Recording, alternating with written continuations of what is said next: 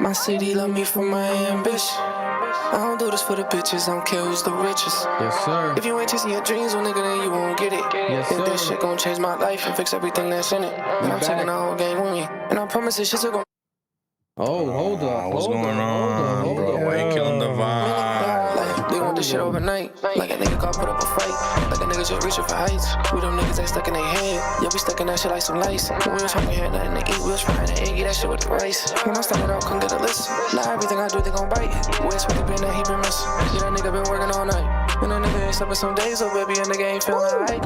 And I come from the smallest state with the biggest hobby. My city love me for my ambition. I don't do this for the bitches, I don't care who's the richest. If you ain't chasing your dreams, well, nigga, then you won't get it.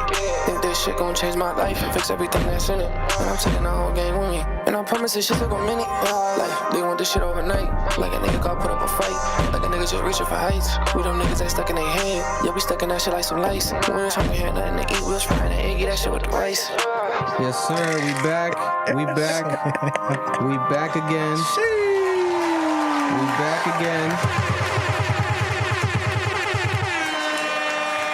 We are back again. We love y'all. We appreciate y'all.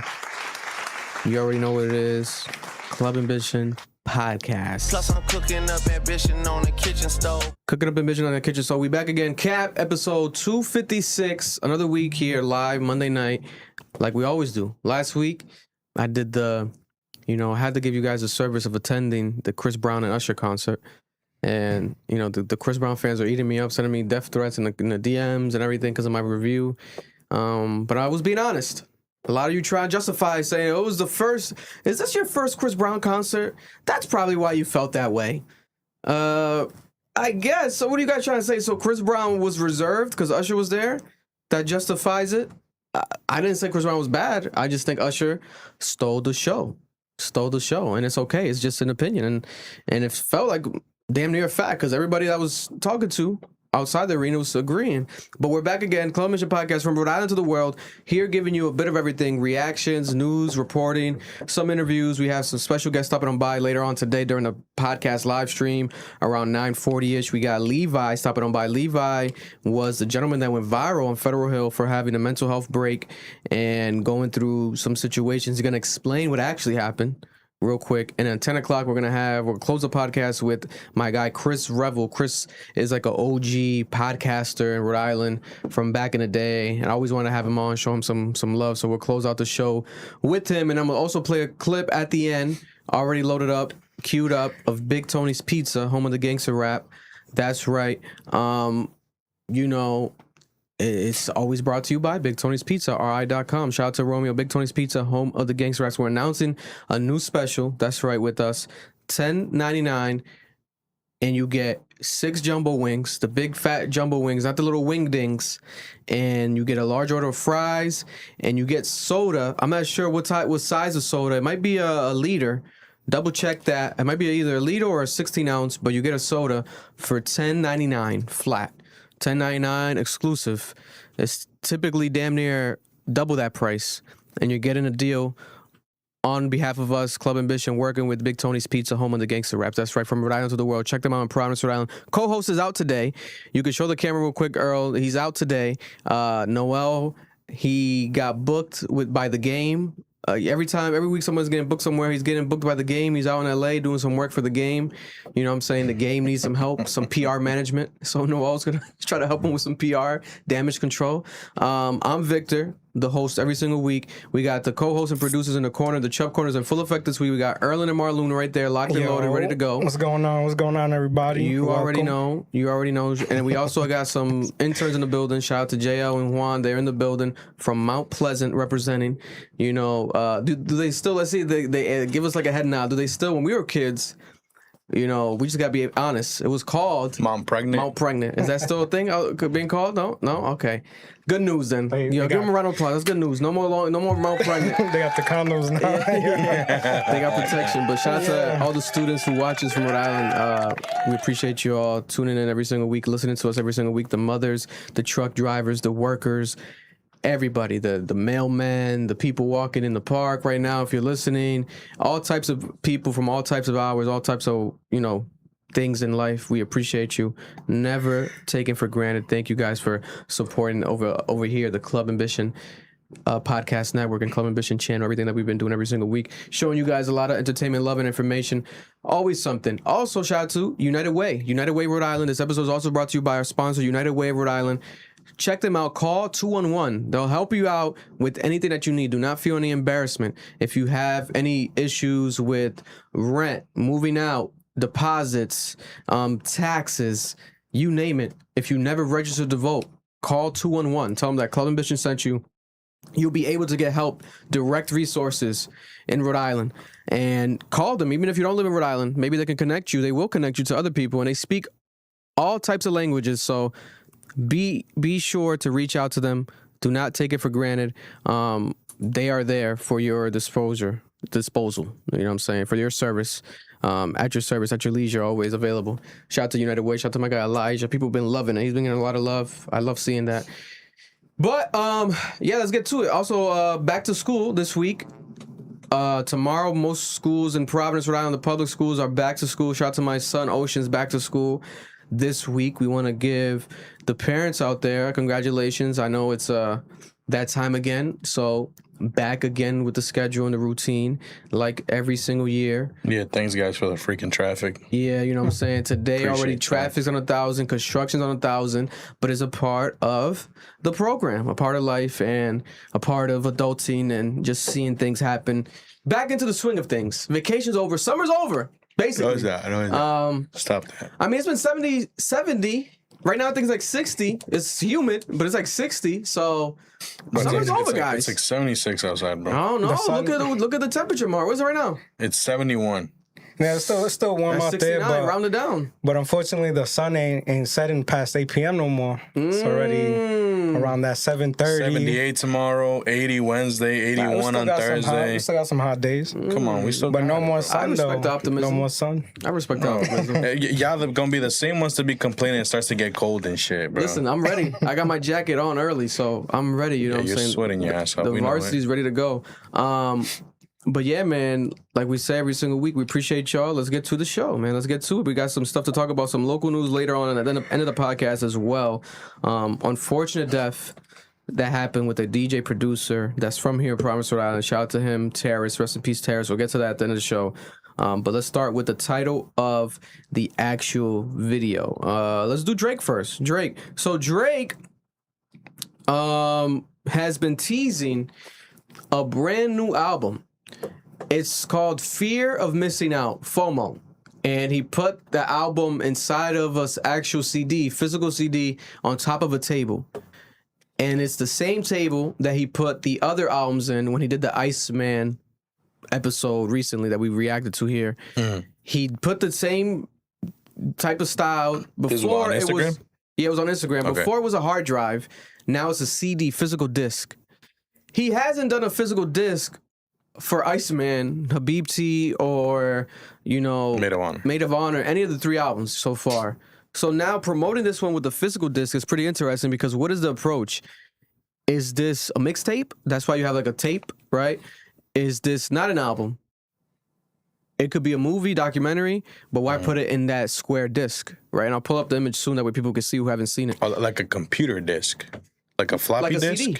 Oh, like CD, a CD. Like a CD disc. But it doesn't have like the explicit thing on it, right? So that's the only thing. Because typically it could have the explicit thing on. It doesn't have the explicit, so it doesn't show you that it's actual, you know, disc per se. But one can assume, right? We could show people the screen now. Right here. Fear of Missing Out. So that's the CD. Same aluminum table that he had this on. The hard drives. He's like, I had to make this in order to make this, right? Did he have to do it to make this? FOMO. Now, FOMO is an IG girl, Instagram, common phrase. He's the king of that shit. That's his world. That's the Drake world. So he can say, I actually like that as a title of an album or project, FOMO. It's pretty dope because it's trendy. Girls will say it, FOMO. You heard that, FOMO? And then maybe it's that theme where he's talking about that type of stuff, like fear of missing out, you know, maybe youthful sound, looking back. I don't know. But let's see. Here it says Drives 3 albums, Fear of Missing Out. I'm not sure if this is accurate. Drake will drop his independent album with physicals. That's if this is the independent album. Because remember, we had that theory of him getting out the deal. 3 albums back to back. Is it to flood it to get out the record deal? Now he's independent. Now he owns his music outside of UMG. So that's a reason to drop another album this year. Or maybe is this the one that gets him out the deal? Because if we're being honest, and I'll be the first to say it, I don't need more Drake music, bro. For the rest of the year, I don't need it. Because it's plenty. There's stuff that's like resurfacing, people are revisiting. He gave us so much already, and it was good. There could be a world where he drops this. It doesn't live up to Iceman and shit. Is it going to sell high? People already, fucked with the first one. I don't know. Like, what's the idea behind this? I don't get it. I don't really like this too much. Is he disappearing after this? I mean, that's the thing too. With the 3 albums, he gave us 3 different genres, 3 different, moods. So it's like, what is this 4th one going to bring? You gonna rap again? Are you gonna come with the dance vibe? Or? That's what I'm saying, bro. Don't give me Habibti Part 2. Don't give me Maid of Honor Part 2. I'll be honest with you. If this is like another rap album or some shit, like an R&B, cool. I'm rocking with it. Habibti and Maid of Honor is just not for me. I had a whole ass conversation about this with my coworker. He's probably gonna hear about this, you know what I'm saying? But like, I don't know, man. It's just, there's some good songs on them albums, and obviously it's like, oh, like they were made for other people. They weren't made for you. This and that, whatever. The same people that like those albums say that Iceman is trash. But like, come on, man. Let's be honest. Like, out of everything that he's been dropping, thank God he gave us Iceman. Because if it wasn't for Iceman, he would have passed, let's say, 4 albums? Listen. We're not up to the caliber that we know he can give us. You know what I'm saying? That's my thing. So it's like, this album, Iceman, you delivered. I think it's album of the year. I think it's a phenomenal album. I don't think that you need to drop more music because I'm not sure if it's going to live up to the music you already dropped. Iceman is amazing. Now, again, Iceman, since it's so amazing, why don't we get an Iceman documentary? Why don't we get an Iceman movie? We technically got it, but why don't we get it like repackaged, right? The making of Iceman. Why don't we get more Iceman merch? He dropped some with Amazon, but like better quality merch. Why don't we get an Iceman fucking tour? Where's the tour? Where's the Drake tour? Where's the tour? Everybody's touring. Where's the Drake tour? Is it because he has legal issues and beef with Rock Nation, who's tied to Live Nation? Remember he said he was a slave to his touring deal when he was texting Johnny Blaze? Is it that? I don't know. I think it would be a hugely missed opportunity if they don't take advantage of the Iceman success and do like a tour. Bro, is freeze the world. He got a Rolex, custom Rolex, one of one Rolex that's probably going to go down worth 20, 30 million, 50 million, 100 million, who knows? Because Rolex doesn't do that for people. They made him a custom Iceman Rolex and then engraved in the back, freeze the world. Why? What is that the name of the tour? Come on. Right. So it's confusing. He's not letting shit breathe, bro. He's not letting it breathe, bro. He did the same shit with Some Sexy Songs for You. That's a good example. We were talking about that. Remember when Drake and I had the album with Party Next Door? We were like, yo, why are they not making more singles out of this? Why are they not doing more music videos? They didn't squeeze the juice out the lemon. Like, that shit was good. It wasn't Iceman. It wasn't amazing. It wasn't what it could have been. But I think it was good enough to keep rolling it out. Yeah. Here's a video that he liked today on social media of this kid talking about this. Look at this real quick. Another album? He's literally a madman. He keeps feeding us. No one even comes close to this man. He's literally the GOAT. And Drake liked it. Boy Wonder liked it. Producer, close to Drake. So I think that basically confirms it. Why would you be interacting with that type of post? Maybe he looks at it from that perspective. It's like, yeah, I'm a madman. I'm gonna give y'all, like, I could do that.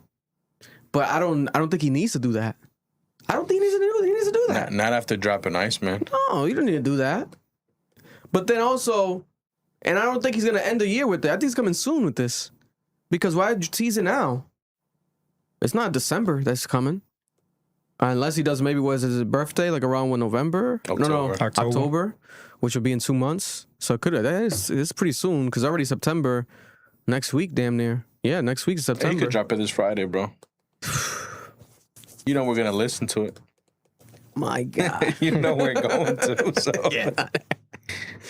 Listen, this shit's good. I think it's gonna be good because it seems like he's in his bag. Maybe it's that he's in his bag and he wants to take advantage of being in his bag and just drop music. He doesn't want to let things shelf. He's not a part of that shelf life conversation. Again, also, he's record chasing. He wants to break records and stuff. Another album will do it. Break more records. That's a fact. But I just think the theme is perfect with Iceman. So let's keep that theme going. Like, let's really roll that out and really give us more with that. I truly want that. Speaking of Drake, Drake was also seen over the weekend with Ella Langley. Ella Langley, country artist who has that Texas song, Choosing Texas. He chose Texas. It's been #1 for, I think, 19 weeks in a row. It holds the record now, or ties the record. I'll look it up right now. I have it here. She was performing over the weekend, and Drake went to go see her live. Drake was singing along to the song in the crowd over the weekend. I don't think I've heard this song. I haven't really heard it fully still, the song. Doja Cat got asked over the weekend, like, oh, you know Ella Langley? And I think it was a red carpet or something. She said, who? What is that? Who is that? What is that? I'm like, damn, even Doja Cat don't even know who this girl is? Because she's so tapped into her own... I feel like because she's just purely, like, country, this girl. But Ella Langley, for those who don't know, she's tied, as of this week, breaking news today, she tied Lil Nas X and Shaboozey for the longest running non-holiday #1 Billboard Hot 100 song in history with Choosing Texas 19 weeks. Old Town Road did 19 weeks. A bar song, Tipsy. Shaboozey did 19 weeks. Damn, Shaboozey did 19. I forgot Shaboozey was #1 for that long. God damn. That was a good track. But I feel like Old Town Road and Tipsy were bigger than Choosing Texas. But that's for us because it crossed over into the black culture.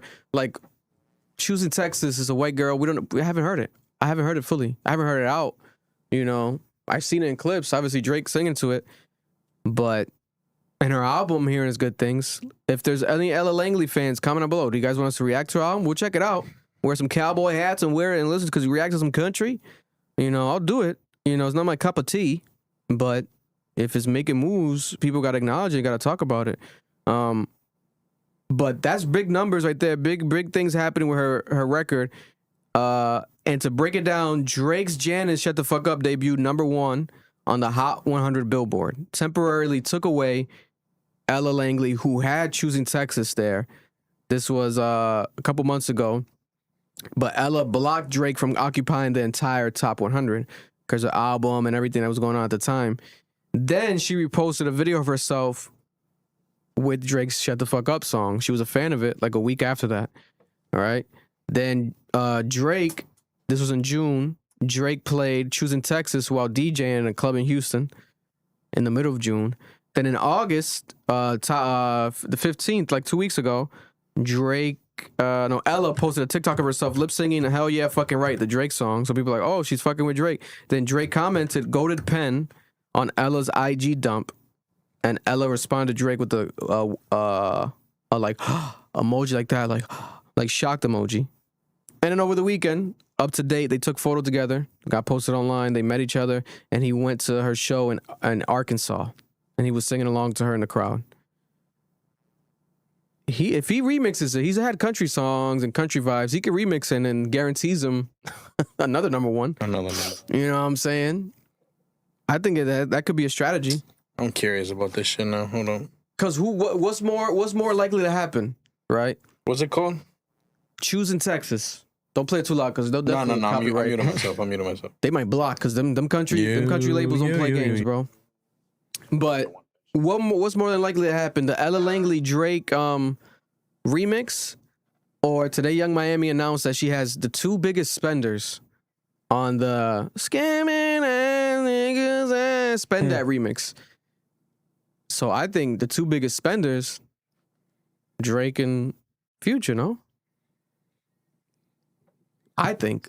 Because remember, she's dying to have Drake on it. She wants Drake on it. Drake showed her love recently, dancing to the song in the club. If there could be a world where he does both. If he really wants to be on some crazy shit, flood the market, he could remix the country song, go #1. Remix, spend that. I'm not sure if it goes #1. With Future's on it, I think you damn near guarantee the #1 with Future and Drake on Spend That. But Choosing Texas song is a year old. A year old too? Yeah. Wow. Marlon said the Choosing Texas song is a year old. That shit's a year old, bro. It should drop in 2025. That goes to show you, bro, the power. Country fan, Not my country cup of tea, people though. crazy. The power of music. The power of music. But which one you think is more likely? I think him remixing the country song or remixing the Spend That? No, I think him remixing Spend That would probably be more likely. Think so. I think probably Drake is trying to tune into that country, side to show face so that people could be like, oh, who's this? Go over there and play his music. She looks like a young But artist. if she's saying that the biggest spenders, it got to be Drake. Because seeing who's the biggest spenders? After the 20v1 stuff, him spending all that money, showing that he's giving everybody, everything, who else would it be? At least one of them. It got to be Drake. Because that's crazy. Because it's two people. Who do you think it could be on the Young Miami Spend That remix, Mar? She said the two biggest spenders are on it. Two biggest spenders with capital letters.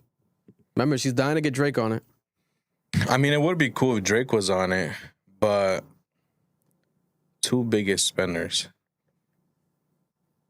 Elon Musk and Jeff Bezos. Like, what the fuck? Imagine. Yeah. Nah, it's gotta be Drake and Future. I think it's two people together. Drake in the Future. You know who would sound amazing on that beat? If we're being honest, Rick Ross. Every time I hear that beat, I hear Rick Ross. Big spender too, big boss. That is a big Yeah. I hear Rick Ross on that But if beat. it's Rick Ross, it's definitely not Drake. That's my thing. It cancels each other out. See, he Unless ain't they a, reunite on And there. if it's Drake, it ain't Rick Ross. he ain't a spender, but I could see a little baby on that too. Some crazy Drake and Lil that's his Baby? vibe. Or Drake and Big Spender, a Boss Man D-Lo. Don't he be saying shit like that? I'm a big spender. That is true. That's what it Boss is. Man D-Lo. It's gonna be. It's not gonna be A tier. I don't think it's gonna be A tier. You think people. so? I don't think so. She put capital letters. Biggest. She said the biggest The biggest spenders. The spender. two biggest spenders. Bro, I think it gotta be Drake. Drake and Future. That's my prediction. But then there's like a subliminal they get beef with them again. I don't know what's happening. Someone said Adrian Broner and Drake. Oh no, that'd be shit. Because she's waited too long, to be honest with you. Summer's basically over. Yeah. And you're doing the remix now, you waited too long. I don't know why Young Miami hasn't dropped the remix. I don't know why Young Miami hasn't dropped an album. You're waiting too long. So if she's waiting too long, it's got to be worth the wait. Isn't she more of a single though? Isn't she more of a single artist? Yes, but I do think, JT delivered a great album. Mixtape, what they want to call it, but it was an album. And great songs. I think people, especially their fan base, is kind of looking for that from her now. To deliver Dolo, like a solo album with some smacks on it, some slaps, some shit. It could be 10, 8 tracks. You think she can though? I think she can. If she gets this vibe going, once you get the momentum, I think you could do it. Is it going to be better than JT's? Probably not. JT, bro, JT's good as fuck. People don't talk about her enough, but she's really good. She's really good. But Young Miami did have the biggest song out of the two.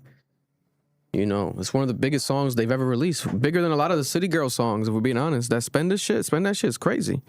But comment below, what do you guys think is going to happen with that? Because it's a conversation to have right now in the industry with these songs. Ella Langley's Choosing Texas is comfortably on pace to spend a 20th week at #1 Hot 100 Billboard per early forecast. It will be officially the longest running non-holiday #1 hit song in Hot 100 history when she does this next week. If she does this next week, she's probably going to do it. It's probably going to be. Non-holiday. We know why. We know who probably got the #1 record. It's coming. Mariah Carey. Yeah, it's coming. Yeah, I'm surprised Mariah Carey hasn't made a post yet. That's a cheat code, bro. It's time. That's Celebrate a Christmas cheat code. early. So let me ask you this. Let me play devil's advocate, right? Mhm. Okay, so she has like 4.5 million followers on things. So I'm assuming she's been around for a minute. You know what I'm saying? The Ella Langley, Probably, yeah. whatever. Obviously, it's not my cup of tea, but it has been, like you said, it's going to 20 weeks. But we don't hear people talking Drake now. They're like, oh, he wasn't staying at #1, this and that, blah, blah, Yeah. da, da, da. But like, do you think at the same time the reason why he's hopping on, like, liking the song, this and that, maybe it's to try to like keep away from people talking about it? That he got knocked out? Because what has he always said? Like, You're not wrong. like the only person he would move an album for, or whatever, or like if someone were to outshine him is like Taylor Swift or something, and it wouldn't bother him. Yeah, and You that's know? country too. So You're not wrong. Yeah, that's a good strategy. It works, and especially if you do the remix, it works even more. yeah, Because he could do the remix. They could just switch up the beat for him a little bit. #1 Latin song. It went #1. Karol G. Drake. on the Latin charts. They did number 1 this week. And it keeps has longevity. People love that song. Like in Colombia and stuff, is the number 1 song is the Drake and Karol G. Which isn't even the best song on that album. So maybe I think that's what he's gonna try to do, bro. I think we're gonna see a little Drake feature run right now. Karol G, Ella Langley, country remix, and then the Spend That Shit. Spend It. Yeah, Young Miami. Because Young Miami has not given a date to the remix. She just teased it yet today. She was like, it's coming soon, the 2 biggest spenders. So she's teasing it. I mean, if he did that, he would definitely have a number 1 in 3 different genres. So I was gonna say that too, It's a because behemoth. we've never seen Drake on a country song, really. Like he hasn't Because remixed he made the video on- with that one country guy and never dropped a song with him, right? it didn't release. Like there's no Drake country I song. guess, Spanish country, ranchero. It's like Spanish country. But the Mexican that was country, but ranchero. that didn't touch number 1 never. You Yeah. know what I'm saying? The ranchero shit with Fuerza Regida and Chino Pacas. Shout out to Chino Pacas team. But yeah, I don't know. But I could see that. Yeah, like he's done the English, he's done the Spanish. Facts. Now he's gonna the hip hop, the Spanish. Now he's gonna come to the countryside, make can that see number 1. Shit. I could see it. You know what I'm saying? He wasn't fucking with Cowboy Carter, though. I didn't see him showing he loved the Cowboy Carter to Beyonce. Now, during that time, Carter.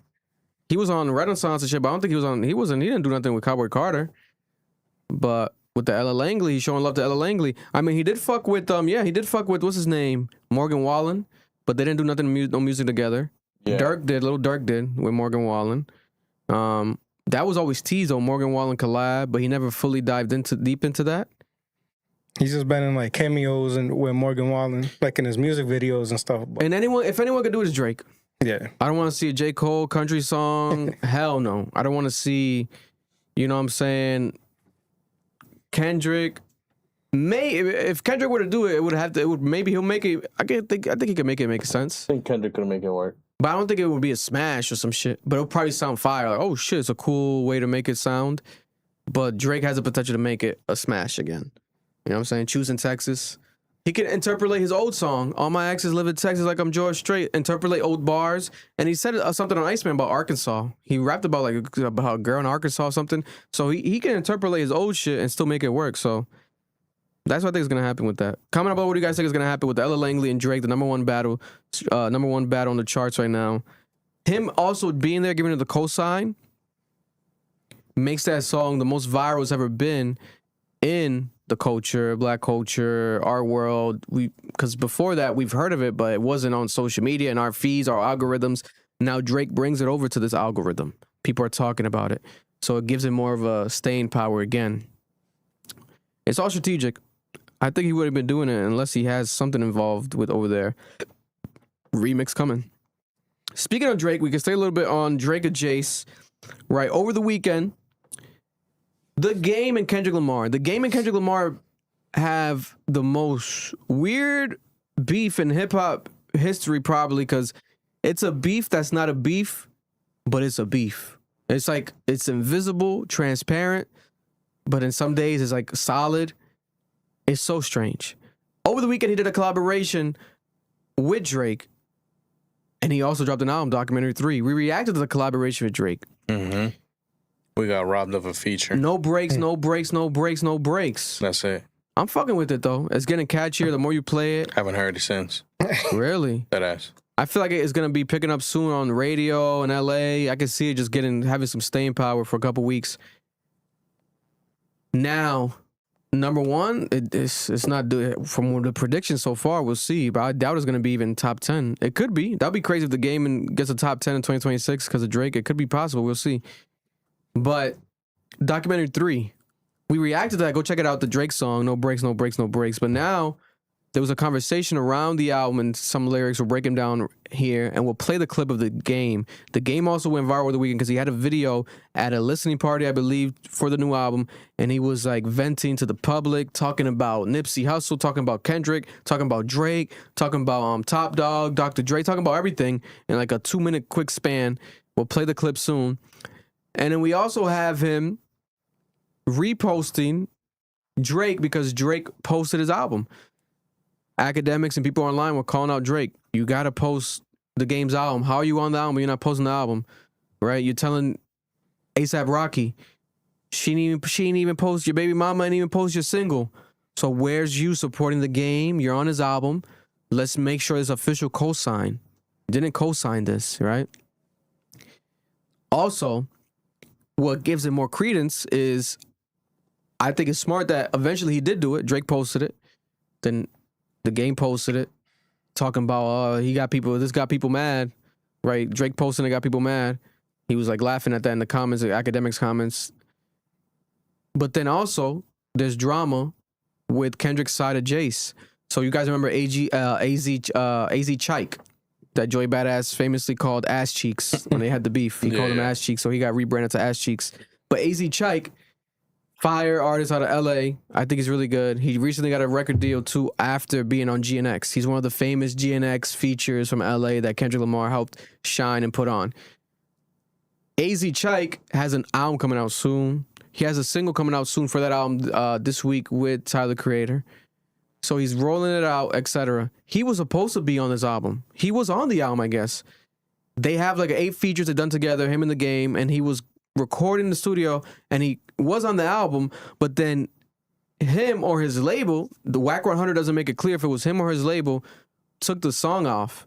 So then they had to take the whole album down for a couple hours off Apple Music because AZ Chike didn't clear his verse, didn't clear his feature for the album, for the Game album. So immediately, Wack 100, who is the Game's manager, went online saying, fuck him, Ass Cheeks, fuck Ass Cheeks, why you do this? You fucking up the Game's album by doing this, blah, blah, blah, blah. Because it clearly comes off as he's picking Kendrick's side. He's like, why would it be on the Game's album if the Game right now has this issue with Kendrick and he's taking shots at Kendrick and then also Drake's on this album? I'll probably look hypocritical. That's how they're looking at it. It could be that, or it could be the record label just didn't want to clear it because AZ Chike has a record coming soon, an album coming soon. In my eyes, they should have cleared it. They should have cleared it. Yeah, why not? Yeah. Why not? Show face, show that you can rap. So when you drop your own music, people's gonna be like, oh, nah, he's smooth. Exactly. Shit makes no sense, bro. It doesn't make sense. So I do understand Wack 100 getting pissed off, especially if they did like 8 songs together. They've been in the studio together for a while, the Game and AZ. But I will say, obviously, he went off too much and called him ass cheeks and everything. It was just crazy. But that's what Wack 100 does. That's what he does. He crashes out. So that happened. And I think it gave more credence. Like, Drake got to co-sign and post the album because if you got people removing their features, it would be crazy if Drake does the same shit. Like, yo, I didn't prove this. You know, I just gave him a hook. That'd be insane. Drake co-signed it. He put like smoke emojis. He's like, okay, I'm on this album. Here's the album. Here's the song. No breaks, no breaks. Which was dope because there could have been a world where the same shit that happened with AZ Chike, Drake could have done to him. Like, yo, I didn't want that out yet. I don't want that out right now. You know, because it was a surprise drop. The Game's been talking about Documentary 3 for years, yes, but it was a surprise drop. He announced it that day and dropped it the next day, and he only announced the song, really. Then we were like, oh, it's an album too. Then the album leaked before it dropped online. People were like, oh shit, we got the Game album. So it's a weird thing happening over there, but I do think that it's all about relationships. That's all these niggas give a fuck about is relationships. They don't want to sever relationships. AZ Chike definitely, in my opinion, took it off because he doesn't want to get Kendrick mad. And I don't think Kendrick would even get mad. Chat saying that the song with YG, AZ, and Lefty Gun playing the Game album was still up, though. Without AZ. AZ's not on there. Unless they re-uploaded it today. But That's what someone in the chat the whole said. argument was that AZ's not on it. Let me see. If I look the Game up. While you find that, there's a few chats that we need shout out to to read. Super Chats. Why not with the 5? Iceman soon to be streams just after 3 months. 56 days at #1 Apple Music soon. In top 3 all time. Janice and Shebang summer hits. He owned 2026. No lie. 2 billion streams. What are you saying? Damn. Oh, 2 billion. Okay. Toto Frito with the 5. He just sent an emoji with keep it up. Appreciate you, my brother. That's my brother. Shout out to Thanks. you, Jordy. 5 videos in a row too. He sent it. That's my Oh, guy. for That's real? fire, yeah. Appreciate that's you, what that man. means. Appreciate you, dog. My name sent 2. There was no message with that. And then he sent 5. Drake and Young Miami should do a, what is that, bro?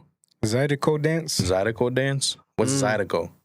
Zydeco dance Lion record together. They both live in the South, and that genre is taking over. I don't know what that is. I know, I don't know what that is. Bujan. Is that Bujan? Maybe it's like Bujan sound, the Bujan Caribbean sound music. Yeah. Shout out to everybody. We appreciate everybody. Thank you very much for the donations and the super chats. Someone said it's a different version. Different version. Yeah. If I go on Apple Music right now, it's not on here. It's called The Part. Lefty Gunplay, YG, etc. You can't even play it. Oh, So wow. I press play and it says it's not available in your country and your region. And the people listed, AZ Chike is not even listed anymore as a feature. So that's weird. Lefty Gunplay didn't do that then. Lefty Gunplay approved it. If Lefty Gunplay did that, why does is AZ Chike tied more closer to Kendrick than Lefty Gunplay? Doesn't make any sense. Was Lefty the one that was bugging out on him? Oh, he did crash out though. He didn't, right? He was Didn't the he one crashing apologize, out, I think? right? I think so. No. It wasn't Lefty. No, it Who was wasn't it? Lefty. Lefty was the Mexican that just had said one word on the album. Remember? And it was like he got a Grammy and everything. Oh, yeah. It was fire. You know what I'm saying? It's good for him. Also, Whack 100 revealed. Dodie was the one that crashed. Dodie 6. So Dodie. LA Appreciate you, Dodie. Far. Appreciate you. But also, Whack 100 gave insight today. I listened. He said that he was talking to Terrell back on Fig, shout out to the Back on Fig podcast, and he said that over the weekend, and condolences to them over there, QC, P, I believe from QC, has been hospitalized, but he's been better. He's getting better today. That happened over the weekend, but I guess he was at the hospital visiting Whack 100, and he ran into Top Dog from TDE.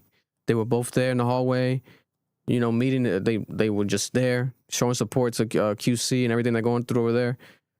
Executives supporting other executives as they should, you know. That shows you cool industry shit happening behind the scenes. But he revealed that, and he was like, "Yo, there's no smoke. Like we were chilling. Like that's my boy. Like if there was smoke, he would have said something. Like so, he was like going off still on an AZ Chike. He's like, I don't like that. I don't like how he took that song off. So that's whack though. That's his words. That's what he said. So Drake showing love to that, but then the Game on the album. There's a song called LA Monster with, I believe, Kanye West. And on the album, he says, I ain't got no problem with the boogeyman, and he ain't got a problem with me. Kendrick Lamar. Kendrick. Okay. But then he follows it up with, I might drive the Rolls today. The GNX scares the hoes away. That's kind of like a diss. What do you mean the GNX? Are you making fun of the GNX? The GNX scares the hoes away. I mean, he's not wrong compared to the Rolls Royce. You ask a girl, would she rather ride in a Rolls Royce or in a GNX? She gonna pick the Rolls Royce. Right. Is he also saying Drake the Rolls Royce? And Drake GNX is the one's gonna be scaring the hoes away? That's the problem with the Game. Damn. It's like he shows love. He's like, me and Kendrick are fine, but then he takes a shot. But then he could be like, I'm just rapping, guys. Yeah. Until Kendrick takes the shit personally and fires off. Yeah. So it's like, are you baiting him? It feels like bait. It feels like bait, bro. It feels like bait because he could have easily gone off and just dissed him one song, just purely dissing him. But then he probably doesn't want to do that. There's a lot of relationship equity. The Game? Yeah, the Game. Bro, he get cooked by Kendrick. I don't know, bro. The Game would get cooked by Kendrick, bro. Listen, I know we're young, but we got to do some research. Look up 96 bars. Bro. Look up the old Game. Game had songs Red where it was Roses, White 100 Roses. bars. I get it. Straight, just dissing No, people. I know, 100 bars. I know. The Game is good, bro. I know that. He's great, bro. He's great, Lyrics, Mark. he's not No, just bro, good, I grew He's- up with the Game. I know. He's done a lot of Not antics like personally. now, I but listen to his music. like, damn, Hey, put hey, his- hey. Is your cousin? Yeah. You know? So that's interesting to see. We'll play the clip real quick of him talking still about everything real quick as well. He vented. But also there was a Knox Hill, a reactor.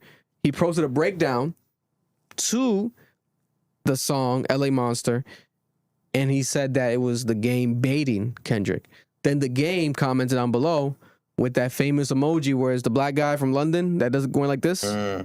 So it's like, oh, you're co-signing that it is baiting. It's weird, bro. It's weird. I think it's like a mix of just clout chasing, promotion, marketing. Like he knows that people are gonna feed into it, and he has an album out. So you got to feed the algorithm. It's algorithm games. Because at the end of the day, unless you're of a Kendrick caliber, etc., rapping wise, the game is really good. So you can't really diss him unless you can really rap your ass off because he's gonna body you. Also, physically, fighting wise, ain't nobody gonna touch him. He's almost like a boxer turned rapper, damn near. So he can get away with a lot. I think that's what it is. But the only people that can really call him out are a Kendrick, people of that level, of that type of like cloth or whatever, that can really call him out on some shit that people would care about fully. Mm-hmm. Is he gonna do it? I don't think Kendrick's doing it. I don't think Kendrick gives a fuck. I think Kendrick's cool. Kids go back to school just like my kids go back to school this week. I think that's what he cares about. I don't think Kendrick really cares about anything else really. To be honest, because I feel like, god damn, he would have dropped that shit by now. He would have dissed him back. Kendrick don't got time to be wasting if it's a diss battle or whatever. But then he might know that the game also would be unstoppable. Not unstoppable like winning wise, but the game would just drop 5 songs back to back. Like that's what the game be doing when he gets into battles as well. Here we have the game talking that went viral the weekend. Play the clips real quick. I put Kendrick in places that, you know, I wanted to be, that I wish niggas would have put me. And I didn't ask for nothing in return. Top Dog, I'm saying this and I know it's gonna go to the internet. Top Dog wanted to give me half a TDE. I told him, nigga, I got Black Wall Street, it's good, bro. Top Dog wanted to give him half of TDE. Damn. He said this for years though. Mm-hmm. When Top Dog, I guess, was starting TDE, he wanted to give the game half of TDE. That's what the game's been saying for years. Bold statement, but TDE hasn't said anything about it. yeah, Top Dog hasn't confirmed or denied. Right. But it's been a thing that he's said for a while. Man, you know you good, make that shit bigger than everything. And he did. So I got love for niggas. And also, when this nigga Drake came in the game, he adapted to me, homie. Like, we got close. Drake is on my albums way back then. He on Good Girls, Bad Girl on, nigga, album that came out in fucking 2019. Yeah, the Red album. I think it's I'm 2011. not yeah, same. I'm not no type of, I'm gonna flip-flop on my friends, son. I'm gonna flip-flop on my friends. If Drake is in town, he got a show. but how you gonna say you don't flip-flop, though? The nigga put them where they want to be and all their friends and take out. I turn my back on a nigga like that. I'll put a kid. That's one clip. Let's play the second one. Because you flip-flop on that one As line. far as being a real nigga and holding down the West Coast, cut the shit. Cut the shit. I caught face with my own homies to take Nipsey on tour. Damn. Only nigga holding down. Hey, look, I caught phase with my own white girl homies said that shit to take him 100%. on tour. But I can't seem to get in touch with Black Sam to holler at him, though. Damn. I don't understand it. Nipsey Hussle's brother don't pick up the phone for the game. I put Kendrick on his first mixtape. I took Kendrick on tour. I showed Kendrick nothing but love. But I can't get on the phone with a nigga. I ain't gonna call a nigga every day. I ain't no hoe. I'ma just let you know that it ain't no static. So you hear it from my voice, so niggas ain't between us. Top Dog, I can call on the phone. I can call niggas. And everybody know that I ain't holding my tongue for nobody. I'm say what I'm gonna say. Cause what's the worst that can happen to a nigga on this planet? He gonna die. But ain't that the inevitable? As far as He gonna die. But ain't that the inevitable? We gonna die anyway, so kill me. Damn, game. Nobody wants to kill you now. Jesus Christ. But he always takes it to 1,000. He always takes it to the roof. I think that he has more relationship equity, it seems like, directly with Drake. Friends. Doesn't seem like he was ever friends with Kendrick. It was more of like his OG, Top Dog. It was Kendrick's artist. Kendrick was his artist, so he was like, oh, look out for Kendrick. Boom, boom, boom, boom. But the relation is really more Top Dog. Kendrick, especially now, he's always been like a lone wolf. He repped the Top Dog, whatever, but he was always like on his own bag and his own shit. Now he's literally in his own shit, PG Lang. Mm-hmm. So it's not like you can reach to Top Dog and probably get to Kendrick, but Top Dog's probably gonna be even less invested in caring about Kendrick's relationships, etc. He's his own thing. He's doing his own thing and doing his own whatever. Even though it's been rumored, like a relationship deal equity still that he might, like PG Lang still gives them a cut or whatever to TDE. I don't know. I don't know. That hasn't been confirmed, but I wouldn't be surprised. That'd be pretty cool if he does that. He doesn't have to. You know, he already gave them a lot of, you know, love always. He's still TD technically for life. But factually, again, I think he's in his own world. And the game, that's the game's truth, bro. His truth is his truth, right? He said it. He put niggas on. Brought niggas on tours and shows. He expects love to be reciprocated, but they're also not obligated. You know, that's the entitlement. When you have that entitlement, it's understandable, but you're not obligated to it, right? And because of not getting that, you don't have to diss either. You don't got to go down now. You don't got to be dissing people. You could just be like, oh, be neutral. Like, it is what it is. You know, but I guess that's why people expect him to sort of say, pick a side with the Drake and Kendrick. He didn't go to the pop out, right? He might not even been invited to the pop out. That's the thing, though. If he wasn't invited, he probably wouldn't even go. Also, the Super Bowl, halftime Dr. Dre didn't bring him out, right? So the game also kind of gives like what's it called, like the winter lamb, like the unloved vibe that he gives. But He just be wilding out sometimes. he brings bro. out himself a lot of times too. Like someone in the chat, Chris and Tasha said, but you flip-flopped on G-Unit and Dre. And then Mr. Town says, the game didn't say good things about Nip, so I can see why Black Sam doesn't talk to him. Okay. So it's like he kind of picks and chooses when, you know, when they're really fucking with him, that's when he's really with him. But when, you know, he's like, all right, once I'm done with you, then I don't really need to waste my time with you. That's crazy. He needs to focus on who will answer his calls. Call Priscilla Rain. Is she waiting on her money? Damn, they know the scoop in the chat. The Cap Crew's tapped in today. Listen, one of my favorite viral videos of all time was probably, unfortunately, rest in peace Nipsey Hussle, but after Nipsey Hussle died, the game was like driving down all around LA, driving around Crenshaw in his car, just crying, and he like posted it crying. Bro, I was watching that shit crying too. I'm like, damn. Like, I felt like the pain of like LA, like it represented like symbolically what was happening and the culture and that and like everything, and him just crying like we lost, like they killed him, like he was just crying driving down. So I remember that clip infamously in my head, like it was so crazy. So I don't know, man. We're not from LA. I'm not West Coast. I'm not a banging. I don't know nothing about nothing. All we know is what we get told. So I would love for Top Dog, the same way he called into that podcast, Third Verse podcast, etc. Maybe he could do actual interview conversation, because that's the thing. Without transparency, people are always going to be allegedly this, allegedly that. What the fuck is really happening? Is there really static? Is no static? Let's clear it up. That way it just ends. Am I tripping too? But like, I feel like, and I guess this is going back to what you were saying, the game can say whatever the hell he wants because nobody be checking his shit. Nobody responds to him. So like, all we know is his side. That's what I'm saying. But it'd be great if whoever interviews him next, ask the game directly. When's the last time you spoke to Kendrick? Let people understand. Do you have his number? Well, he said that he reaches out, he doesn't respond. But when's the last time you spoke before that? Have you guys even talked? Is there any friendship at all? You know, Kendrick not picking up the game's phone number is funny for some reason. I don't know. I just see that in my head, just playing, like him calling him in a couple times. He's like, I'm not gonna keep calling her every week. I'm not a hoe. He ain't wrong. It's like the nigga start looking like a hoe. Maybe you got the wrong number, bro. Check. Kendrick probably should change his number. You know, you might have got the wrong number. You might have got the wrong number. Also, is it fucked up on Kendrick's behalf? Because we love Kendrick, but we gotta be honest. Is it some superstar shit where you don't respond? You know what I'm saying? He doesn't respond to none of this. Doesn't interact, doesn't close it behind closed doors either, doesn't squash this, whatever, resolve it behind the scenes. Or is it like, hey, again, he doesn't have to. That's that entitlement. Maybe even as a fan, we might be entitled to even question him, like, well, he doesn't have to.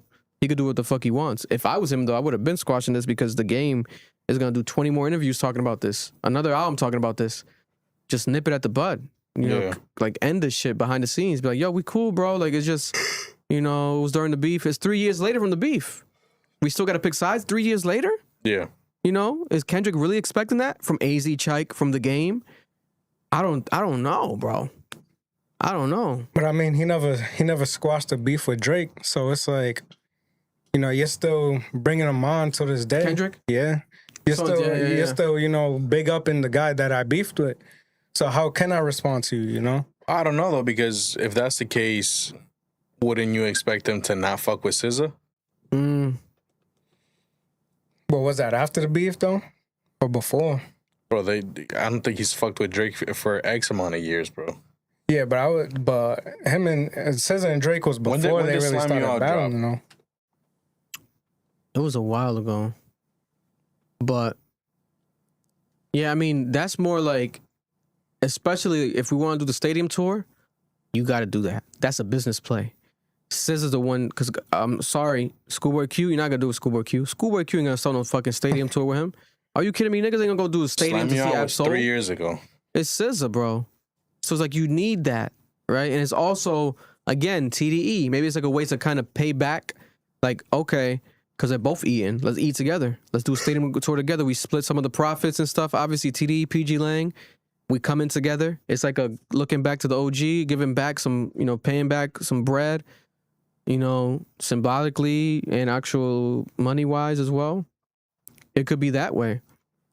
But is, you know, Kendrick and SZA hanging out all the time? I don't think so either. I don't know. Obviously, remember Drake dated SZA. So, like, there's history there. You know what I'm saying? He calls her Solana, her legal name. Before she dropped the Solana album, like, he been calling her for a while, Solana. So, that was a thing where they dated years ago and this and that. So, I don't know. I think, obviously, girls also, I feel like it's different. People look at the girls, they don't involve them in, like, shit that could get physical. Like, picking sides is I don't think so.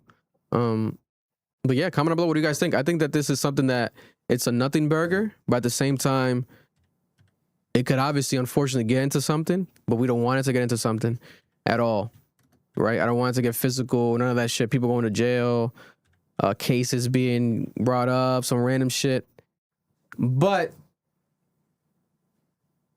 as far as petty wars goes, I can say it's like a W for Drake because it's on some West Coast shit. You had the West Coast beef. Remember, it was 2 weeks ago. The B team got called. YG called the B team on Drake. Where's the B team? Call the B team.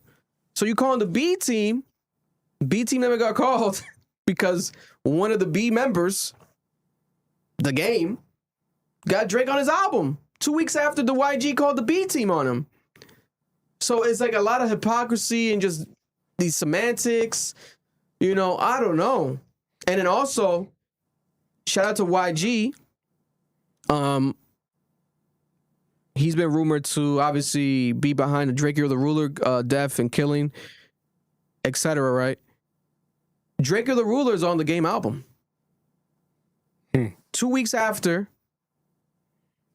the Game and YG had the verses and they showed each other love, right?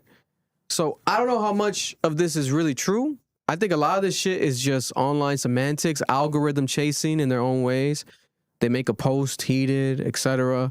But I don't think it's real deal following up, you know, smoke. I don't think so. I don't think so. And also, I loved how the Pop Out and Kendrick was like unifying the West. But ever since then, this shit's kind of like all over the place again. Gotta unify it again, bro. You might have to, let's do it again. Might have to do GNX part 2, unify everybody again, do the Pop Out part 2. Something like that might be needed. Why is it always him, though? Because there's got to be somebody. He's the leader. He's the leader. He's the leader, bro. He's a West Coast leader. Yeah, but you got OGs, bro.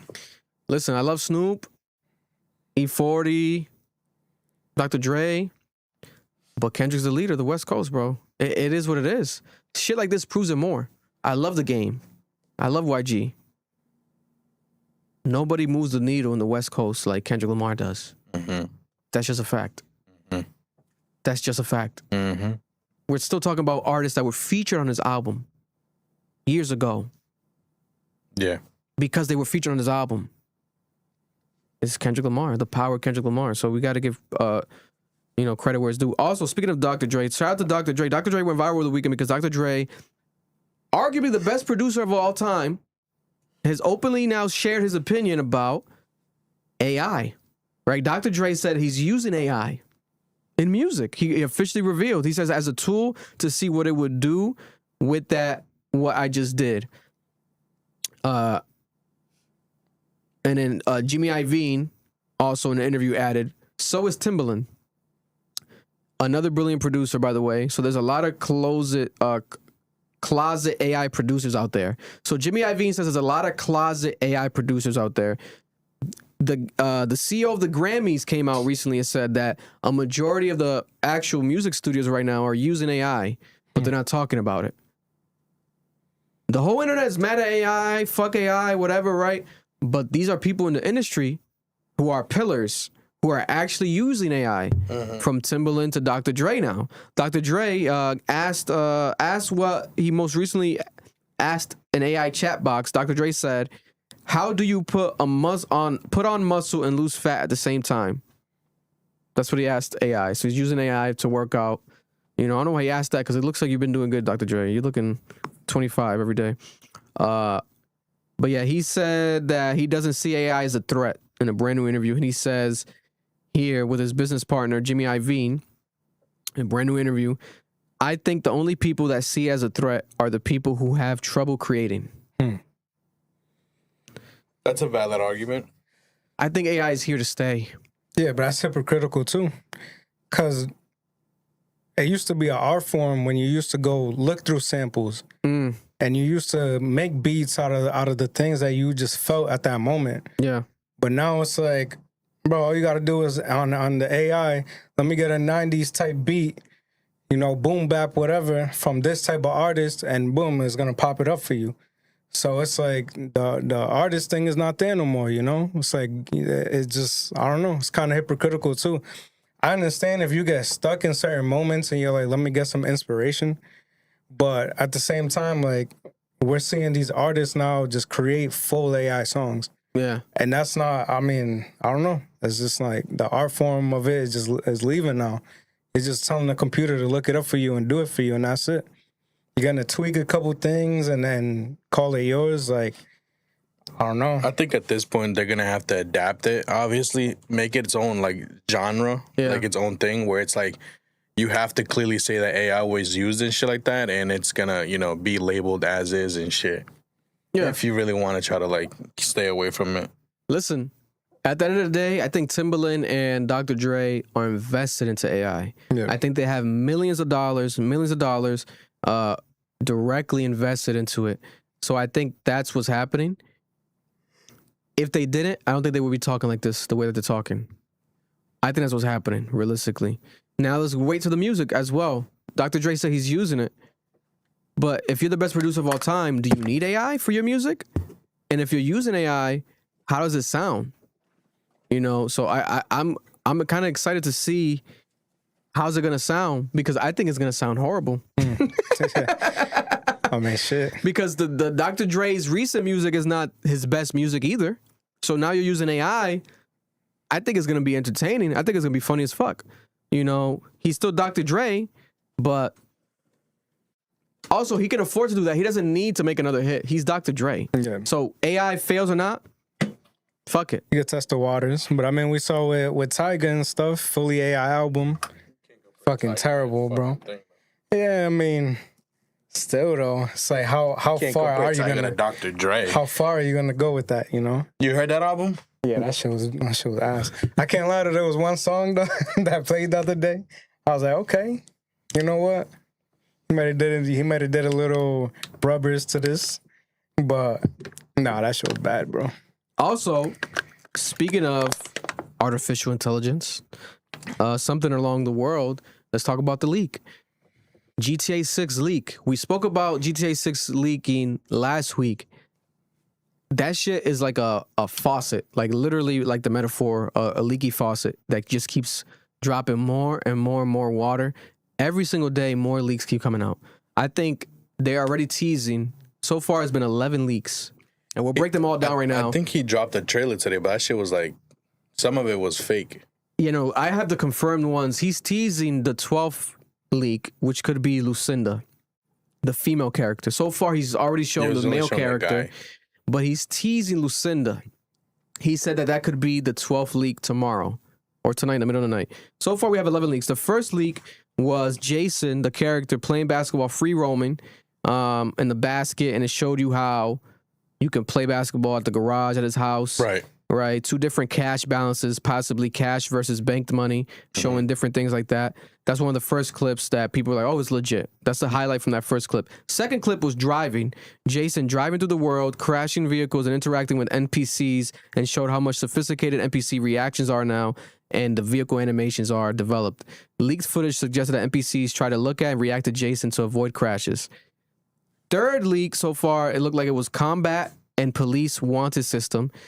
Right, I think they raised the amount of stars. It's 6. It's 6 stars. Like to what it was in Vice City. Yeah, so one of the biggest discoveries is potentially more detailed identification systems.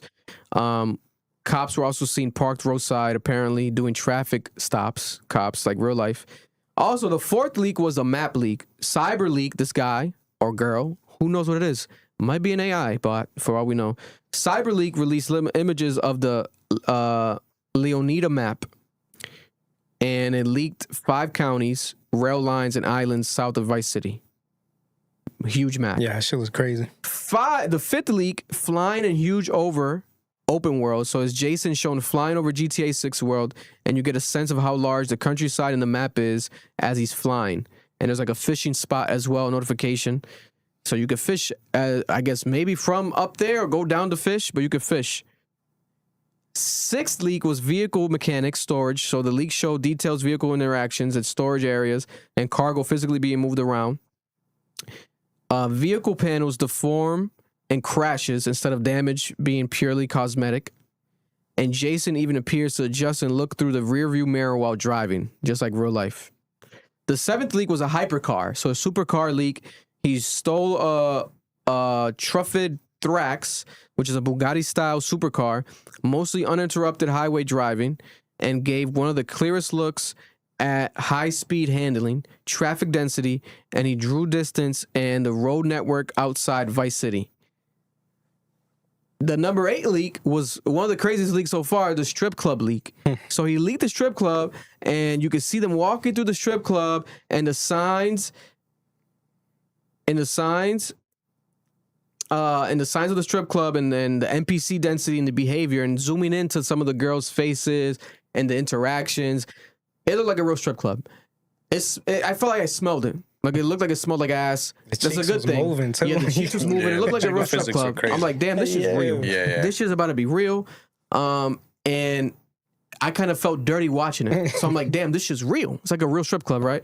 You get that vibe. The girls look realistic. They weren't like too perfect or nothing. It was like realistic looking bodies, all types of sizes. It's like, damn, this shit's about to get real. Then the 9th leak was big as well. It was a gas station leak. So he's seen driving into a gas station where NPC was spilling gas into the truck, into his truck in the trunk, and pouring gas fully into the trunk. And then the car, when he took it, he drove off with it, and it crashed and exploded. Crazy fire, like what happened in real life. And they're saying that he might have been remaking, or GTA might have been remaking a scene that happened, I think, in Vegas. That was viral, like a viral meme years ago of a guy pouring gas into his trunk, which could be something that would happen in Florida. Remember, it's Florida, so wild Florida shit happens. That could be something like that. Wasted happened. So with the first time we see like the wasted screen, how it looks now, potentially. And there's an objective that says return to Lucinda. So it's like, oh, he has access to all the characters. Boom. The 10th leak was the plane again. Nighttime, though. He flies over in a stunt plane now. Vice City at night.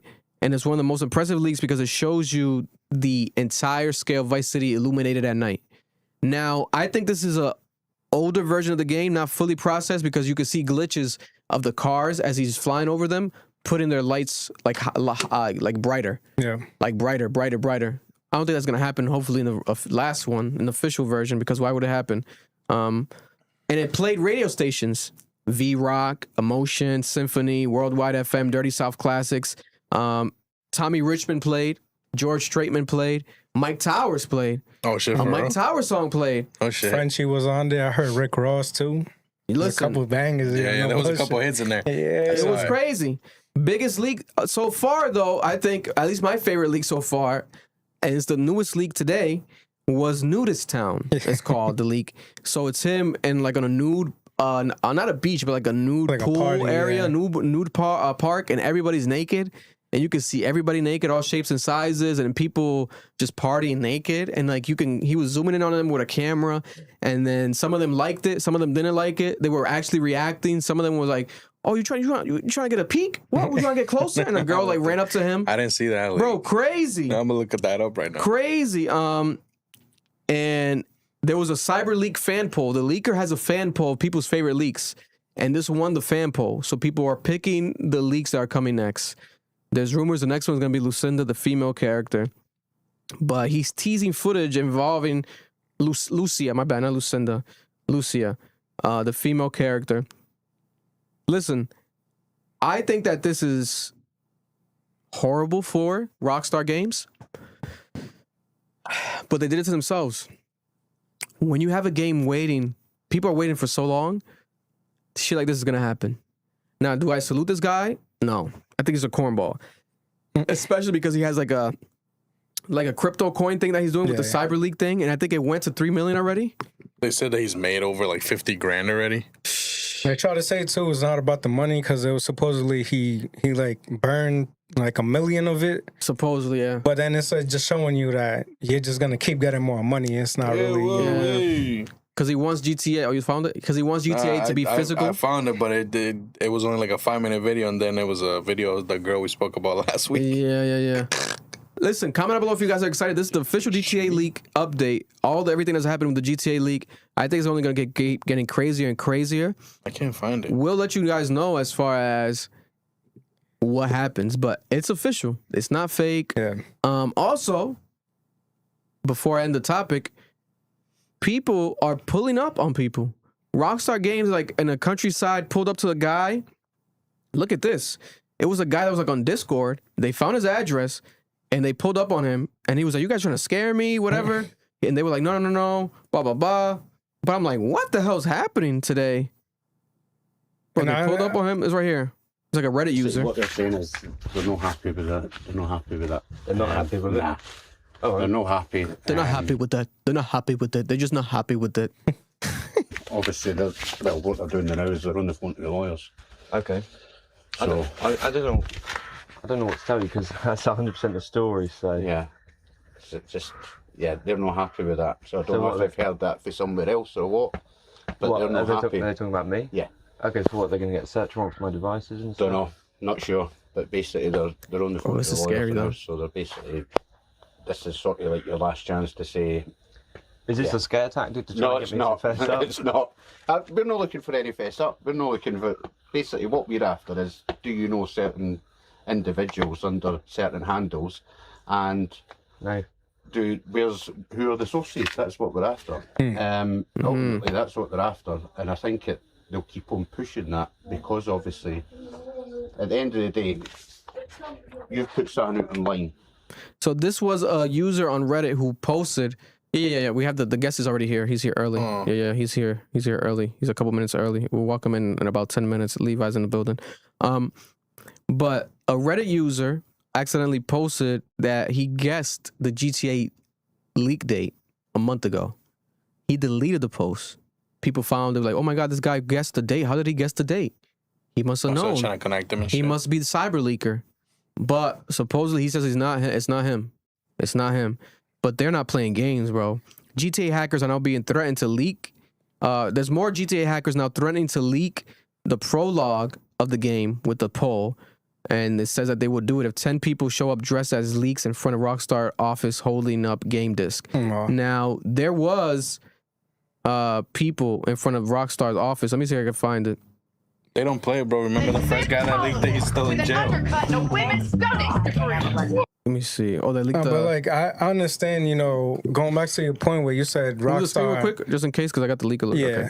Rockstar is taking forever, to drop. But at the same time, we know that GTA takes a long time for them to develop it and make the game. Yeah. It's not new to us. Yeah, I'm not mad at it. It's like we know that they were eventually going to show us trailers and stuff and get us hyped for the game.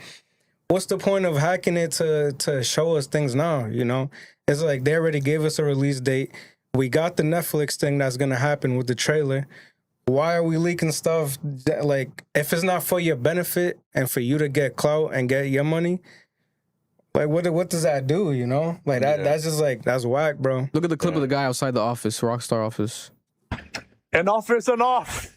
Drop the beach leaks for all the incels. That's the vegetable that the guy is, the cyber leak vegetable. What is that, like a leek? Oh, is it actually called a leek too? Yeah. Oh, I thought that was like an artichoke or some shit. No, it's called a leek. Oh my god, that's hilarious. Yeah, no, I don't know, man. It keeps happening. It's not gonna stop. I'll tell you that much. That shit come on in 2-3 months, bro. Relax. God damn, bro. But I like it though. I'm excited for the game. Yeah, that shit's looking fine. That shit's gonna be crazy. Yeah, I'm calling out. Last week we talked about verses before it happened. Donnell Jones versus Joe. Donnell Jones lost to Joe. He got bodied by Joe. I think Donnell Jones hasn't performed much live compared to Joe. He wasn't prepared. His voice was not there. The background singers sounded better than Donnell Jones. That shit was crazy. Joe's band was flyer than Donnell Jones' band. Everything about Joe was just better. He won. Joe brought out G-Unit. He brought out 50 Cent. It was bound to happen. But I think it was cool to see that older artists get that spotlight and that platform, because as much as I feel like verses could be better and I get tired of the way that they promote it, I feel like it could be just more epic. Realistically, we don't have more platforms. We got shit like independent platforms, on the radar, podcasts, but in hip hop, there's no more TRL, Hot 106. We don't have that. So versus kind of becomes that official platforming of, you know, eventful things for artists. Swiss B says that the next verse is going to be females. I don't know who, but we'll see. We'll keep you guys updated when he announces that, but that's what the next one they're working on for next month or 2 months from now is going to be females. We'll see. Because they can't be too old either. Yeah. I don't know how old we going to get with it. It ain't going to be Nicki. I know that much. It ain't going to be Cardi. Bring back like Missy Elliott and Could shit. be Missy Elliott versus Little Kim. Are we going to get old like that? Or I don't know. But we'll see what happens. But Joe won that. Easy body that he got. Also, we have Joey Badass got exposed over the weekend. Joey Badass by his fiance, Soraya. They've been together for a while. Famous couple. She posted online that he has cheated on her multiple times and she has broken up with him and called off the engagement. They have children together as well.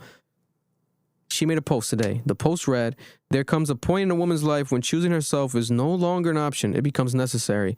After much thought, I have made a difficult decision to end my engagement and relationship with the father of my child, Joey. I love deeply, believed, and wholeheartedly in my life we were building and wanted nothing more to protect our family. Unfortunately, I had to face the painful truth that there had been repeated infidelity through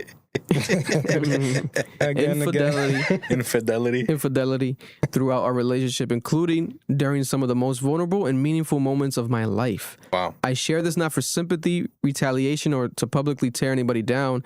I share it because too many women are taught to question themselves before they question what is happening right in front of them. If your intuition is telling you something is wrong, listen to it. Don't make yourself smaller. You'll keep someone just to keep someone else comfortable.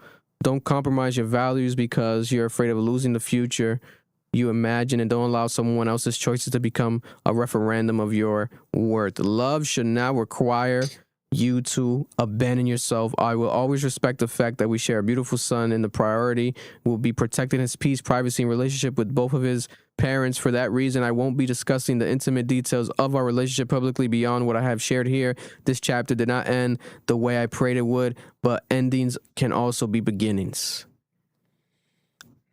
She buried that nigga, bro. Yeah, he's cooked. Beautifully. She buried him beautifully.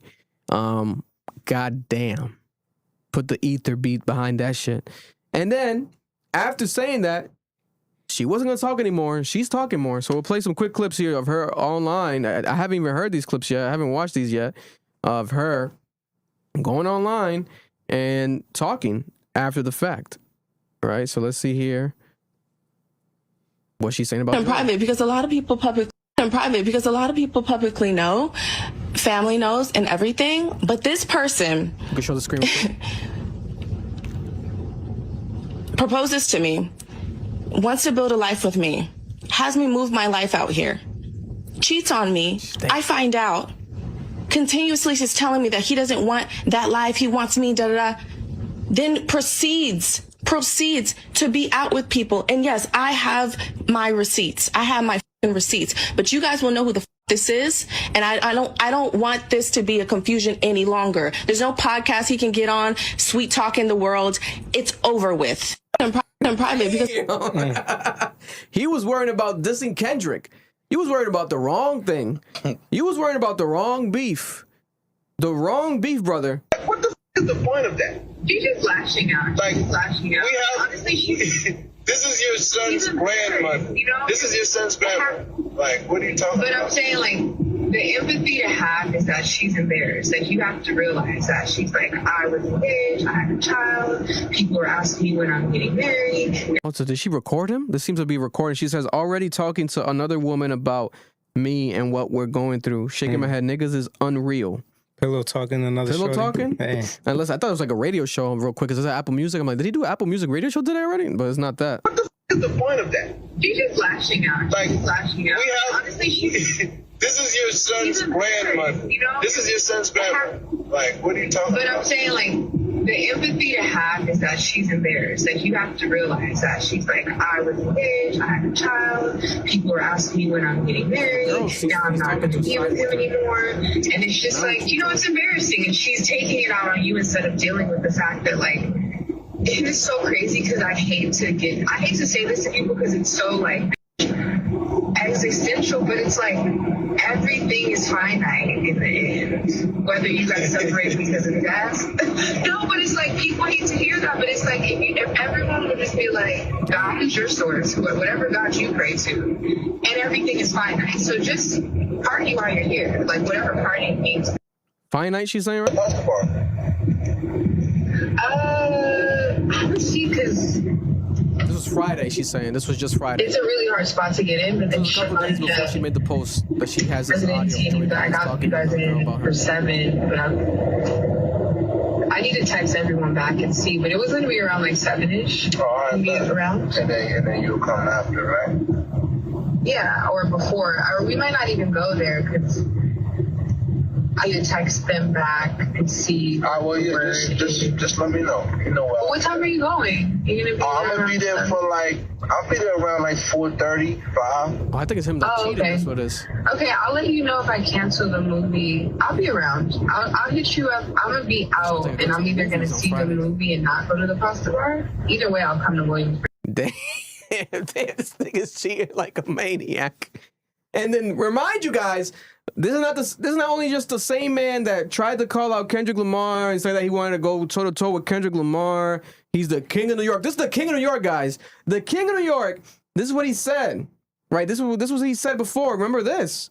The king of New York. You do that. you practice semen retention? Absolutely. How do you do that?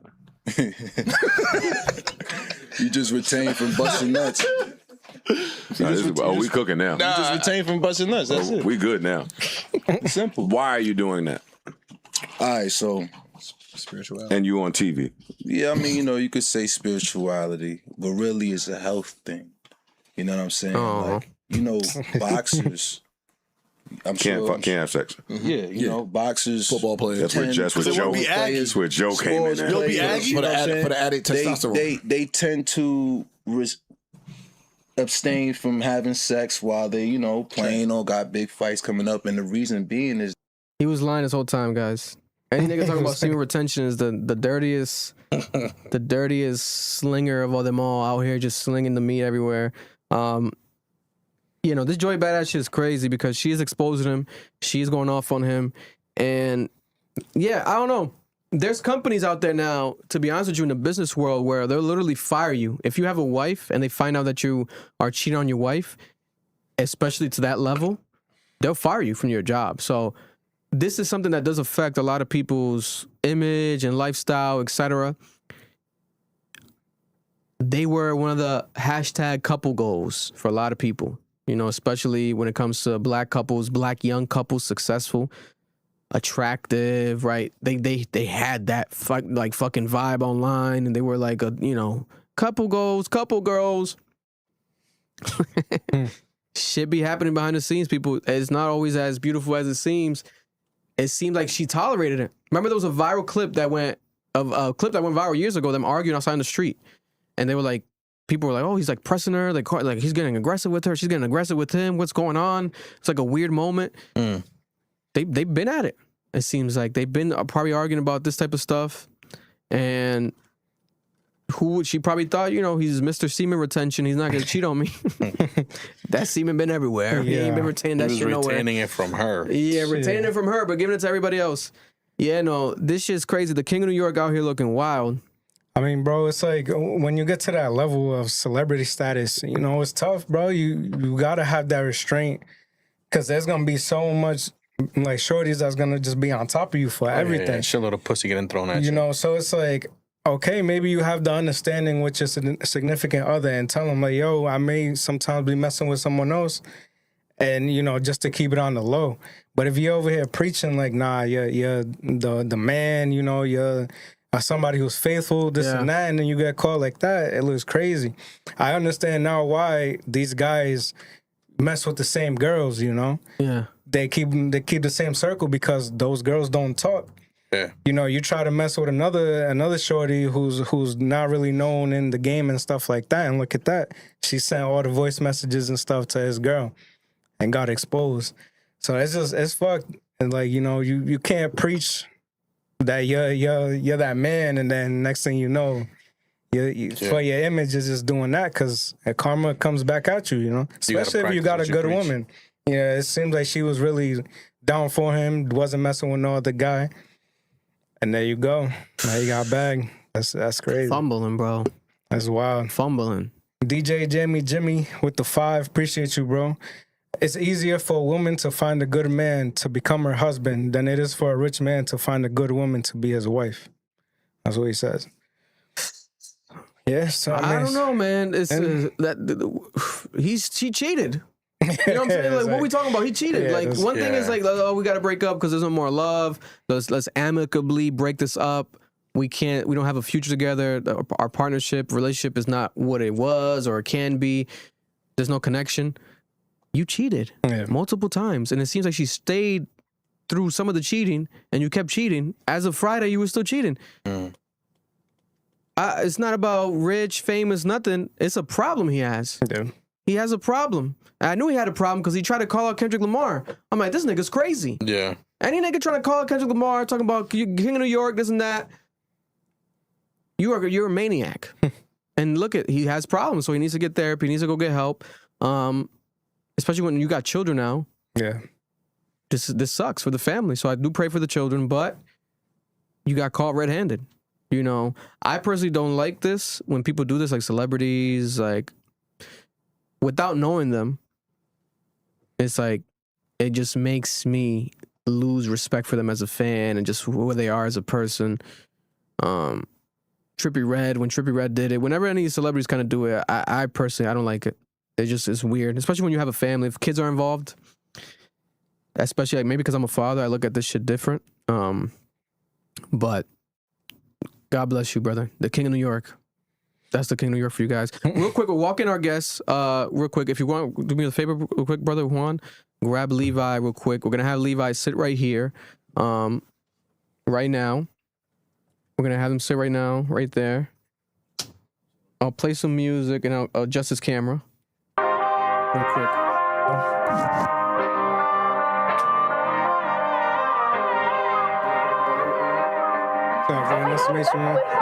My city love me for my ambition. I don't do this for the bitches, I don't care who's the richest.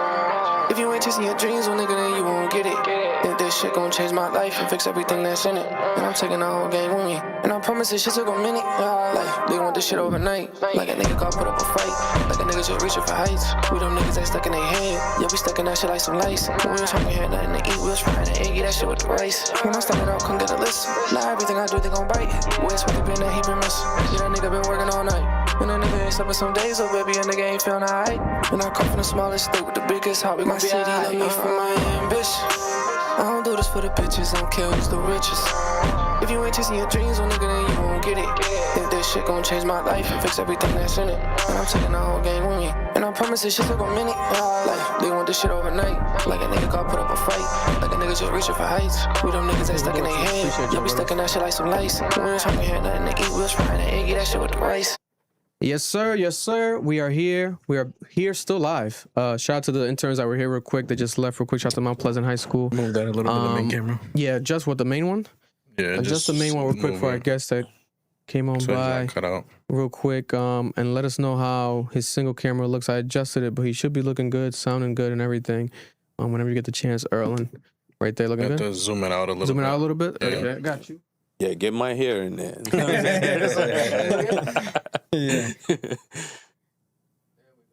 Yeah, right there. Swoon. Perfect. Yes, sir. Yes, sir. So we have a gentleman that stopped on by real quick. We wanted to highlight the story and give it more of an actual first-person perspective, or the person perspective who actually was involved, because we do cover a lot of things here locally that happen and affect our community and becomes conversations all over the internet. But the gentleman reached out, and we want to give him the floor to clear up anything and everything out there that was online and the conversations that were happening. So give him a round of applause. Welcome, Levi, into the studio. Thank you. I appreciate you, brother. Thank you for coming. Yeah, thank you for coming through and giving us some of your time. So for those who don't know, about a month ago, there was a viral clip, right, of a gentleman on Federal Hill. There's this man on Federal Hill, and he's hopping on top of a car, and there's different angles that go viral. It started, I believe, on Facebook that got posted. I want to say it's Mr. Ocean State. John? Yeah, he posted it. Mr. Ocean State on Facebook. Media outlets picked it up. People sent me like 10 times. Like, everyone's sending me something. I'm like, what's going on? And I see the clip, right? And then immediately I'm like, this gentleman looks familiar. I've seen him online. I think you were on Twitter years ago, something where it was just exercise related. And then I had other people reach out to me, and they were like, hey, yeah, this is my boy. Shout out to Louis J Fitness, my guy, Louis, and other people that know you directly. And they were like, yo, this is my boy. Yeah, he's, let's keep put it into perspective. It's not just a random occurrence. He needs some help, or he's getting some help. But that was what people were talking about when they reached out and everything. But you being here, break it down to the people who you are and what happened that day. Yeah. So my name's Levinson Andrade. I go by Lev on the streets, And that day, I didn't take my meds that day. So it had nothing to do with drugs or alcohol. Okay. And then whenever you're off your meds, if you're bipolar, it's like only if you're bipolar you understand where I'm coming from. It's something that doesn't have a cure. And when you're off your meds, you just do, like, you're manic. Yes. If you're manic, you do whatever comes to your mind, And that day, that's what came to mind. It was just like, yo, let's jump off a car. And I was like, hey, It is what it is. I had the spotlight. Everybody with cameras was on me. I knew the cameras was on. Everybody was on me. Everybody thought I was drunk or high or something like that. Mm-hmm. And everything was on me. So I was like, you know what? Let's give them a show. Yeah. I'm a big guy in the community already. It is as it is. One time I crashed out on social media already before over my ex and stuff. Yeah. But now I'm back, and like that day I was just happened to be off my meds for a couple of days, and I was manic. And it's manic season is summertime. You know what I'm saying? Yeah. Bring the mic a little bit closer too when you get the chance. Yeah. Make sure you sound great. Yeah. Good. Perfect. So manic season is actually summertime between June and the end of August. That's manic season. Okay. Speaking of that, I actually just got out of the hospital from like getting some treatment done. You know what I'm saying? I take this very serious. You know what I'm saying? To some people, it might seem like I don't. But I do, you know what I'm saying? So that day I was just off my meds, and I just decided to jump off a car. I said, hey, why not? Yeah. And then for those who don't know, give us people more context. How old are you right now? 34. I'm about to be 34 on Wednesday. Oh, wow. Happy early birthday. Thank you, bro. Give him a round of applause. Happy birthday week for him. Birthday, bro. Happy birthday. When did you get diagnosed with bipolar disorder? At what age? 2022. Okay, fairly recent. I had no idea when I had it, and then I went through a breakup. I used to date this chick, and then I went through a breakup, and I thought it was the breakup that had me depressed and all this stuff. And then a doctor diagnosed me, and it was like, no, you're actually just bipolar. Wow. And if it's not treated, it goes, you have your ups and downs, you know? So it had nothing to do with the chick. To everybody's eyes, it looks like it had something to do with Shorty, but it had nothing to do with her. It was just bipolar has ups and downs, very highs, very lows. If it's not treated, the medication's job is to keep it stable. Yes, you know what I'm saying. So that's when I was diagnosed in 2022, and I had no idea because I was going through that stuff my whole life and had no idea I had it. Wow. And when I just got diagnosed with it, I'm still learning to battle it. You 100%. know? This been only 4 years. Yeah, and this actually October will be 4th year. Wow.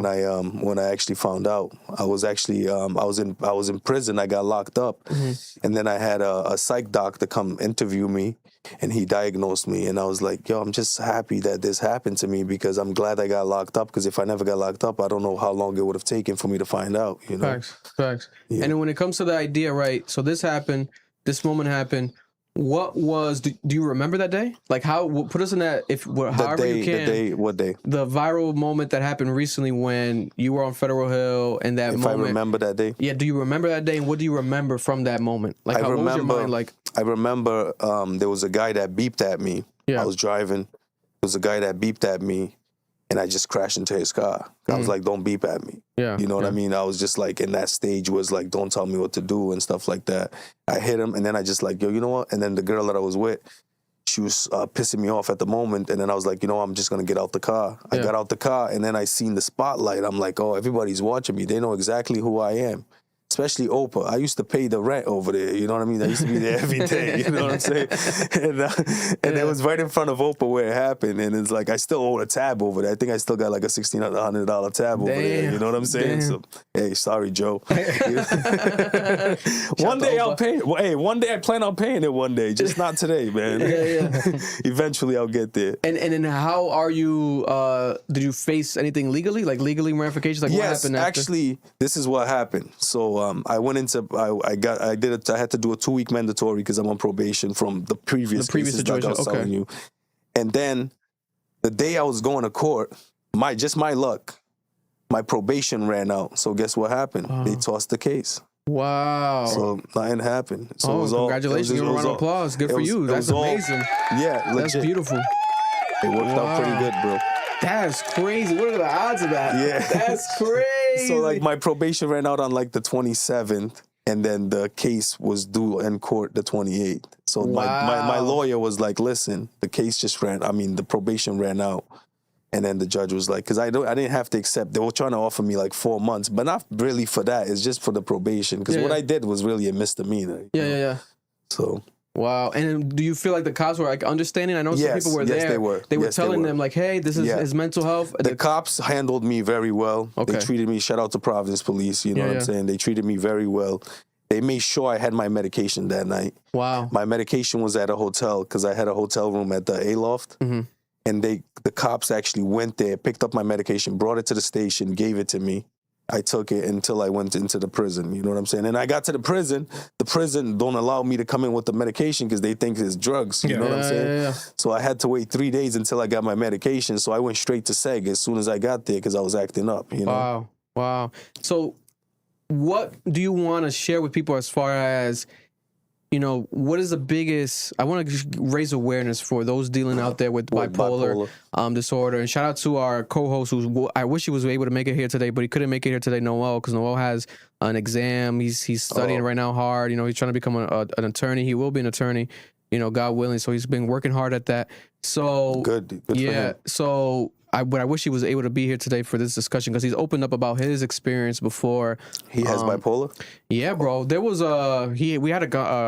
before he became a co-host, we interviewed him one time where unfortunately he was on the roof of he was the gentleman that was all over the news locally on the roof of the parking lot of Providence Place a couple years ago. Oh shit. And he was about to jump. So we drove over there. Everybody it felt like our whole entire class was there. Marlon was on the highway, like waving him down. I was talking. Yeah, Marlon was driving on the highway. He kept going on the highway. Shout out to you guys for doing that, man. Yeah, man. It was crazy. Like that was like a life-changing, and that helped. ironically us reconnect with him more than ever before, and then led to him being on the podcast and just being a part of our unit more cohesively and consistently like he used to glad be. that he's doing better, man. And he's doing way better, and it's like about related to I wanna the meet medication. him. Yeah, you know, I would love for you guys to connect, you know, because I think that those stories need to be highlighted. So give some people what's the biggest misconception about someone like yourself dealing with bipolar disorder? The biggest thing is, honestly, like I have kids, you know what I'm saying? I have kids, I have a family. The biggest thing is really just sticking to the meds, really sticking to like having a team around you, like having your psychiatrist, having your therapist, having your social workers, or work with all those people, trying to find the right medication. I still haven't found the right medication for me yet. I'm still battling it, you know what I mean? I just got off lithium. Now I'm on Invega. They just got me on injection. I just took my second dose of the injection. Like I told you, I was just in the hospital getting my treatment. So like finding the right medication that works for you, because not every medication that works for Lev works for everybody else. 100%. So just stick to it. Just believe that there's help, man. There's plenty of help out there, man. 100%. You can check into Rhode Island Hospital right now, and you get a great group of a team over there that will take great care of you, you know what I'm saying? Yeah. So for anybody that's suffering out there, just like go get the help, man. Get the help, get help, get help. Because your family needs you. We need you. You know what I mean? This 100%. world is a better place with you in it. 100%, bro. I love that. That's very powerful, man. Was any words for the people out there watching, especially Rhode Island, you know, the state, and that may have been worried about you, and just share, the floor is yours. Whatever you want to say. Also, get people where they can find you on social media, reach out to you as well. So right now I go by CBS Lifting on Instagram. I don't follow anybody. I really don't want to like deal with anybody. You know what I'm saying? Like my social battery is very low these days. Yeah. I've been through a lot. I used to have another page. I think it was Levy Fitness. Yes, I remember that. And I lost the credentials to that. I think it was God willing I lost that because like that carried so much baggage. So you can find me on CBS Lift. I'm always willing to conversate. Message me if you have any questions. You can always message me. I always get back to my people. You know. Yeah. And shout out to Rhode Island. You know what I mean? Like Rhode Island has been good and bad for me. You know, the same people that clap for you is the same people that root you down sometimes. Always, man. bro. Like I was watching like football's back, Deshaun Jackson. He's like the same people that was clapping for me was the same people that was clapping the day I got hurt. You know what I'm saying? And it'd be like that. Like, for example, like when that thing happened with me, there was a lot of positive people in there, but there was also negative, you know, but you're going to get that in anything in life, you're going to get negative and positive, you know. 100%. Even your battery in your car, you get a negative and a positive. You know what I'm saying? So, that's a good way to look at it. You know what I'm saying? So it's like, no matter where you go. So, but for the people out there that's struggling with bipolar or any type of mental health, man, get help. Get help. You know, that's the biggest thing. So listen, we have this man, and you Cape Verdean, correct? Cape Verdean. Cape Verdean, okay. Not Dominican. Yeah. My kids are Dominican. Dominican by the association. Yeah, no, listen, there's plenty of Cape Verdeans in Rhode Island that look Dominican. It's a common thing. Yeah, I look Dominican myself.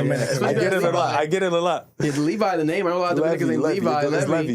Yeah. But I'm like, is it what's going on? That's why I shortened it to Lev, because everybody, whenever they see Levy on the paper, they automatically read it Levi. Yeah. So I go by Lev now. Just Lev. Yeah. Listen, so we have Lev, who's a father.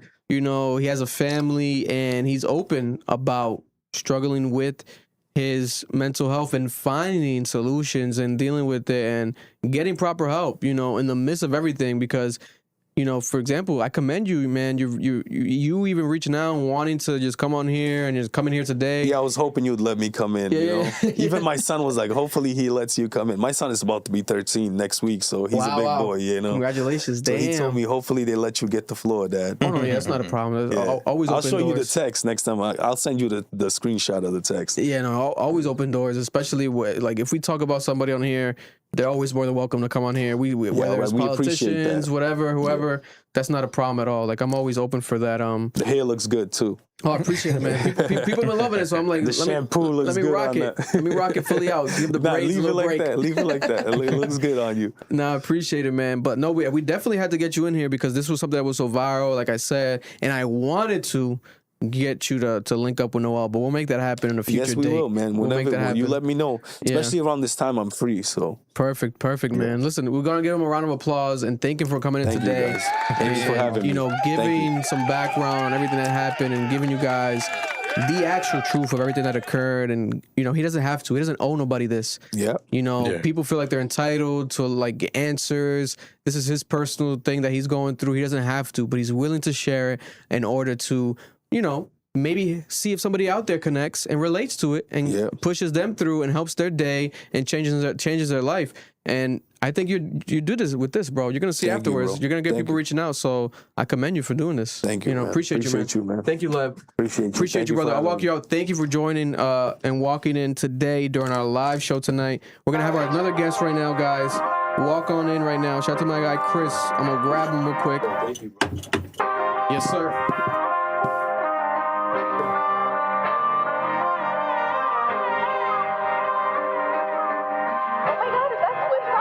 My city love me for my ambition. I don't do this for the bitches, I don't care who's the richest. If you ain't chasing your dreams, well nigga, then you won't get it. Think this shit gon' change my life and fix everything that's in it. And I'm taking the whole game with me. And I promise this shit took a minute. Like, they want this shit overnight. Like a nigga got put up a fight. Like a nigga just reaching for heights. We them niggas that stuck in their head. Yeah, we stuck in that shit like some lice. When we was hungry, had nothing to eat. We was frying the egg, eat that shit with the rice. When I started out, couldn't get a list. Now everything I do, they gon' bite. Where's really been that he been missing? Yeah, that nigga been working all night. And that nigga ain't slept some days, so baby, a nigga ain't feeling alright. And I come from the smallest state with the biggest heart. We gon' be city love me for my ambition. I don't do this for the bitches, I don't care who's the richest. If you ain't chasing your dreams, well nigga, then you won't get it. Think this shit gon' change my life and fix everything that's in it. And I'm taking the whole game with me. And I promise this shit took a minute. Like, they want this shit overnight. Like a nigga got put up a fight. Like a nigga just reaching for heights. We them niggas that stuck in their head. Yeah, we stuck in that shit like some lice. When we was hungry, had nothing to eat. We was frying the egg, eat that shit with the rice.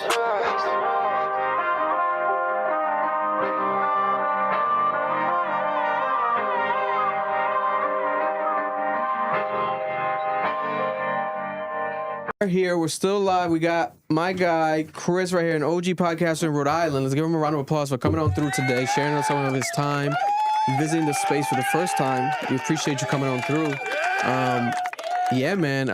But yeah, what you saying about the headphones real quick? What you saying? Like, I never wear them. I hate hearing my own voice. Yeah, people always, it depends. Like, you know, politicians, sometimes they care about their hair, but then sometimes they care about how they sound. So I'm like, maybe you should wear the headphones then, but it's like, I don't know. It always depends on the type of guest that we have on.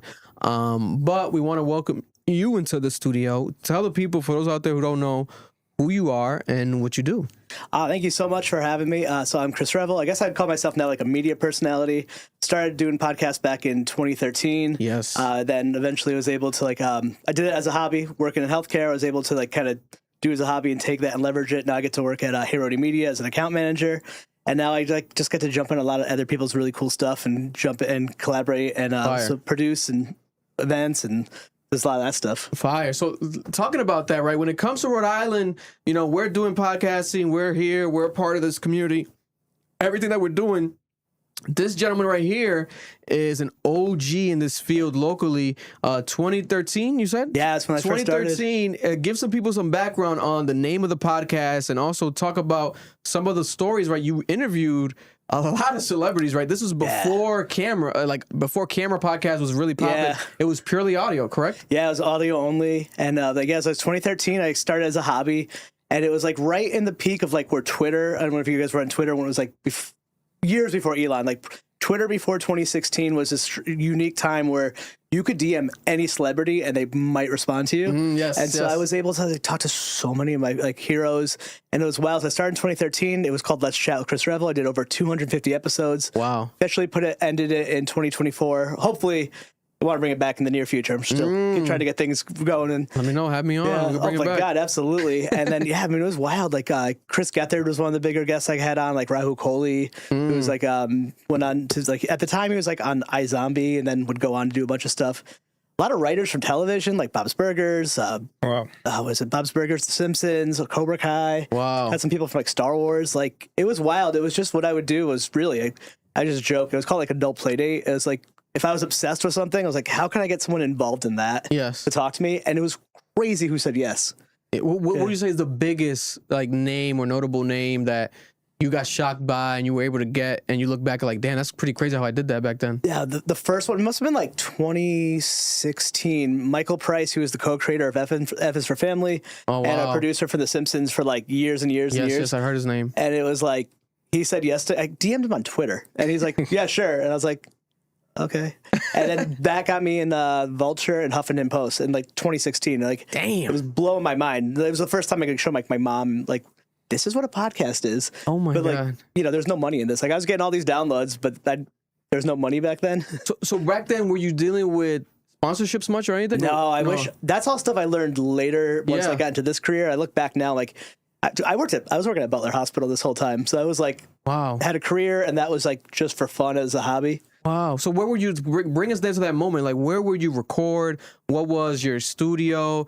And what was the upload process? Like, where would you upload the podcast to? Oh, yeah, man, dude, this is so DIY. I mean, I recorded in my bedroom, my kitchen. I would travel to people's houses. Really? I didn't get into studio until like maybe like 7 or 8 years into it. Damn. Like, it was like the most, I mean, I was using Skype before when that existed, pre-Zoom. Damn. So it was real DIY. And when I say I did everything, I did every aspect of it. Outside of creating the cover art, I recorded it, I booked it, I edited it, I marketed it. Wow. If someone was doing any capacity, had to deal with Let's Chat, you were speaking to me. Like, there wasn't a team. There was a team later on, but for the most time, it was just me. Wow. But so it was I don't know if you must have that. Like, you reach out to like PR people and they expect you to have like 5 layers of people. Yeah, and they're like, oh, I was talking to you. I was like, yeah. I'm like, it's just me. Oh, I put my daughter down now. I can do this podcast. Would you upload it to like a server that would distribute it? Like, or did you pay for it? Or like, or was it like a free server? I was using Libsyn, which is still around. Probably one of the OG RSS feeds. Yeah. And that was how to get it on everything, which I was on that. Still on there since 2014, which I love Libsyn. They're amazing. But the beauty of that was I think they were the first podcast RSS feed that provided the stats. And because early podcasts didn't have that. And once data kind of came in the mix, that's where you can be like, I have X amount of downloads. Yes. And like, so comedians would use that to go tour. I started using it for like press passes places because they'd be like, you got to have X amount of downloads to go to Comic-Con. I'm like, I got them. Yeah. So that stuff's dope. What would you say was like your biggest like episode that you had like that at that time and in that era? Like, do you have one that had like crazy amount of downloads or one that people kind of gravitated more in comparison to other episodes? Yeah, man, it was during the pandemic. It was around that time. I had like a strange wave. Like for everything, like it was the creator of Darkwing Duck came on, but he like was in all these like he did like Chippendale and all these old like cartoons for people my age. That one blew up. I then Griffin Newman blew up, who was on the Tick, and then Blank Check podcast, which is real huge. And then Benny Horowitz from the Gaslight Anthem popped on, and that one like took off. Wow! And it was like, and that was the numbers were like I was looking at it, I was like, oh my god. But around that time, I was like, I think I got to make this my job. I just didn't know how to do that yet. Yeah. No, listen. And what would you say is the biggest difference, in your opinion, now looking back at that time of podcasts where it was just, the traditional way, interview based, I would say, and a lot of just audio in comparison to now? Like, what would you say is like the pros and cons that you kind of like and don't like? The thing I mean, video became like the thing. I mean, like Rogan was doing video. He was one of the first ones doing video back in the day. So he was like probably like maybe the first one doing video, and everyone remember giving him a bunch of crap for that. Yeah. So I think video is the biggest component. The one thing I don't love right now about the industry is where it kind of feels like bigger companies like Netflix and all this are kind of trying to use like podcasts of like what you do to like almost like do lowly produced production. Like sometimes you'll watch these like Netflix, they have podcasts and it's just like 2 people on Zoom. Yeah. And like dude, Club Ambition, your quality is like you actually put work into it. Thank you. And where like Netflix has all the money in the world and like why am I gonna watch 2 people talk on a computer? It's like, crazy. It's so like I think they're almost like I think it's like how like reality TV was like if we don't have to have actors, it's cheaper. Literally. I think that's kind of like the only thing that kind of annoys me. And I also got annoyed that all the money came into it and I didn't get any of it. Yeah, I know, right? But if I learned sponsorship, I learned that stuff later on. So now I'm like, oh, that's how you do it. Yeah, no, especially back then from the stories I was told, like people, especially these like when it was just audio based, a lot of people were getting bags of money. Like they were buying like the licensing for audio podcast and just basically become a part of our network. Like early days of like iHeartRadio, when iHeartRadio started doing the podcast stuff. Now they have probably like 500 plus podcasts on iHeartRadio's podcast network or some shit. I think it might be 1,000 actually. Yeah. But in the early days when they're just trying to get people, man, people were getting money like insanely. I would say I got this close. I got to pitch to every single network. That was I made the moment where I was like either I pitched to like iHeart, was it Earwolf, all the big ones. Like I got pretty far into it and I was like, all right, if this doesn't work, I'm going to go work on other people's stuff. I made that decision. I was working at Butler during the pandemic. I'm like, I can't do this anymore. Yeah. And I had a lot of friends in the industry who everyone was always telling me you make your money working on other people's stuff on back end. So I was like, all right, that's what I'm going to do. So I went to everyone. I got in the door, did the meetings. It's like music. So it's like a record label. I got real close and no one picked me up, which I get now. But that was my moment. I was like, all right, I gotta figure something out now. And then made a career change and got out of there. Listen, and speaking of, because you keep mentioning it, right? The working at Butler, what is the craziest experience that you had working at Butler that you can share? Obviously, because you do a lot of patient information and stuff like that. But what's one experience that you is always in your mind, a memory of working at Butler? Oh man, there's so many things I've got to think of what I can say. I'll change a lot of the details, so it's I will never violate HIPAA or anything like 100%. That. But I literally talked someone out of off a ledge or a windowsill. I prevented a mass shooting one time. Wow. Yeah. Wow. The person who was ready to do it thankfully had the wherewithal to call me, and then we were able to talk and get help on the way. Definitely a few people, there's 2 or 3 people wanted to end their life, and I was had the wherewithal to make the phone call. Wow. And had the phone call, or we were together and was able to kind of get them the help they needed in that time. But that was a small sliver. Most of that job was really fun, but there was some crazy stuff. I know I got to tell stories at home to my wife, and then she'll be like, I'm like, oh, is that not normal? Yeah. Oh, okay. So it was so different leaving that world and going to work in now, when you work in the mental health world, the rule is if a client say baked you cookies for Christmas, you have to say no. Yeah. And if it's going to hurt the relationship, you can take them, but you have to share them with your staff. I come to Rhode. I've gotten free dinners. I've gone on tours of so many cultivators and dispensaries and walking out with hundreds of dollars of cannabis, drinks. It's wild, so much more fun.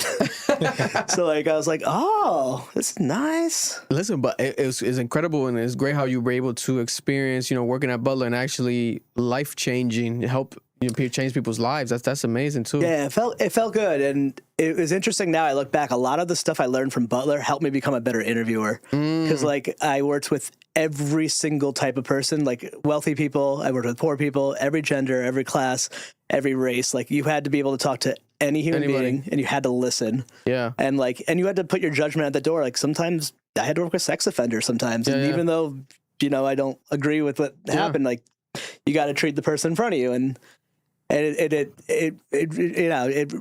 makes you very empathetic. I always say I'm empathetic for the individual, but not the larger group sometimes. Yeah. But I had to work with people I just didn't like, but you find a way. But then I'm sure you know this from hosting. Yeah. Sometimes people bring that fire, you're like, sit back. And then sometimes you're like, oh my God, I'm doing all the heavy lifting right now.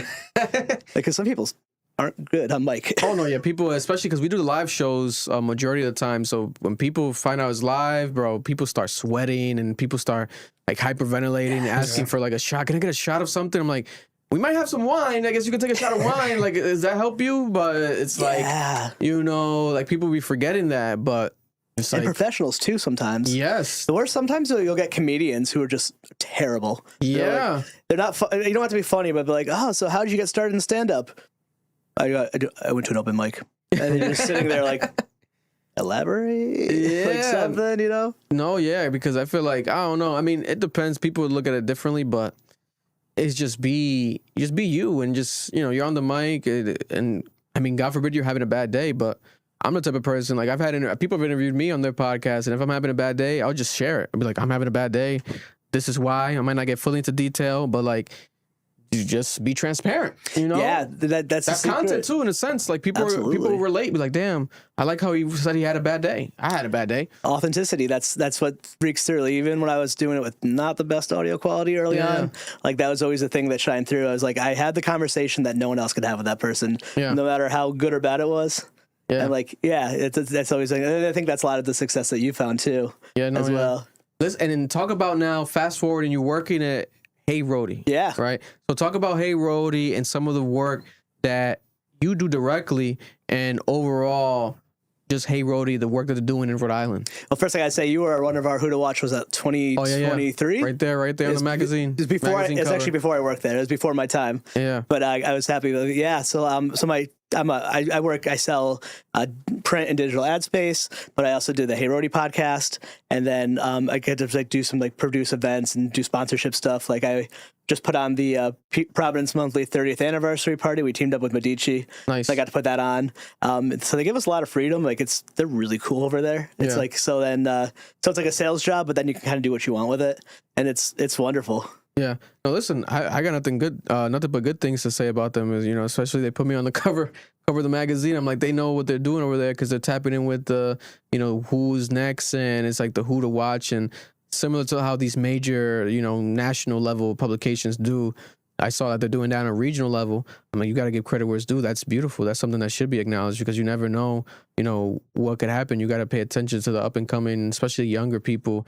Make it move. So I love how they do that. Right now at Hey Rhode, what is something that they have coming up maybe that's cool that you want to highlight or you can highlight, like something that is ending close to the end of the year? So maybe is there something holiday related or end of the year related that they have coming up? Or our next issue for Providence Monthly is a magazine, for those who don't know, is our Providence Guide to the City is like just about to hit stands. Really? That's like our big Providence issue throughout the year, and it's really a real granular look of everything Providence, and we just we have a color-coded maps of all like places to eat, restaurants, everything that makes Providence unique. Because like as we all know, Providence is kind of a weird city, but in the best possible way. 100%. Like Olneyville and the East Side are two different countries, but it's the same city. It's crazy. Very small, but we have everything to offer. Yes.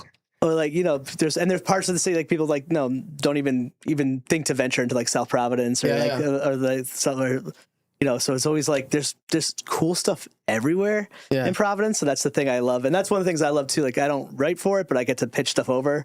So I pitch over everything I love, and like I lived in the West End, I lived in the South Providence for a long time, so I'm always pitching all like that kind of stuff to the magazine, like try to bring it a little more edge to it, if you will, like try to get the younger stuff in there. Are you born and raised in Providence, Chris? Yeah, I'm from Connecticut. Okay. Yeah, Wow. I moved here in 2011. 2011. Yeah, so I've been here for a while. Yeah, 2011. You prefer we're better than Connecticut? Yeah, by a lot. by a lot. Like that. I say everyone who grew up in Rhode Island kind of craps on it, and everyone who moves here loves it. Yeah. And then people, I feel like they'll crap on it. If they crap on it and move away, they always come back. They get home. If they move away and don't kind of crap on it, they'll be like whatever. But people that like crap on it and move away, they typically always come back. We have so many examples of mutual friends, that they come back 10 years later, they're back again. It's just like, I don't know. It's a Rhode Island thing. Like no matter what, when it comes to Rhode Island, or it could be Providence, up to you. What are like top 3 spots to go to eat? That if people are coming here, they gotta go check out to eat. Top 3. Top 3 all time that you've had that like your top 3 favorite ones. You gotta go there. I know this part of you is like, you want to give up your secret spot because it's gonna blow up, but which you do. But like, now's the time to do it because you know what I'm saying, I'll check it out. I'm gonna go a little like my personal favorites. Like I love Wine Noodle Bar. You ever been there? Yes, I've been there. West Side. Yes, a huge Wine Noodle Bar fan. Yes. Oh my god, I love that spot. And Blount too on the East Side in the Bay. I haven't checked it out yet. What they have there? It's like seafood. Honestly, I get like a hot dog, but like what? They got hot dog and seafood? But the seafood's like really good, but their hot dogs are awesome. Oh, I like a good wiener. I try they make fun of me all the time, but I love a good wiener. Do I like when you find a good one? And it's like you have kids too. It's like that's all they're gonna eat. Oh yeah, so my wife can get a lobster roll, and then like I'll spend like nothing. I'm like, you got a view. Oof. And like it's such a good time. And I think, man, the most recent place I just fell in love with recently, I never had gone there until like maybe a few months ago, was Treehouse Tavern in Warwick. I'd never been there. It's across from a car dealership. I heard about it, but I haven't checked it out yet. It is so nice. Really? The food was incredible. Like I was like, how have I lived here this long and never been in here? Wow. I was like mad at myself for never going there. Like it's just, you walk in there, you feel like in another world. Oh my God. And then keep it at Rhode Island. I always, I had some of these quick hit questions I wanted to ask you Rhode Island wise. Who would you say is like the number one all time dead or alive, maybe Rhode Island musician or artist, as you have to pick one? Oh God, who's from? We don't have that. We do have some, but we don't have a ton of people from here, do we? It gets like, because that's what. Because I always wondered. Because I always like asking people that, especially like what type of music do you listen to? People listen to different genres, right? Yeah. I know that. What's the guy that did the Arizona? Was it Arizona? the guy that did that famous biggest song. I think his name was Arizona. He's like an artist from here, from back in the day. Oh yeah, he like there's blew like up on other TikTok artists or from back in the whatever. day that people have been kind of telling me that are Rhode Island based. That's why I kind of thought you might know. Yeah, I'm trying to think. I know like Talking Heads are from here. I heard about that. I think the rumor. I think it's true. I've always heard that he worked at not New York System and Onlyville, the other one on Smith Street, Baba's. Supposedly, because the rumor I had heard from them is that in that video where I forgot what one of the videos where he's doing like some weird dance like this was his like stacking the wieners on his arm. Yeah. Like, I've always heard that story. I thought that was pretty dope. Oh man, and there's a lot of people that do come through here, or they go to Brown, or they have some ties here. 100%. Like there's a lot of good stuff. No, so from actors, you name it. What would you say is like one cool Rhode Island story that you can share that's like one of your favorite ones to kind of tell people, maybe like the spotlights Rhode Island or something that happened here that's like a cool fact? Oh yeah, I think the thing I love about Providence that no one realizes of how small it is. So this is like years ago. I remember my wife and I were living on the west side, and like one day we like left our house to go get coffee at Seven Stars, and then we started walking down Broadway, and then we like stopped in a thrift store or something, and then we're like whatever. So we start walking downtown. It was when the NCAA championship was March gone. Madness, yeah. We go to March Madness. We end up downtown. We spend the whole day downtown, and they're like, let's just keep going. And then by the end of the day, we just kept going and going. By the end of the day, we had walked all the way to the east side and went to see a movie at the Avon, and like just took the bus home. And then like, no, you can't do that. I got just in Boston. You can't do that in New York. You can't do that anywhere. Like, where could you go from like? I went through maybe 4 or 5, 6 different neighborhoods on foot, everyone with its own unique culture, unique experience, and it was like a 45-minute walk. It's incredible. Like that's the thing I love about Providence, and like in Rhode Island too, is like you don't have to drive far either to have a unique experience. Like nobody in our part of the state who lives here, like you ever go to Burrville and then you get there, you're like, where am I? It's a different world. It's like it's so different. Yeah. And but I love that. Like I love that like it's most of our state is covered with woods. Like everyone lives in 3 spots. Like I go to the East Bay still and I'm like I feel like a tourist. No, it's crazy. Like even Newport, every time I'm in Newport, I'm like, wow. But I've been there 1,000 times. I always feel like I'm like it's like my first time I'm going there for some reason. I remember recently finding out about we have an area I guess called Little Compton. Yeah, it's nice. And I'm like, I know Compton in LA. Yeah, it's a little Is this the Little Compton? You've never been and to it's Little like, Compton? this ain't the Little Compton. This ain't Little Compton. This ain't the Kendrick Lamar Compton. This is a different Compton. You ever seen those shirts straight out of Little Compton? That was like, oh really? That was a meme. It was a shirt like a few years back. It was pretty hilarious. That shirt. I don't know who made that. Whoever it was, that was so funny. Straight out of Little Compton. It is a very, very wealthy white town. It's one road, bro. It's one road. Yeah. Mad money. No cell service. Wow. Nice ass views. Jesus Christ. I think James, is it Little Compton? I don't know this to be true, but I always heard the rumor that Nicolas Cage had a house there. Yeah, I think Nicolas Cage. No, James Taylor has a house in Jamestown. I've heard that. Obviously, Taylor Swift's the one we all know about. Yeah. But I've heard some crazy Matt Rife stuff. just got one out here. Oh, yeah. Around Lincoln, I hear. Something like that. Yeah. And then I had a client when I used to work at Butler who used to work on Michael Keaton's house in Bristol. Wow. And there's a lot of famous people who live here real low key that you would like just part time or whatever. Do you think Michael Keaton stays here still or no? This is a while back, but yeah, he's a super nice guy. He's here all the time. I wouldn't be surprised. Imagine that Michael Keaton, Batman, living here in Rhode Island. Look at some of the people. Jay Leno has a house in here. Judge Judy. Conan O'Brien, Judge Judy was one of them. Yeah. Conan's in Westerly, I think. Yeah, that's crazy. It's wild, bro. It's wild. But like, I used to work at the Starbucks in the Biltmore. The amount of famous people that go through there, it was wild. Like you wouldn't even believe it. But no one famous ever looks famous when you see them. Yeah. Like you don't ever recognize people until like look familiar. Yeah, and you never want to be the awkward guy that goes up to them like, aren't you famous? Because a lot of times they'll just deny it. Like, oh no. Yeah, right. No, I look like someone, but I'm not them. You know, someone literally the other day was like, you look like Victor the podcaster. Oh man, you look just like him. And I was like, oh yeah. Do you get that a lot? I bet. Oh man, you'd be surprised, man. There's certain days people be surprised. Like, I had to stop going to the gym. That's wild. Yeah, so I have to go to like a private gym, which is a good thing and bad thing because it gets overwhelming.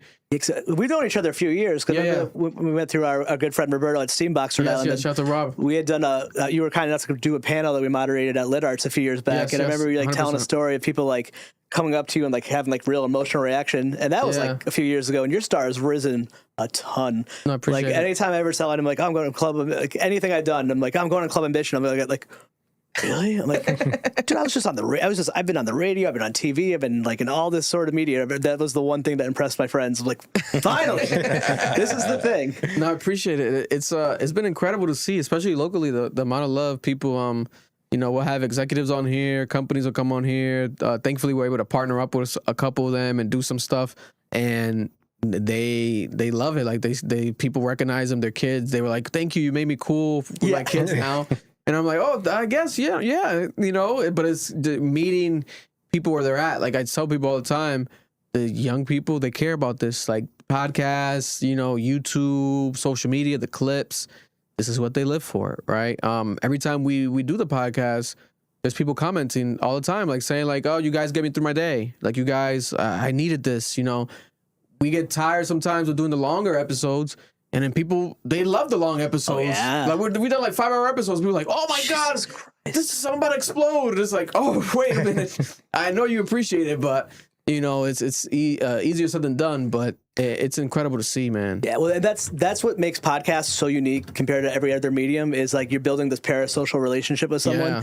People, they're not a fan of like you or whoever the host is, like they know you. Yes. And there's some people who like are very vulnerable and give up a lot of details about their life. And like I feel like I've never met Dak Shepard, but I've listened to so much Armchair Expert. Oh, man. I know everything about that man. I feel like I know, like he's my friend. Or like there's people like Mark Maron when he was doing WTF, that was what the big thing was. Like you felt like you knew him. Yes. And that's the beauty of it. Do you like, have a favorite podcast of all time, Chris? I mean, man, I think just like Maron was like the one who was really one who inspired me the most early on the WTF. He's the OG. He's like one of the OGs. You know, podcasting is only 22 years old. It's younger than us. Yeah. That's crazy. Isn't that crazy? I started the first one, I think 2004, and then like the comedy podcast boom is like 06 to 09. And but when I got into it, like you missed it. Yeah. But like look as much happened in like that 22 years. It's crazy. People don't realize it, right? We are part of history because these are things. There's a lot of industries and a lot of things that exist for hundreds of years. It's like he just said, not even 25 years yet with podcasting, right?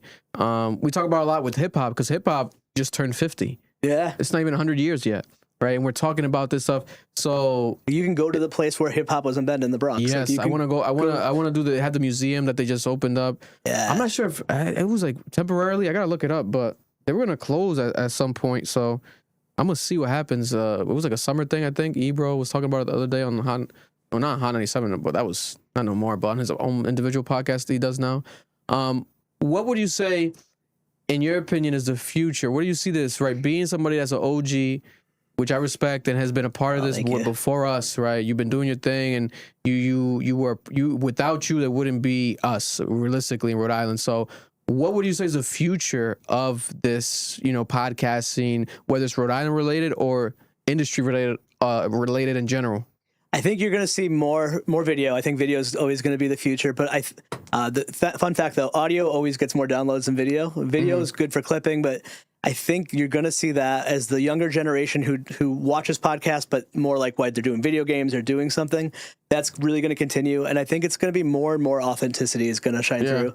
Like you've seen so many celebrities pop up, like flash in the pan, and then they just disappear. And like I think that's really it. And like younger people can sniff out your BS, and I think that's what that really is. And I think like younger people now too, like they almost like I don't want to say it's like they demand it, but like they want to know you. Like they need, like they want you to do that. So I think you're going to see a lot of that. And I think on a local level, I think I'll use you all as an example. Yes. You cannot run for office right now, pretty much in Rhode Island, and not come through here. Yeah. Like that was not the case. Yeah.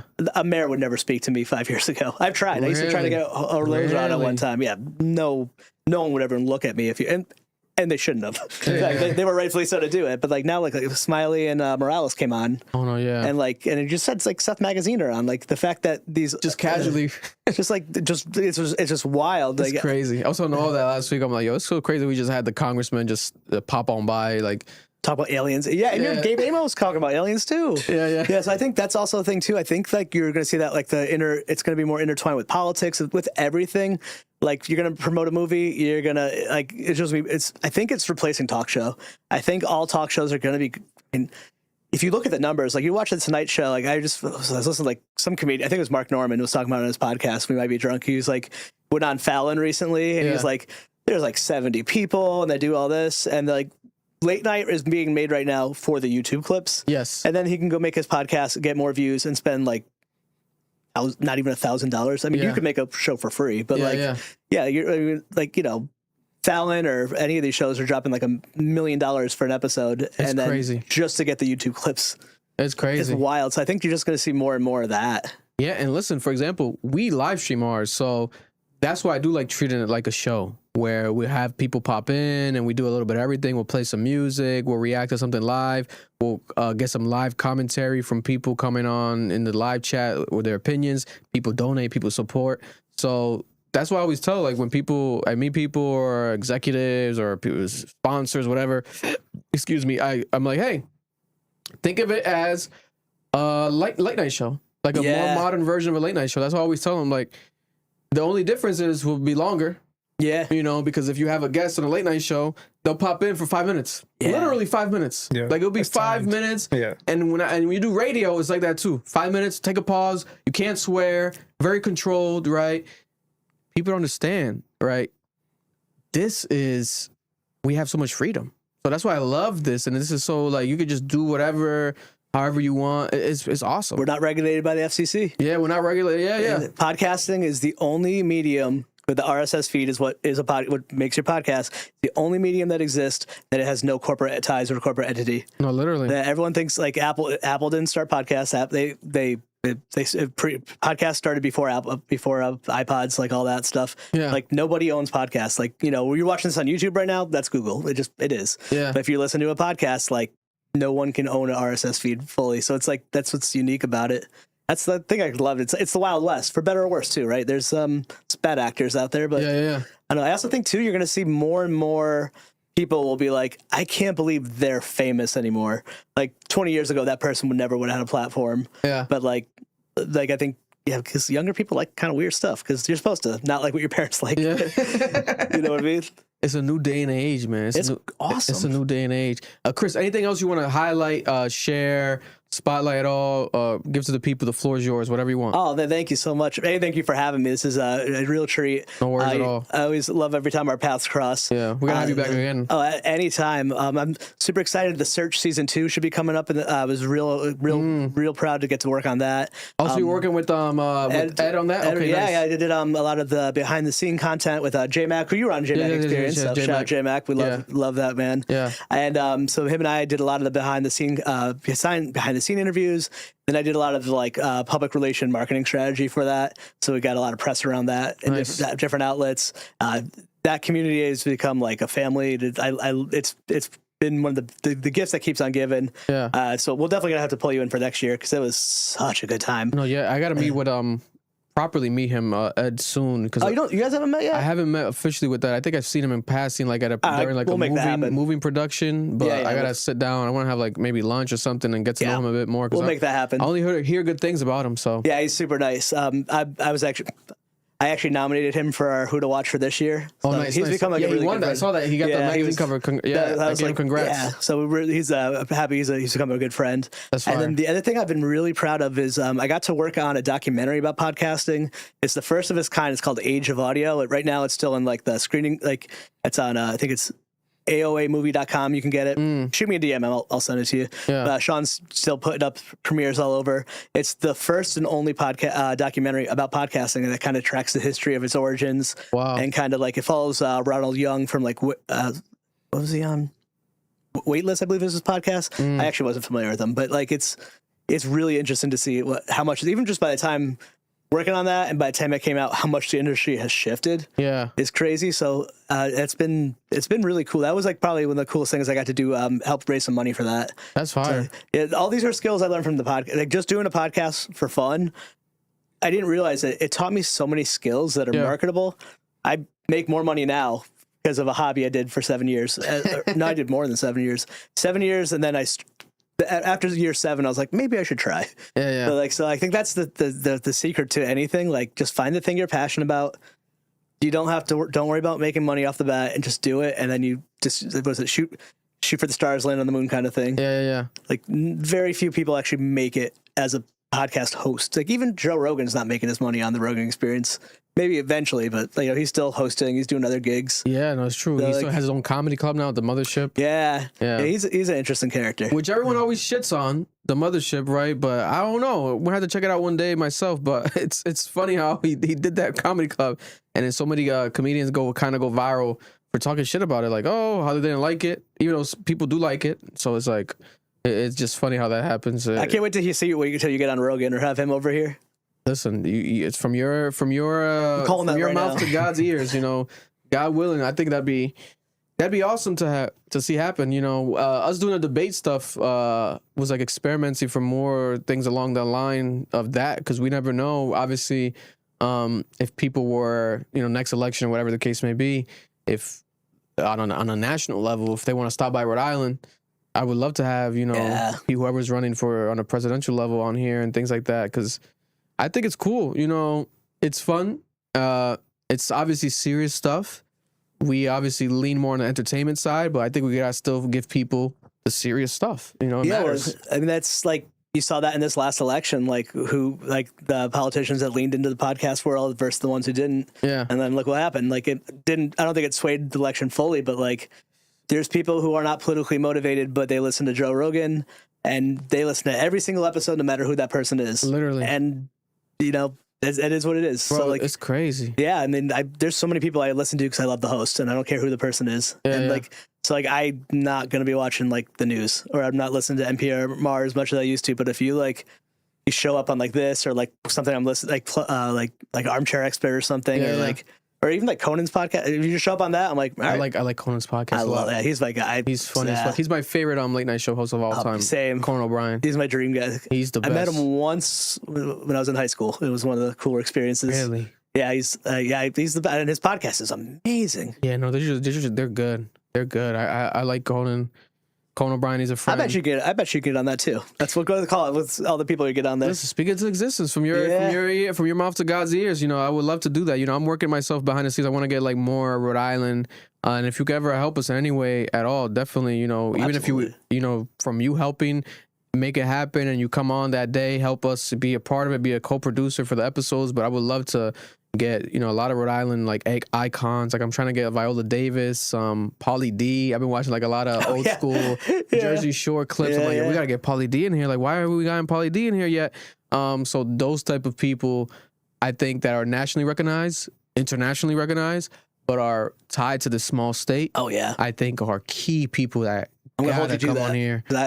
I like doing that stuff. I will hold you to that. Hell yeah, let's do that. But those are top of my list right now. Viola Davis and Pauly D. I'm trying to end the year with them, hopefully. I met her at She came into Starbucks when I used to work there. Oh yeah. Have you have a sec? What's your order? Dude, I made such an ass out of myself. So I was working. There's a Starbucks in the Biltmore. It's not there anymore, but like. Her and her mom and her sister, I had no idea who I was talking to. I was just making drinks. I was real busy. And I was chatting with her mom and her sister. And I was like, oh, so what do you do? They're like, oh, she's like, oh, I'm from here, but I'm an actress in Los Angeles. I'm like, oh, man, I heard that. That's a tough gig. Good luck with that. And she had just won the Oscar for The Help. Wow. And dude, she scoffed at me. And her mom and her sister and her started belly laughing, and then an old Southern black woman like, oh sweetie, we needed that, and they're like, bless your heart, and they thought it was like the funniest thing, and then they walked out, and she opened the door for her mom, which I thought was really sweet, and then someone I worked with came over, he's like, do you know who you were talking to? I was like, no. They're like, that was Viola Davis. I was like, oh. But she's in Rhode Island a lot too. Yeah, like a lot. But I like how there was just an honest moment. I had no idea. It was just an honest moment, and then also it probably humbles her too. She was like, "Oh, there's still people out there that you can't expect everybody to recognize you." Yeah, that's great. Especially in your home state. Is like it is what it is. So that's cool. That's funny. That's funny. I love that. No, like how you said before too. Is like how you see them on TV. You see them in person. It's like sometimes you don't recognize them. And everyone's shorter than they look. Yeah. That happens a lot. All the time. It's like Tom Cruise is like 5 feet tall or something like that. I'd be saying that. People be go, you're pretty short. I'm like, listen, I guess I'm technically I'm average height, but I'm taller than a lot of people. I'm taller than Kai Cenat. I'm taller than Kevin Hart. I'm taller than Tom Cruise. You know, I could listen more, but I'm pretty tall in comparison That's to how these you know you're celebrities. famous. People think you're short. Yeah, it happens a lot when we have like at the events or something in person. People be like, "I thought you were taller." You know, it's like, what the heck? That's Or like if a girl says, I'm like, I'm taken, so don't worry about that. You should be caring about my height. Right. Missy, what's going on with you? I love that. But again, remind the people where can they find you and share everything that you're doing right now. Yeah, I say I'm most active on Instagram. I'm just at Let's Chat Revel. That's where I kind of really put everything that I do through the search, or I'm like sometimes I team up with J-Mac or anything. I go out there, hey Rhode, and just like getting to host and do all this fun, do all the cool stuff. Yes. Listen, give him his flowers, give him a round of applause. This is an OG in the space. He's doing great things, and when it comes to Rhode Island, you gotta know this man. You gotta know this man, especially in media. He's been doing a lot of stuff out here for years, so you know you gotta give him his flowers right now. And definitely, we gotta have you back on. Especially, I want to talk more Rhode Island stuff with you. I think it would be great to just pick your brain with that. Maybe list some Rhode Island things. Debate some Rhode Island things. I think it'd be awesome. Absolutely love to. And yeah, you've been so kind over the years too. I remember one of the nicest thing anyone ever said to me. I remember was at the Who to Watch party, and we were talking at like. You had just met Metro Boomin, I remember. Yes. That same day. That same day, you're like, oh, I'm late. I just met Metro Boomin, and I was like, Spider-Verse? That was my reference point, so anyone knows. But you're like, yeah. And then you give me this look like, you know who that is? I'm like, Spider-Verse. But then you're like, I always equated doing podcasts, like, because I came from the punk rock scene, is like, there's always the band that the band blows up that everyone turns around that loves, that inspired everyone. But you're like, yeah, I remember like I was looking through your stuff and like, you had some big people. You were just a little too early. And I remember being like, that's all I ever wanted. I just wanted to be like, I'd rather be like, if like I knew that was going to be like my job, but I was like, just wanted to I wanted the next generation not to forget that I came through. So I was like, I really appreciate all of your kind words, and I always love whenever our paths cross. Oh, no problem. We run into each other more than you would think at the Children's Museum, which I always think is that's always the funny thing. Is it because my wife works there? Yeah, shout out to the Children's Museum here in Providence. My son loves that museum. I just think it's the funniest thing. It's like the famous podcaster, like we're always like with our kids. So it's like there's never anything cool about it. It's like, oh, good to see. Hold on, I just got a little water room. Yeah, no, people listen. People don't understand that parent life is a real deal. I saw a tweet that went viral today. It was like, you got to be psychotic to go to sleep at 4 a.m. and wake up at 7 a.m. And I was like, not really. You just got to be a parent of two. Like, that's me every day. Like, what are we talking about? How that tweet go that viral? Like, that's me every fucking day with these two kids. I can't thank you enough. Thank you guys, too. Oh, no problem. I've been seeing you guys on the screen, too. I'm like, oh, my God, you're right there in the room. So this is wild. This is wild. I really appreciate it. Do you think it was smaller than you imagined or smaller than it looks on camera, would you say? Yeah. Just like talk shows, too. You're like, oh. And then, like, the front, like, when I got to the studio, I'm like, oh, it's over here? Yeah. That's near Taco Bell, so you guys did that on purpose, right? Listen, and across the street, they got that new spot where that be open till 4 a.m., so it gets crazy. I love that. It gets crazy, but round of applause again for Chris. Appreciate you coming on through. I'll walk him out briefly, and then we'll continue the show with, we got to talk about the Little Durk trial real quick. We'll give you guys some update with things happening with that. Play some clips of actual lawyers talking about it that went viral today, and then we'll end it with some brief news, local news as well. Appreciate you, brother. Yeah, thank you.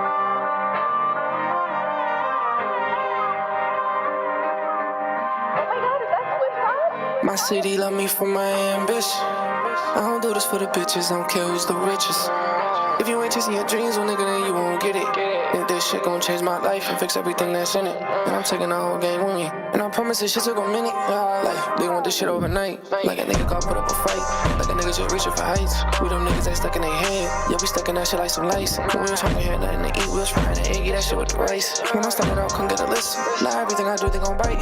Where's what they been that he been missing? Yeah, that nigga been working all night. And that nigga ain't slept some days, so baby, a nigga ain't feeling alright. And I come from the smallest state with the biggest heart. My city love me for my ambition. I don't do this for the bitches, I don't care who's the richest. If you ain't chasing your dreams, well nigga, then you won't get it.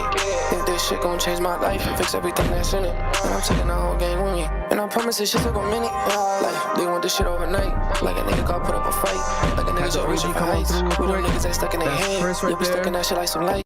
You know what I'm saying? Chris Rebel right there, OG podcaster here in the state of Rhode Island. Had to show him some love. He was, it was long overdue. Shout out to him, man. Shout out to Levi. He said, thank you guys for having me. It was a pleasure to meet you guys. Erlen and Marlon. Shout out to Levi. He's texting me right now. A great conversation briefly with him. We did a little bit of everything here, man. Unfortunately and fortunately, nobody can fuck with us. And I don't know what else to say. You know, it just is what it is. We guys just start saying it because it is what it is. But seriously, love you guys. Appreciate you guys. I want to get the guys' take on this, right? This went viral as well. Devin Haney and Tank. So Devin Haney and Tank are currently in this back and forth beef, and people are saying that Devin Haney's ducking Tank, whatever the case may be. But this has escalated to a level that I think someone, unfortunately, might end up dead because someone did die, and they made fun of the death, right? Tank disrespected Devin Haney over the weekend because Devin Haney's mother just passed away. And Tank made a post saying, crazy how Buddy talked about my mom only for his mom to check a few weeks later. Now post that, inshallah. So making fun of his mom dying.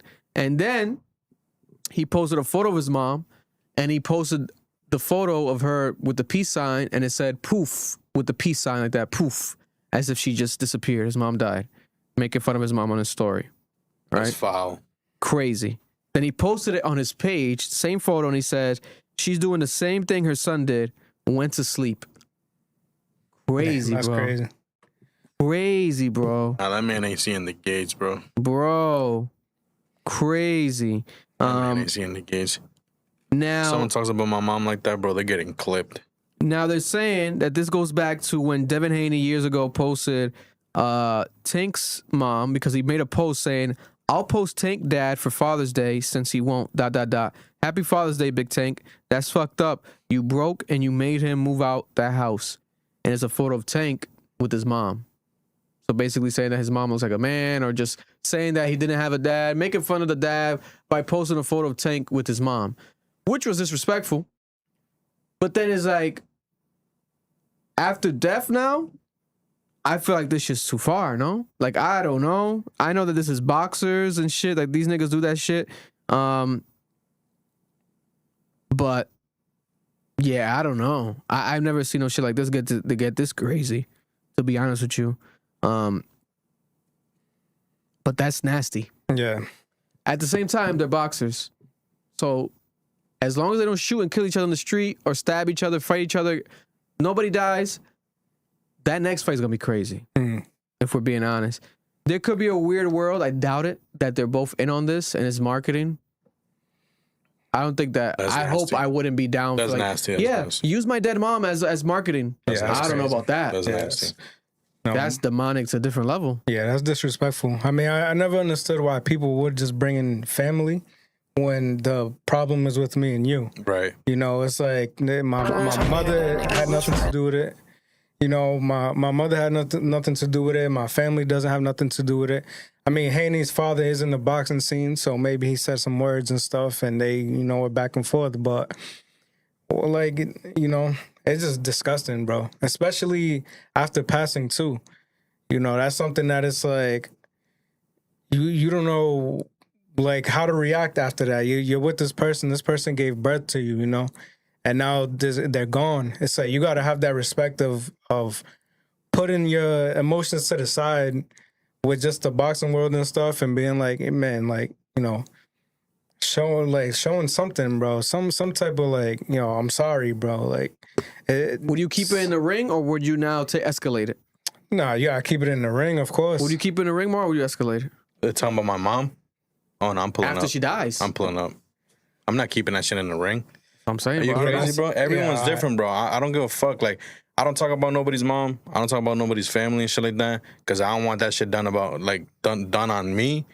Don't talk about that shit, bro. I'm pulling up. Yeah, no, that's I don't play about that shit. I was just thinking about like just boxing in general. Bro. That's fucking wild, bro. I don't play about that shit, my mom bro. just passed, and I don't play about that shit, bro. I don't play about that shit. Nah, because there's gonna be 2 funerals now. Yeah, that's what I'm saying. Wow. So God bless, rest in peace, his mom. We'll keep you guys updated with that fight. Breaking news though, I just got this sent to me. The game. Look at the game.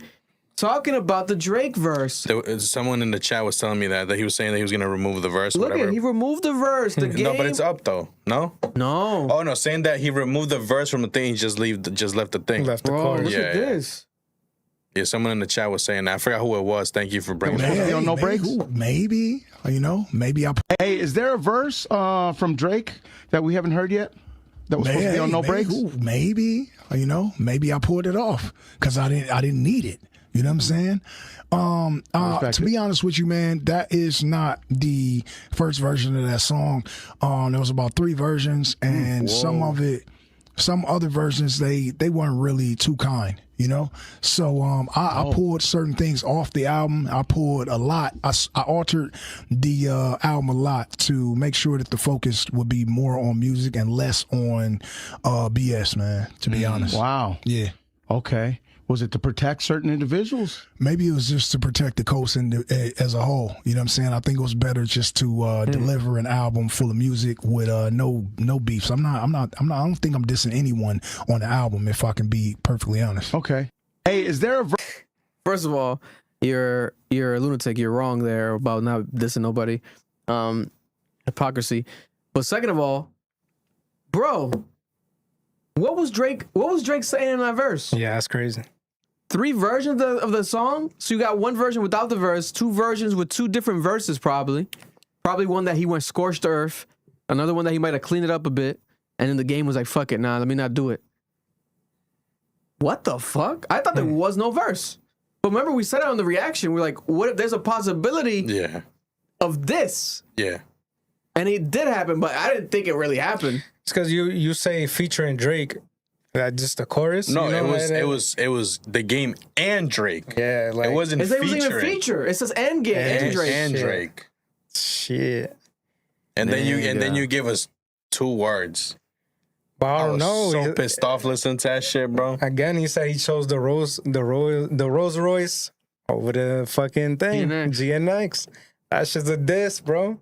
Cause if the game would the game look goofy if he has Drake dissing Kendrick on his album? Yes. Yeah, especially if he's trying to be like, yo, me and Kendrick are good. He's not flip-flopping. Yeah. He'll look crazy. Leak the verse, Drake! Leak the verse! Cyber leak, where you Leak at? the verse! We gotta get the cyber leak for the GTA. Leak the Drake verse! Clearly, Drake ain't feeling no type of way if he reposted the track. You know what I'm saying? Yeah, okay. Clearly, Drake is not feeling some type of way if he reposted the track. About, like, leaving the verse off. Yeah. Oh, yeah, he probably spoke to him about it. Like, yeah, I'm gonna drop it without the verse. But leak the fucking verse, bro. I'm... Because he's been talking crazy lately, talking about, everything. And if it were to leak, ideally, it would have to come from Drake. Be like, oh, here's the version. Boom, drop that shit. Because if it were to, like, leak randomly or whatever, now it's going to look funny. Because it's like...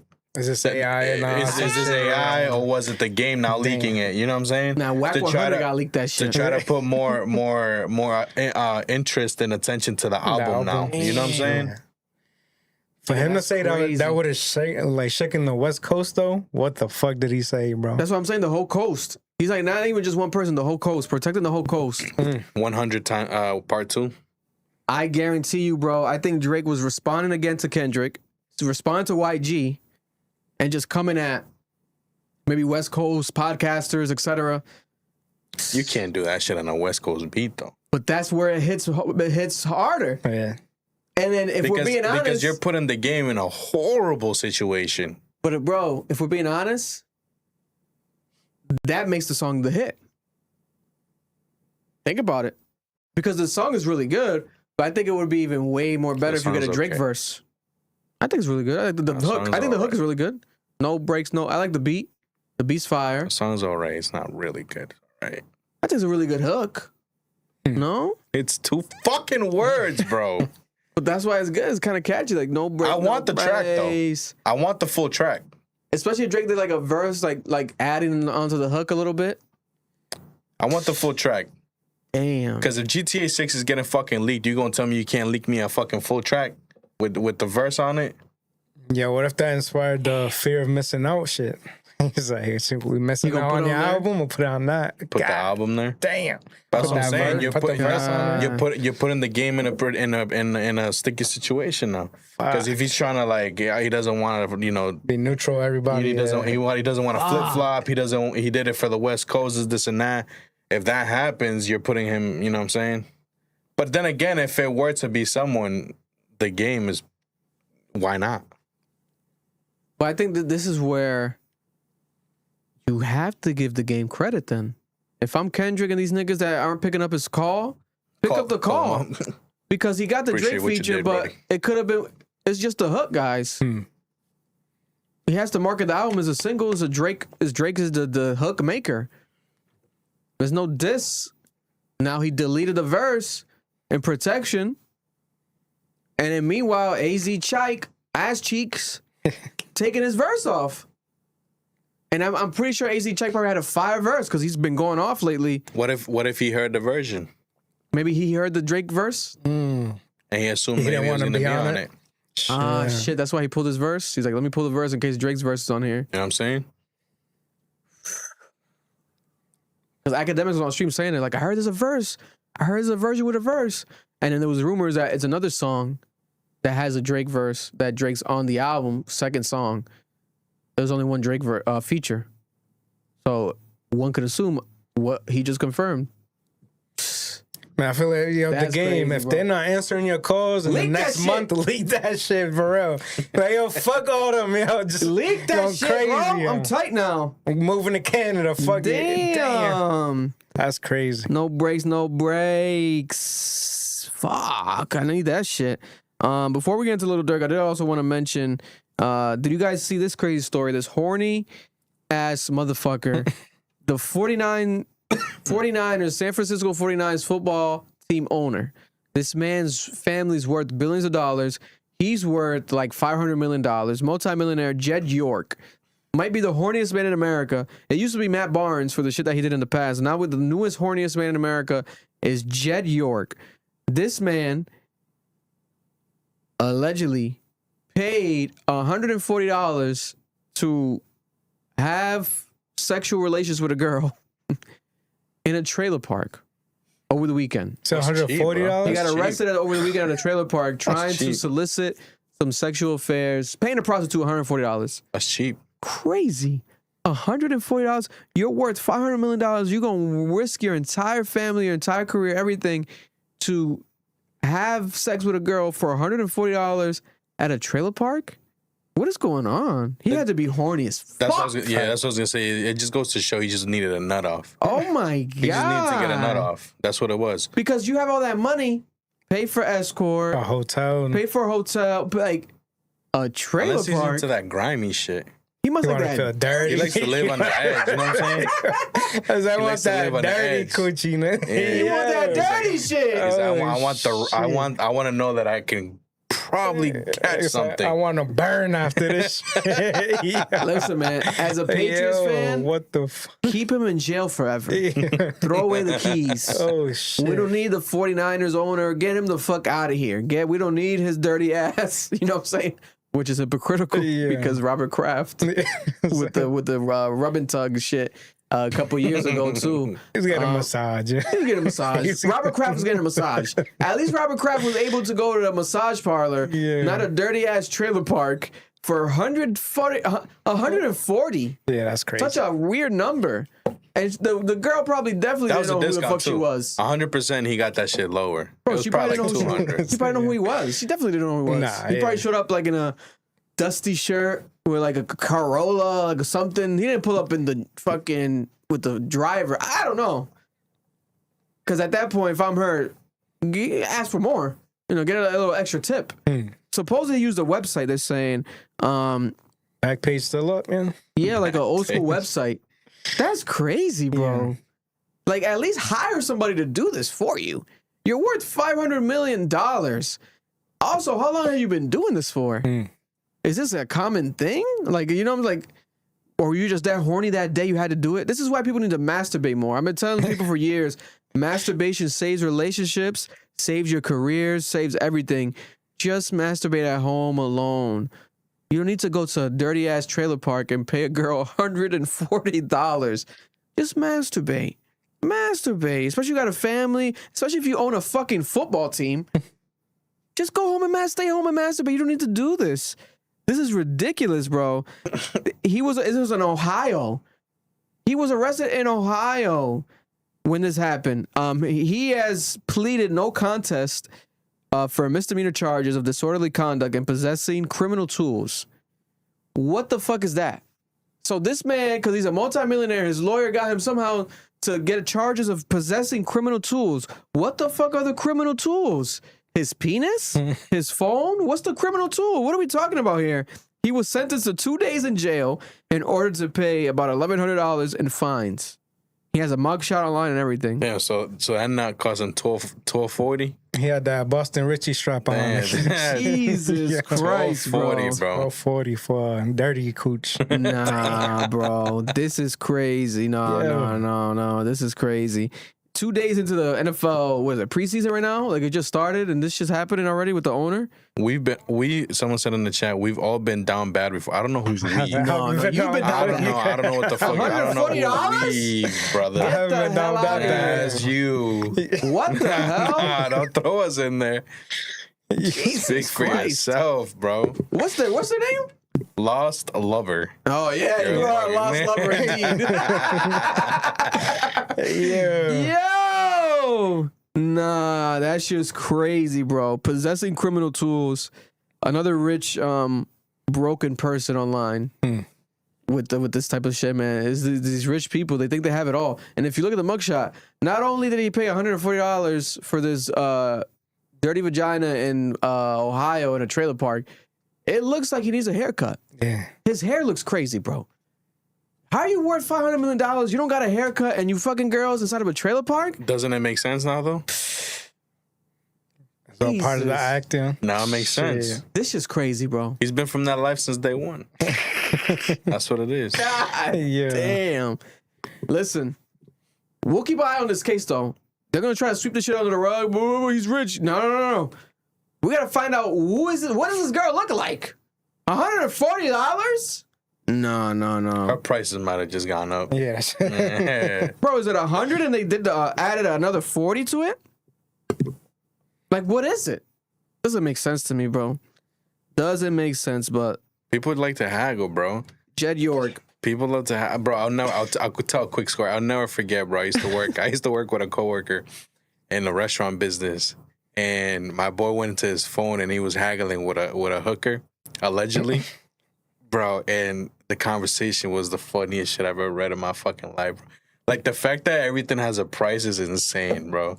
You know what I'm saying? Right. And it's like the need for the money was so crazy that she was like, you know, fuck it, I'll do it for that. You know what I'm saying? That shit was insane, Just bro. at 75, he got it for 20. He was like, how much, baby? Yeah. How much for the, this and that? He's like, oh, for this is that much. For that is this. You want both? Is this much? He's like, I got 110. Jeez. Bro, she was funny as fuck, bro. Oh my God. People bought that live, bro. I guess that's who Lost was talking about. Lost lover, you lost indeed. Biggest topic, closing up with the biggest cultural topic today. We have Little Durk. Little Durk today, trial, opening day 1, day 3 of the defense. This is the opening statement from Little Durk. The defense pointed the following picture. The defense opening statement said that the defense argued Banks, that's Lil Durk, was not the leader and said that the evidence will show he wanted to uplift others and provide opportunities. They told the jury that the history leading up to the murder goes long before the prosecution wants the jury to know, highlighting that Kayvon Grant and Davon Bennett, nicknamed King Von, were cousins and extremely close. They detailed that Grant managed King Von's finances, lived with him, and the two even shared a bank account. The defense reiterated that multiple times the two were close as could be and that Grant was there when his cousin was shot in 2020. The defense said that one of King Von's final words to Grant was, "Why did you let me get shot?" They agreed with the prosecution that this murder was driven by a need for revenge, but said Grant enacted that revenge, not Banks. That stated the text messages and prosecution would show as evidence as was taken out of context. They highlighted that Banks, Little Durk, was not a leader. They further said that people did not even listen to him. The defense stated that Banks, Little Durk, Durkio, was a successful, well-known face, which is why the prosecution was looking to blame him. When Grant approached as a search warrant was executed at his home, the defense stated a light bulb came on. They said Grant told officials whose credit card was used, alleging Grant knowingly used the company card and turned it on Banks, Little Durk, when he was pressed. The defense said it was confident that it will prove to the jury that Grant was the mind behind the operation. Now, Grant was Vonnie, I believe, right? Let me look up his Vonnie. Let me look it up properly here. Rap name. Vonnie, yes. Vonnie OTF. So Kayvon Grant.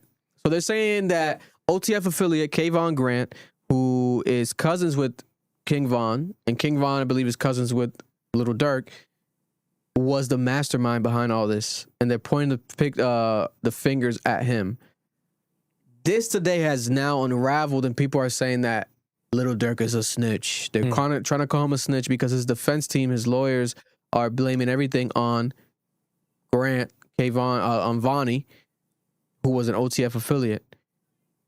But Vonnie already, like they just said in the opening statements, has admitted to stuff like this stuff and admitted to things already. We'll play some clips that have gone viral real quick to give people more context, right? We also have actual attorneys. Shout out to Trap Lord Ross. Shout out to the actual attorney content creators out there that are officially there at this trial happening. It's one of the biggest trials this year. I think Little Durk, I would say Little Durk and Tupac are the biggest trials currently this year. I cannot believe what Lil Durk's defense is. We have just heard his defense make their opening statements, and I'm not going to lie, I'm absolutely floored. You know what they're trying to do? They're blaming it all on Vonnie. Now, I don't know if people are going to go as far as to say that he's Turn on that camera a little bit if you can. He basically is blaming everything on Vonnie. They're basically making this whole case. They showed the entire opening statement, right? Bear in mind that the prosecution, they showed various pictures, videos, still images of multiple attempts on Quando's life, the actual murder of Lil Pab, the footage of that, footage from Durk's music videos, footage from apparently still images of them when they tried to kill Quando in Waycross, Georgia. It was a whole presentation. When the defense were up there, they basically showed only a couple pictures, and the one picture they showed the whole time was just a picture of Vonnie with King Von. They said it's all Vonnie. Vonnie was King Von's cousin. They said his nickname was Cuz because he was King Von's cousin. His whole identity. Y'all like this? Y'all like this angle? Comment below. Let us know if you like this angle. We're playing with this angle. We'll do this when we don't have the second co-host. I think I fuck with this angle. Fine, no bullshit. Based around the fact that he was King Von's cousin, and he was the only one pushing slide for Von. They're all literally directly pointing the finger at Vonnie, saying Vonnie did it. Vonnie's admitting to the government that he did it. He's turned snitch to try and save himself.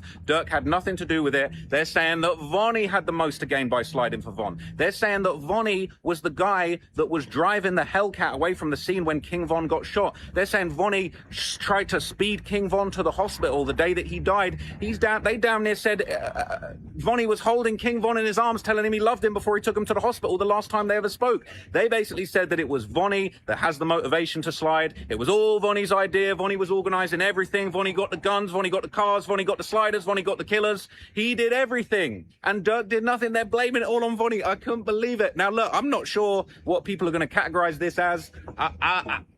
I mean, is it telling if somebody is already cooperating with the state against you? Is there such thing as reverse telling? Can you tell back? If somebody works with the state and tells on you, can you tell back? But basically, Durk and his team are making it very clear it was all Vonnie. He's saying it's all.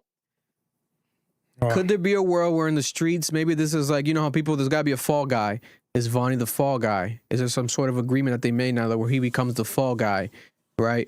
I guess we have to wait until see Vonnie's lawyers react to this, etc. I'll play more clips, giving more context to people. This was 6ix9ine already today, immediately reacting. Yo, but listen to me. Durk snitching in that courtroom. Yo, did a nigga snitch on me? Jorge, the driver, didn't he snitch on me? Took everybody down? Yeah. He was tape recording if snitch plus snitch equals okay. No, hold on. Because Durk hired these lawyers, right? So I know you gotta get on Facts TV because we don't have to debate this. I'm on Durk's side with this. This is not full snitching. This is called an alternate theory defense. You notice it's basically Rondo did with C-Day when Rondo said, "How don't you?" The evidence kind of matched the other guy, so why y'all blame it on me? Is that snitching? That's not snitching. You're not supposed to say that, nigga. Any street nigga, come on, bro. Street niggas like, shut up. Y'all figure it out. He did shut up. The lawyers is just making a statement. He's making a case. But you're supposed to tell your lawyer. You're supposed to tell your lawyer as a street nigga. I'm not pointing fingers at nobody else. I just know I didn't have nothing to do with it. That's it. How you throwing it on another man? That's snitching. Okay. Is it snitching if he's throwing it on the snitch? Vonnie is snitching. So why can't why my shit wasn't okay? Because I got told on. Durk snitch. Listen, I don't know. Another week in Snitchopolis. Every week is another rapper being accused of snitching. not snitching this time around. I guess at least it's not Atlanta, because he's not. This is Chicago, right? This is not Atlanta. Here we have an attorney though, clearing it up a little bit. Tweet from Ross. I got to talk to Ross. This is not a story. Durk did not just blame everything on Vonnie. What the fuck? Vonnie got picked up by cops, admitted to everything, admitted to getting the cars, arranging the flights, admitted to getting the guns, buying the ski masks, admitted to getting Sprinter vans and taking everybody around. And then he said, I did all of it while facing life in prison. I did all of it because Dirk Banks paid me to do it. And now Dirk Banks is in court saying, I don't know what the hell he's talking about. And to put out a headline that says, oh, Dirk just blamed everything on Vonnie, what the fuck? No. Putting that headline in. So you know what I'm saying? This is, let's play some, before giving takes, I guess we could play some other quick clips. You know, or I think that was it. Let me see. Yeah, we played that Trap Lord Ross, that Vonnie one. And I see the second, shout out to Trap Lord Ross. I think I had a second one linked here for us to watch of Trap Lord Ross. Yo, this shit's so... I have some takes on all this Opening shit. statements have now officially taken place in the Lil Durk trial. It's now officially day 3, and there was some very, very interesting updates. So the first thing I'm going to tell you guys about is the prosecution's opening statement. They started extremely strong, and I'm not going to lie, they had a bunch of evidence that they already showed simply in their opening statement that hadn't been seen before. They basically are making it very, very clear this is all about King Von. It's all about revenge for Von, slide for Von. They showed still images of, you know, the fight between Quando, Rondo, and Von that led to Von's death. They talked about, you know, the plans to stalk Quando, Rondo all across the country to try and kill him multiple times. They didn't show footage, but they showed still images that apparently showed the first time they tried to kill Quando, Rondo all the way back in like 2021. Here's also a photo of everybody at court supporting Lil Durk day 1 of trial. We got Duty Low, OTF affiliate right there. It's good to see him at least healthy, because I remember he was struggling with drugs and stuff. Duty Low, G Herbo, right there. Everybody got the Free Schmirk shirt on, representing Free Schmirk, Free Durk. You know, shout out to Herbo too, because Herbo, man, I remember obviously them coming up together and everything, and it's, you know, the loyalty there. That's cool to see from what Herbo's have, because if tables turn, I feel like, you know, Durk would probably be there for Herbo.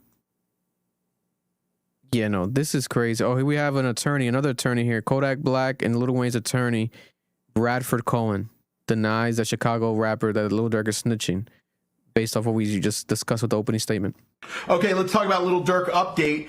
Here's what's interesting about this case is the headlines today are Durk snitches on Vonnie, which me personally, I'm sure there's a lot of snitch experts out there. I've been doing this for 30 years, so I think I know a snitch or two. Did you like that, Jackson? Snitch around and find out. Snitch around and find out. Long story short is, what they're saying is Durk is essentially blaming everything on Vonnie. He's essentially snitching on the snitch, which to me doesn't make any sense. This guy Vonnie went in, I guess he was Durk's right-hand man. He went in and spilled his guts, said that he bought tickets. He drove around with these guys, took pictures with them, showed them where to go, bought the guns, all these other allegations that he admitted to. But he says, but Durk made me do it. And Durk and trial is saying, hey, I don't know what this guy's talking about. He takes the blame for all this stuff because rightfully so, that's what he did. I didn't have anything to do with it. I didn't pay anybody. I didn't tell him to do that. That was none of my business what was going on with this guy, Vonnie. That's what he's saying. So in my book, that's not a snitch. But like I said, there's going to be experts out there, non-lawyers, jailhouse lawyers, all these guys that are going to say, this is what constitutes a snitch and this isn't what a snitch is. Listen, this is going to be an interesting case. This is day 1, really, of real deal evidence. We're going to start seeing more and more every day, and I'll keep up with it every day. I am not the snitch police. But this is a unique, different type of situation, right? Where we have Lil Durk being called a snitch, but if he's snitching, he would be snitching on the snitch. The gentleman Vonnie, who already is admitted to all this stuff, but was blaming Durk as like doing it on Durk's behalf, right? Now we have Durk's attorneys saying like, oh, the stuff that Vonnie said he did do all that, right? Because he already said that he did it, but it was on his own merit for King Von. It wasn't because Durk instructed him to, et cetera, et cetera. And they use like literally King Von telling Vonnie, you know, why haven't you done nothing for me? Or I got shot, you didn't respond on my behalf, or whatever the case may be. But are we gonna ignore the fact that Little Durk has been snitching on himself his entire career? Like, are niggas not talking like, don't respond to shit with Von? I'm like, fuck it, get your gun and get it done. Like, what are we talking? Like, these rappers, specifically Little Durk, I've been saying it for years, right? He literally was celebrating his birthday. I went viral for talking about this. He was celebrating his birthday, and he said that he's not happy yet because he's not gone yet. Like his birthday gift to him would be his op dying. That's the level of mentality that, you know, trauma, PTSD, all this shit you want to call it, that has become normalized. And a lot of people, when you grow up in the hood and you go through this, especially to this level, King Von was known for being the murderous and just doing the crazy shit he did. He was surrounded by this type of lifestyle. He embraced this type of lifestyle. Now behind bars, we have Little Durk saying, which I hope he lives up to it, saying that he wants to be positive and doesn't want to be used as a demonic instrument per se, and he wants to be a leader. He knows the influence that he has on kids, and he wants to change the style of music that he makes, that people don't make that style of music positively because they don't make money off of it. And he said he doesn't give a fuck if he doesn't make money off of it. He's going to change his lifestyle. He said that like 2 months ago. I talked about it on here. People call Cap. Turned Muslim now. He's been Muslim, but like he's more Muslim now than ever. Listen, at the end of the day, if I put myself in his shoes, he has a family, has kids. You're going to do whatever the case you need to do to come home. But then you still have the street credibility and the street credence. He's the voice of the streets. The voice and the hero. I'm the voice. Baby, he's the hero. The voice and the hero. Nigga, they have that's his character. Like, that's his name. He's the voice of the streets. So if you're the voice of the streets, you gotta still get respected by the streets. That's what that's what it is, you know? Or fuck the streets. In reality, if he wants to come home, he's gonna have to be leaning more towards the fuck the streets mentality. Therefore, I don't think he necessarily really cares now. His attorneys probably looked at it like, hey, best thing you could do is this. It's the only way out. Yeah. You think that he doesn't know this? Like, they've been discussing this for months. They've been planning. They know what they're going to do. They have a defense plan lined up. It's not like they did this behind Little Durk's back. So Durk probably knows the wording and everything. You could be misinterpreted as a snitch. But this gentleman already spoke. He already admitted to stuff.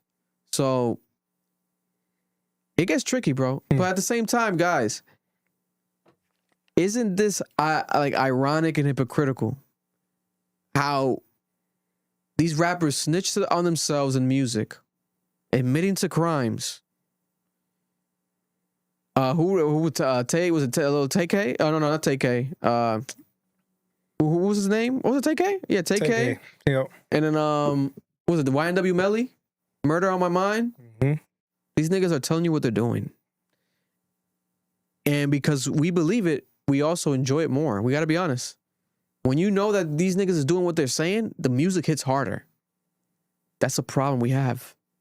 It shouldn't be that way. We should just be able to be like, it's fake. It's all fake. It's all entertainment because it's all entertainment. And once you become a rapper, you're now a walking business. You can no longer be a street gangster. You're a business. I need it when I'm driving my 9 to 5. I need to live another lifestyle. You know what I'm saying? Yeah. You know what I'm saying? So it gets crazy. It gets crazy, but I don't know. Is Lil Durk a snitch? Erlen, is he a snitch? How the street code switches when you're on that stand, bro. All that shit goes to fucking shit, bro. All these guys, is very few that stay 10 toes down. I mean, Vonnie has admitted, or Vonnie is saying all the shit that he's done, and now he said that he only did it because King Von told him. Now, King Von doesn't have to say, look, he did everything by himself. He did this, he did that. All he has to do is say... Talking about Durk? Durk. Excuse me, Durk. Von's dead, yeah. All he has to say is, where's the proof? Where's the messages that I told you to do that? Where's everything that you're saying that I told you to do? You know, show me right here. Yeah, because you already saw your man folded. Yeah, like, he doesn't have to talk. His lawyer himself already could, like, prove, like, you know, say that statement. It's like, well, there's no proof of no evidence of him, you know, telling him to go do that. There's no money being wired of him to go do that. This guy's just out there trying to defend himself, saying that, you know, my final thing is to say that, oh, he's the leader. He's the one that made me do it. So, I mean, Durk doesn't have to say anything, you know? He could really stay shut and let his lawyer try to fight that. Now, if he's out here saying now, like, nah, you know, he did this, he was the one who bought this, he got it from here, now, you know, you're kind of getting into that snitching lane because you're defending yourself. But until Vonnie has that proof of the messages and everything, you're still pretty clear on that, you know, how I look at it. Like, you don't have to say nothing. Because it's like, man, this is just funny. There's so many levels to, like, the snitching culture, and it's like, what is a snitch, what's not a snitch? It's just annoying, to be honest, because at the end of the day, the same people that are saying free Lil Durk, etc., you motherfuckers are the people that got him in there. You were telling him slide for Von for so many years in the comments, bro. We were reacting to Lil Durk, and the comments would be flooded. Slide for Von. It was like spamming it. Slide for Von. Slide for Von. And then Von gets slid on for, but people gotta go to jail. This is not Call of Duty. This is not Grand Theft Auto. This is not fucking Fortnite. This is real life. This is not a game. People are dying. Families are being affected. Generational trauma is occurring. And this cannot be just ignored. These are entertainers, but these are also humans, right? Like, people are just itching for him to be released from jail, for him to what? Just drop another song first day out? It's not happening, guys. This is not an easy, simple case. He cannot, even if he comes out, he's not going to be able to be the same Lil Durk. Yeah. That's not going to be the case. If he becomes the same Lil Durk, he's going right back in jail. And to be honest with you, I don't see a world where he's getting out of jail. I don't see a world. I think maybe, obviously, a lessened sentence or something if they try to work that angle. But he's snitching on himself in songs. There's already leaked text. They used his credit card. But then Vonnie says that it was Lil Durk's credit card, that he just used a company card. Not like that's what they're trying to say. Personal. Oh, he used a company card. You know, Vonnie, we didn't tell Vonnie to use it, or we didn't give Vonnie our card. It's like, also, if this is organized crime and planned crime, you niggas are horrible at organizing crime and planning crimes. I'm not telling you to do the crime, not advocating for crime, but if you're going to do it, make sure you cover all your fucking ground. This is 2026. This is not a game. It's not the 90s before niggas had phones and shit. Everything is traceable. Everything is trackable. The feds knew about Durk's shit for a while. Yeah. They waited until he was peak Durk, peak career to get him. They knew about a lot of this shit for years. They built the case up against you for years. They know what you're doing. But they're going to wait until you do more of it. And more of it. And bring more people too. And bring more people. Because when they pull you in, now it's like all the cards are falling. We could have just got the jack of trades, but now let's bring on the whole deck. Oh, let's keep building. Oh, let's wait for him to build up more. Let's keep building. We're going to get him. Yeah, the more people involved, the easier it is to find snitches and all of this shit, and people start to crumble and all of that crap. Shit starts to go against them. Yeah. Crazy. I don't know how people think they can get away with shit nowadays, bro. Bro, and the craziest thing to me again is that part, because I wasn't the biggest, like early on, biggest Lil Durk fan, but in the most recent years I became, because I saw how big he became as a personality, as like a brand. Like he was huge, bro. Especially after I would say around the time he got the Drake co-sign, a Drake feature, I mean, and then after that, his career blew up, bro. Mm-hmm. Anything attached to him, his relationship, he was just like a very big entity. So I would follow it. I'm like, damn, this man, it's very fascinating, like how everything he does, people give a fuck about. Like he's a big moving force in culture. And whenever he did give us something, like interviews and stuff, it was pretty iconic. Like he would have iconic moments where there was Wallow crying to him about forgive. He's telling him literally in his face, I forgave the guy that killed my brother. You need to try to do the same with King Von. Like, move on. Tell that nigga that shit. I think they were in the hood with like $1 million cash on the table. One of the realest things I've ever seen, ever. Did he listen?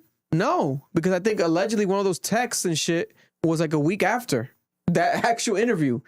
So it goes in one ear, out the other. But this is generational trauma. These are things that these people, you know, it's since childhood, decades of shit. So we really can't expect someone to just one conversation switch. Sometimes it could happen, but unfortunately, someone has to die. Someone has to go to jail for them to realize, oh, this is real deal. This is real deal. Didn't you guys see the video? I'll play real quick to end the topic of the guy that was also Lil Durk affiliated that was snitching and like crying. He was like crying, like snitching right away. He's like, I'll give you a murder. I'll give you a murder. You didn't see that? Nah. Nah, I don't keep up with that. Bro. So that All My Life song that he did with J. Cole, some bullshit. Bro. You had the kids with you, bro. He didn't live by it. He did not live by it. He trying to break me. He trying to break me. I don't know. You broke yourself. Nah. It's probably not going to pop up. But it was like that guy, if the chat has it, they'll send it. Oh, well, look at it after. But there was a guy that was viral, bro, the snitch. It was like last week. And it was like, he was just like crying. Like on the stand or just a random video of him? No, so he got taken into custody. He was just snitching. But it's a separate thing. It doesn't have to do, I guess, with this case. I think this might be it. No, this is not this. This is a different one. But, bro, it was insane. Like, it just shows you, like, that's that life. People fold, bro. And you can't expect that, to be honest with you. You can't expect people not to fold. That's why I just don't do the crime. Don't put yourself around that shit. I was watching King Yella talk to academics today, and King Yella was like, he's another like street rapper from California, Chicago, and he was like, I was talking to this guy that he you know, it was like he was just a part of. He didn't do nothing. He was just with the guys when they did the crime, whatever they do, they shot someone, whatever, and the reason they got caught was because the guy threw up. He threw up, bro. They had to pull over after they did the murder. Had to pull over because the young guy they had with them was nervous, so fucking nervous he threw up. They had to pull over. Damn, let Mike throw up. Mike had to throw up. He threw up, and then the police caught them, and then they used the throw up as DNA. It's like, bro, that shit happens more than people realize. These are just celebrities, so we know about it. We hear about it. But you think niggas ain't snitching all the time? That's just happening all the time. All the time. It happens with the mafia. There's known famous snitches in the mafia. So that's just the truth. You know. Yeah, I can't find the clip. It's fine regardless. You know, we covered it. We got the grounds of what's happening. But yeah, no, this is, we'll see how this plays out. Is Lil Durk gonna defend this? You know what I'm saying? It's an old clip of me. What did my pop up? What the hell? Oh, they put our podcast up today, someone? This is going viral. What is this? Man, I don't sit up and play games, man. That man told. You should have went in there and kept your mouth closed. Oh, okay, yeah, that's what I was. I thought you were trying to reverse it. I'm like, hell no. I'm like, I just said I just said I never. never. Almost scares you. I'm like, yo, how did? Huh? I'm like, I'm never gonna like. Hell no. I never like. I'm following. I don't know. I never like. Why I didn't? I don't know. I just don't take that shit, Instagram and all that shit type shit serious. But if you a rat, you a rat. And if you rewind this clip a little bit, I looked into the camera and I told you, if you a rat, I fucking hate you. Cause I love Thug. Damn, they're using our podcast as evidence and shit. What the fuck? How did we just come across that? I gotta save this. What the hell? Shout out to I actually don't give a fuck for using our podcast clip of us reacting to this. That's why we had to cover it again today. You know, people like when we talk about this, we break it down. Damn, so technically, you know, when you resurface clips like that, I guess Lil Durk, by his definition, he might be a rat. I don't know, bro. I don't know. Comment on below. All the online rap police, the pest control. If you work for the Big Blue Bug, if you are part of the Raid spray campaign company, let us know. Is he a rat or not? You know what I'm saying? Does it smell like cheese? You know? But at the same time, ask yourself, would you snitch? You know, if shit hit the fan, I think most of you niggas would, if we're being honest. Now, obviously, this is Lil Durk, the voice of the streets. So therefore, you hold him to a higher regard. But you shouldn't.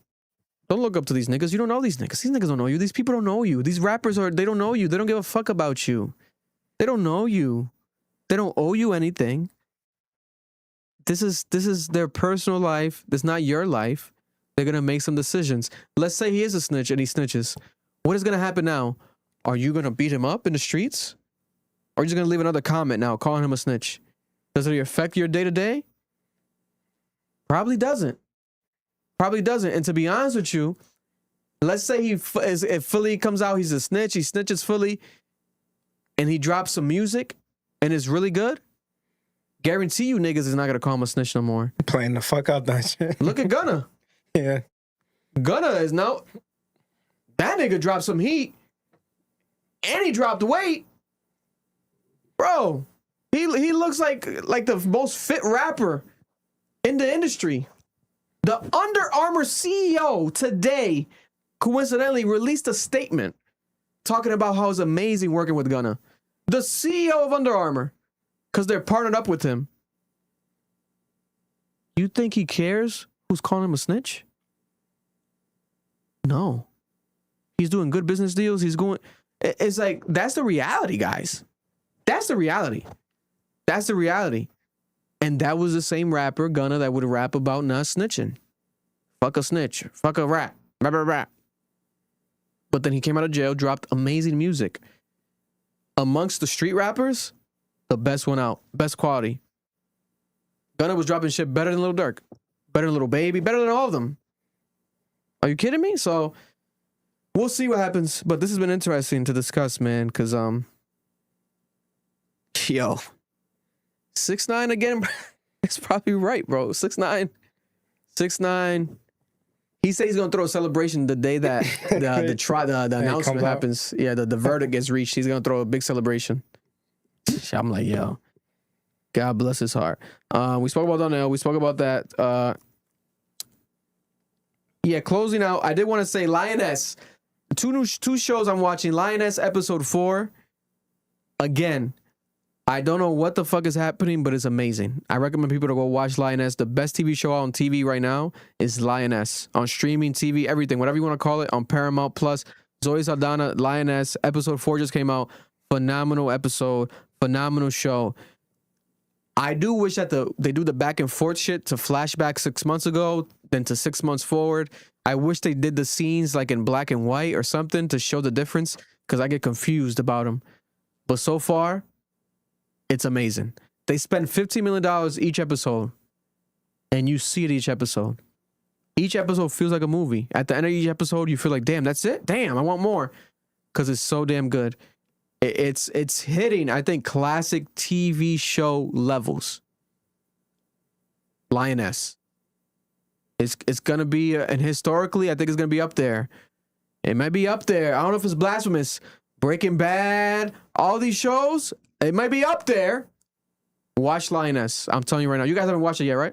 No. You gotta watch it, Earl. Watch it with Is it on Netflix and chill? Is it on Netflix?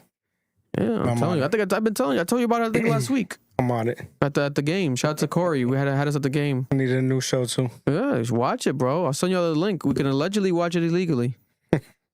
Allegedly. DM me. Allegedly. But I love that. It's just fucking good, bro. Taylor Sheridan, he was like a part of, I think, like Sons of Anarchy, mad shows, bro. He's a beast right now with this show. He's killing it. So Saldana's killing that shit. The husband. I feel bad for the husband. What would you guys do if you're married to a woman that is working for the government doing these missions that literally are world defining, but then she gets kidnapped and abducted, and now she's in Russia, and then her boss comes to you and tells you, hey, I'm gonna give you an update on your wife. Your wife, 3 options. We could get her soon, maybe this week, or this could go on for months, and we don't know when we could get her. Or the third option, she might be dead right now. Dang.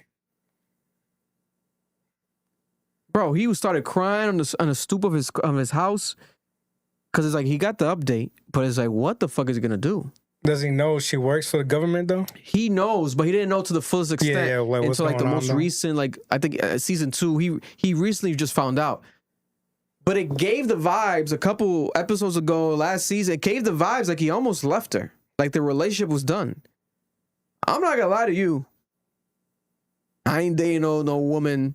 I'm not I'm not having no family with nobody that is having meetings with the world leaders and like could be abducted any day by the government, by the different governments. Hell no, bro. Or that you don't know what's going on, because she could be like, yeah, I'm gonna just stay late for a meeting tonight. She getting ran by her boss. Like, yeah, I don't know, yo, but next thing you know, yeah, she's getting fucking abducted in Russia, bro. She's a crazy spy. Oh, she getting she cheating on you with a CIA agent. Yeah, it's like, yo, how late these meetings are? Why your location moving so much? Damn. No, yeah, it's crazy. It's crazy. But shout out to that Lioness show. Also, I don't know if you guys watched it. You guys should watch it though.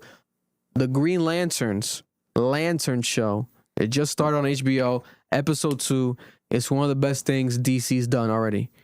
Because it's very serious, sometimes lighthearted, but the way visually is shot, I'm fucking with it so far. They just revealed like the Green Lantern suit and like he flies off, his powers with the ring. Aaron Pierre, that's Mufasa. He was playing the Black Green Lantern, the second Green Lantern. And it's based in 2016, but then it jumps forward to 2026. Spoiler alert. Spoiler alert. Pause or fast forward, whatever. Spoiler alert. The Green Lantern, I guess in 2026, the main guy, Harold, or he dies. But it's not, we don't know if it's like him or it could be a future version of him, an older version of him, but he's dead in the stands. And great show, man. Episode 2 especially, I liked it because they captured like an alien. It was well done, bro. It was well done. Shout out to James Gunn. DC's cooking up. Now, can it fuck with, we're still 2 episodes in, can it fuck with any of the Marvel shows realistically? We still gotta wait. But yeah, Green Lantern, it's called Lanterns. One word, Lanterns on HBO. They're cooking up. I recommend you watching them. Shout out to the guy from P-Valley. He plays the Black Green Lantern's dad. So Black actors getting spotlight. I'm always for, especially younger, newer Black actors on such a big show. So shout out to the show. I would support it. I'm supporting it. And yeah, but I could change my tune next week because you never know. They could fuck up easily. This is a very critical thing. You guys remember watching Green Lantern, the Ryan Reynolds movie years ago? I think it was 2011, 2010. I don't think I ever watched the movie. I only watched like the cartoons and stuff. Yeah, you guys watch the cartoons, the Green Lantern cartoons. I never watched the movie.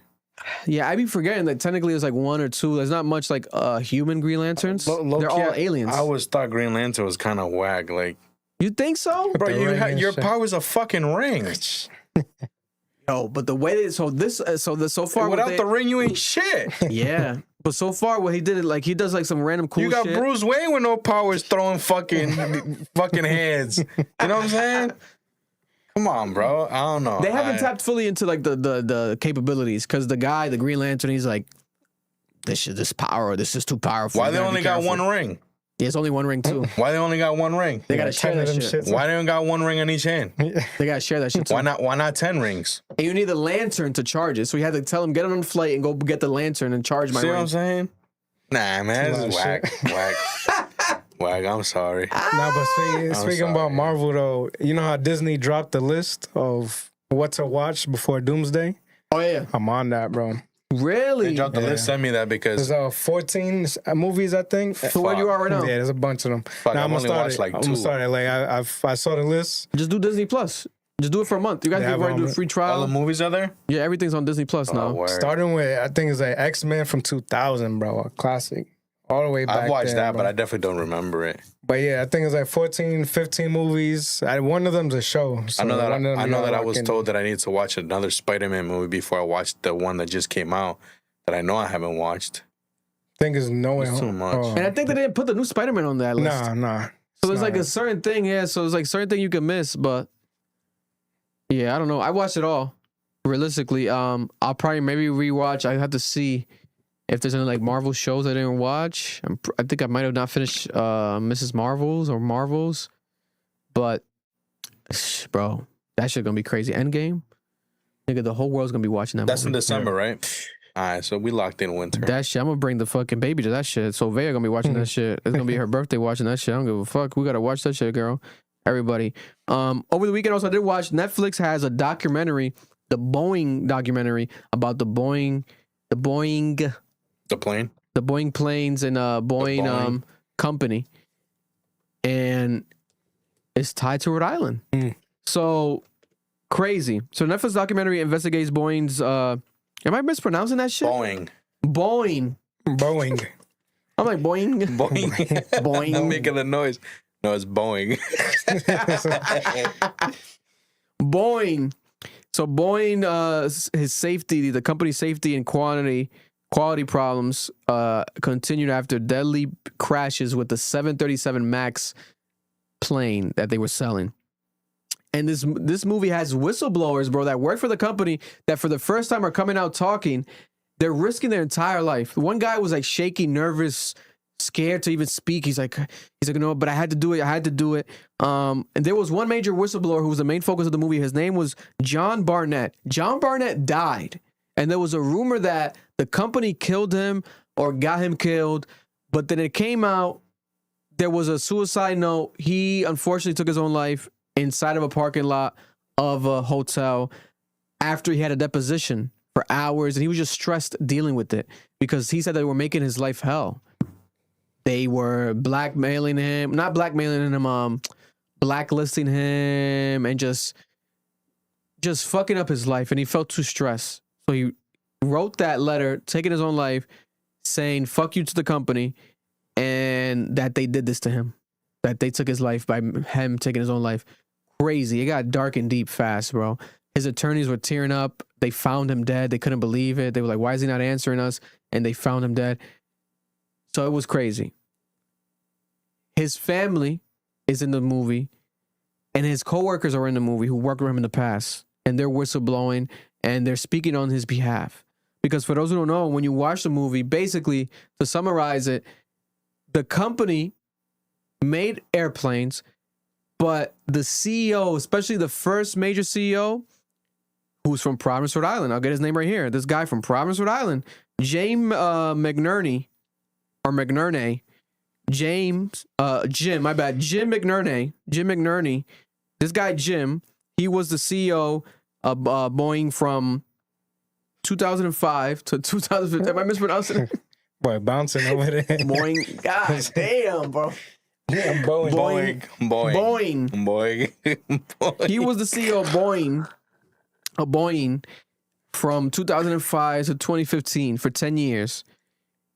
And this was an important shift in the company because he started to efficiently cost cutting. So one thing that they did was that they moved, they had it at one location, they moved to another state, and this specific state that they moved and did another location to build airplanes in, one of the agreements was that they're going to do local hiring. So they had to hire a lot of people, and they had to hire a lot of people fast. So the training was shit. These people didn't get properly trained. They were just hiring because they had to keep the state satisfied. Is this new? This is a new documentary that just came out. Did you ever, sorry to cut you off, but did you ever see, it went viral. I don't remember when. I don't know if it was last year or whatever, where someone like snuck into like the company and they started to like interview people if they would fly on the things, and they're like, fuck no. Yeah. So in this documentary, and the same guy that made this documentary made one in 2022 on Netflix as well. And I'm pretty sure it might have just showed what you're talking about, but that got showed in this new documentary too, where, bro, there was literally people from those people that they hired at this new location working for this company that someone secretly snuck in. I think it might have been Al Jazeera, one of those companies, media companies or journalists, but someone snuck in with a camera, hidden camera. I think they pretended to be an employee, or they were an employee just with a hidden camera. And they were interviewing people like, would you fly this plane? Would your stepmom fly this plane? No. And one of them was like, multiple of them, they all were like, no, I wouldn't fly this. You shouldn't fly this. It was so unsafe. But they felt so comfortable still working, because if they talk shit about the company, they get blacklisted, you know what I'm saying? They get ignored, fired, pushed out, threatened. Also good money too, probably. We're getting paid. Crazy, bro. And this, after there was 2 major crashes, hundreds of people died after they made the plane, but then there was another competitor that did a similar plane but was more efficient. So the CEO was like, hey, why don't we just put efficient jets on the same plane? Let's take these jets off, jet engines, let's put efficient engines on here. On the shitty plane already, you put this unplanned engine to compete. Their sales go up, because that's all he's thinking about as a CEO. We got to make money. We got to make money. You know, let's make money. Now we're in this state that doesn't have a union, and it's cheaper to make the planes here. Let's make money, make money, make money, make money. They made a lot of fucking money. He made like, I think $200 million at his time there. Meanwhile, hundreds of people died. These planes crashed, two of them with the 737 MAX. And then eventually, like recently, like about 2 years ago, one of them had like a whole door fly off of it. So they have a horrible history. But it starts off with, seems like the CEO from Providence. This guy born in Providence. What a way to put us on the map. 2005, the CEO, it seems like Jim was the one that started this whole shit from his era until now. It's crazy. They've been through like 3 CEOs since then. They've all made hundreds of millions of dollars. No jail time. These millionaires don't give a fuck about you. They don't care about the people. They just care about the profit. And it gets deeper. The main reason it seems like there hasn't been any legal nothing. The attorneys that work at the White House, the attorneys for the country, like the state, what's it called? The defense attorneys for the whole country. Top of the line attorneys, White House attorneys, it's like a revolving door. They somehow end up being attorneys for this company, Boeing. They're attorneys for them. So it's like, oh, that's why there's like a community culture of secrecy. And then there's people that have come out against this company while working for them. One of them came out as a whistleblower. He was like, I told my boss, like, we got to submit this to HR. This is a bad, this is unsafe. And he got threatened. He was like, I should kill you for saying some shit like that or something like that. Like, what the fuck? Because they were all they're all so afraid of losing their job. Bro, this documentary is crazy. It's one of the most important documentaries out this year. I think people should watch it. Isn't the majority of the planes that we fucking fly Boeings though? That's the thing. Good amount, yeah. That's the thing. So what are we? But avoid them. There's ways to avoid them. You can avoid them. At least avoid the certain models. The 737 MAX model. Avoid that model. It's crazy, bro. Damn, I'm about to look at my flight now. So pay attention to the flights that you are on. Please pay attention to them. This shit gets serious. Flying, bro. I hate flying. I think they started switching them though. Like they started using other planes and you stuff. motherfuckers better switch the and one they were I'm not. on. They were like updating the ones that they had to meet the standards. I'll sue the fuck out of you. Yeah, no, this isn't crazy, man. This is some crazy shit. Rest in peace, John Barnett. And the hundreds of lives that died God with bless. no sense of remorse or nothing, like no ramifications. I think John Barnett's family, after he died, they settled out of court with the company. But again, bro, the CEO keeps getting raises, millions of dollars of raises. Like meanwhile, the company, I think overall is like a $40 billion debt or $4 billions of dollars debt. It's some crazy shit. It's some bullshit happening over there. God bless. Also, we want to say here some quick local news stories here. We want to say rest in peace. Rest in peace to this guy who was a producer and DJ from Providence. Rest in peace to him. He goes by the name Terrace. Terrace would reach out to us. He supported us.